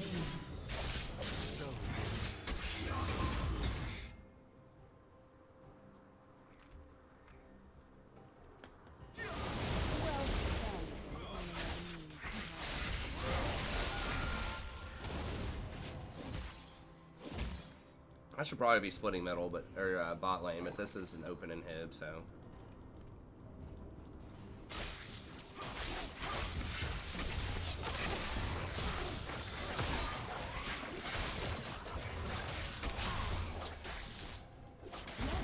Destroyed an inhibitor.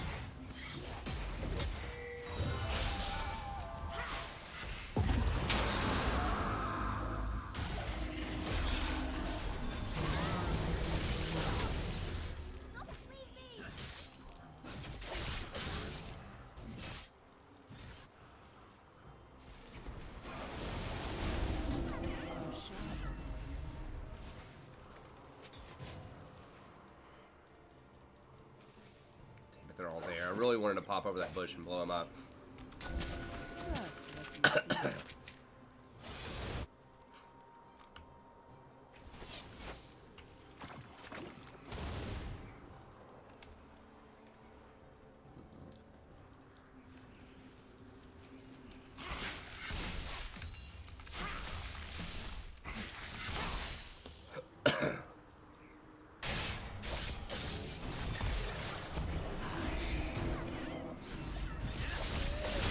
Oh my god. Holy shit. Seriously? How did that not hit him? I should have queued the bush.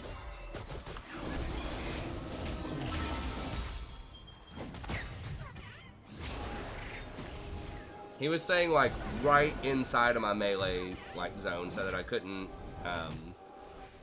I was just looking for the R. I was kind of tunnel vision on trying to hit him with the R.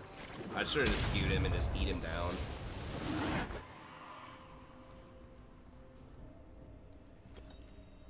That was pretty derpy. Team has destroyed a turret.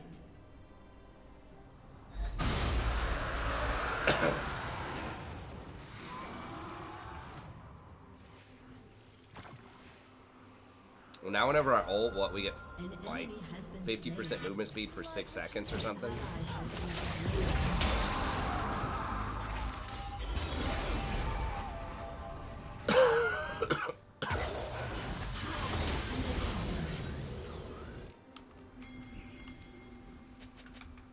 I'm not so easy to get out of your system.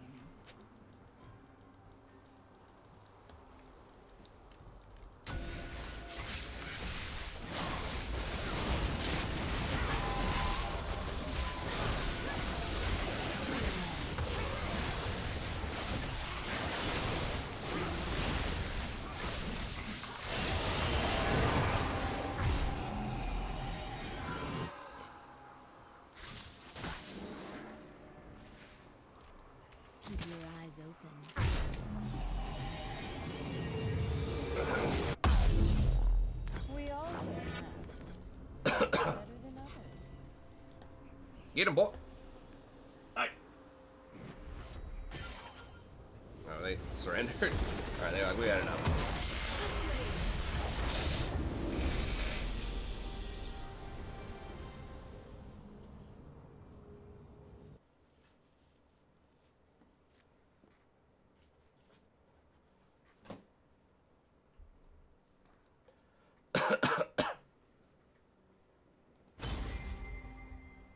Got him. Jesus Christ. Yeah, anytime that's why it's so hard to ever play a normal game, because anytime I play a normal game, viewership drops by like 25%. Even if I'm just like, I'm on an 0-4 streak, guys, I just want to play one normal just to play something different. It's like, see ya, I'm out of here.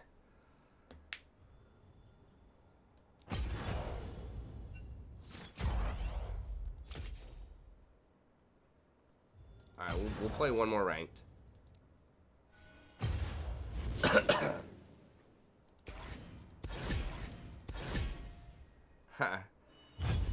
No, everybody did pretty well in that game.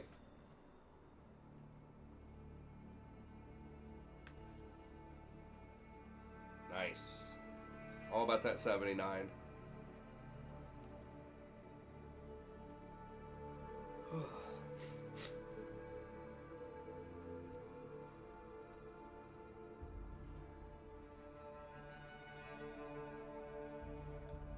Super sweaty and norms. I don't know what sweaty is. I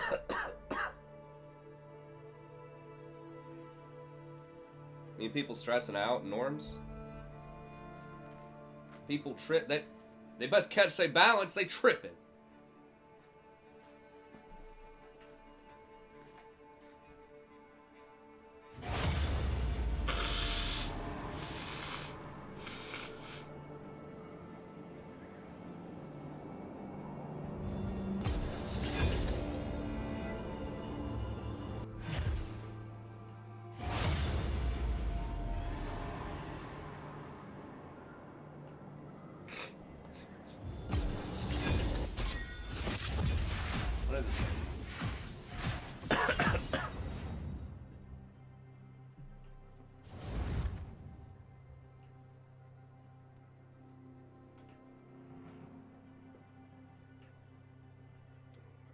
Why, Nidalee, dude? Why? Just don't play that champion. I mean, Nidalee's like, she does all right, but then if your team loses any momentum at all in the mid game, it's just kind of lights out. Like, there's no recovery. Although she can, she can kind of take over.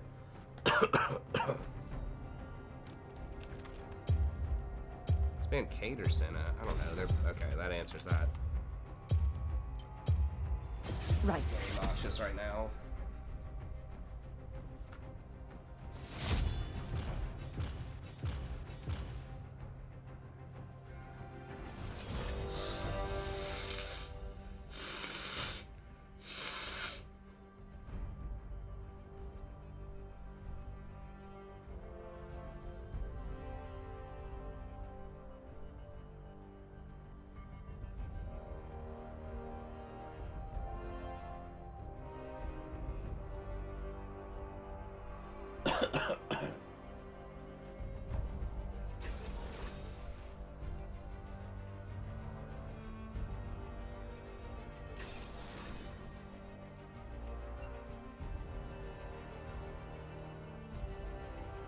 People trying to sweat.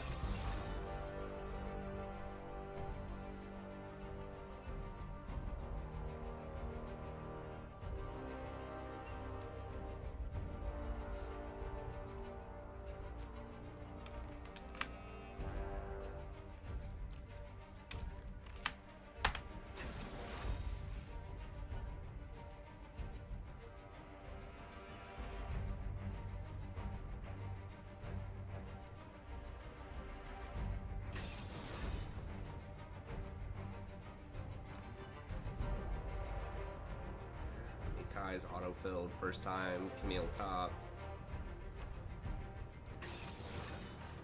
July Jana is not on here. Assume that's a support player.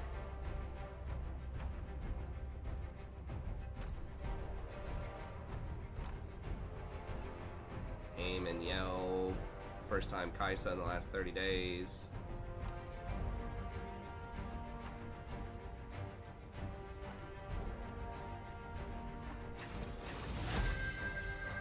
And they got Soraka. Wait, what? Is it Trenemir bottom?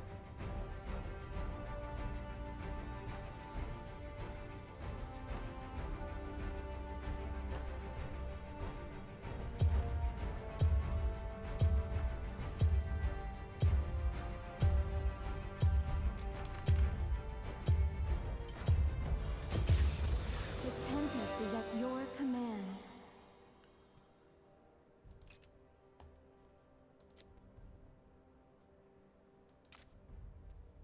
Am I gonna get baited into this? I probably shouldn't be playing this.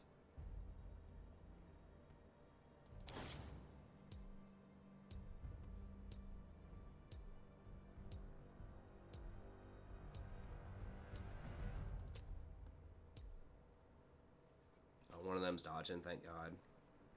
You know, we're at 4 hours and we're under like 80 concurrent. After that normal, I think I'll just go ahead and call it for the night. I wanted to play one more ranked, but since the viewership's so low, I think I'll just go ahead and go to sleep and see if I can finally not be sick.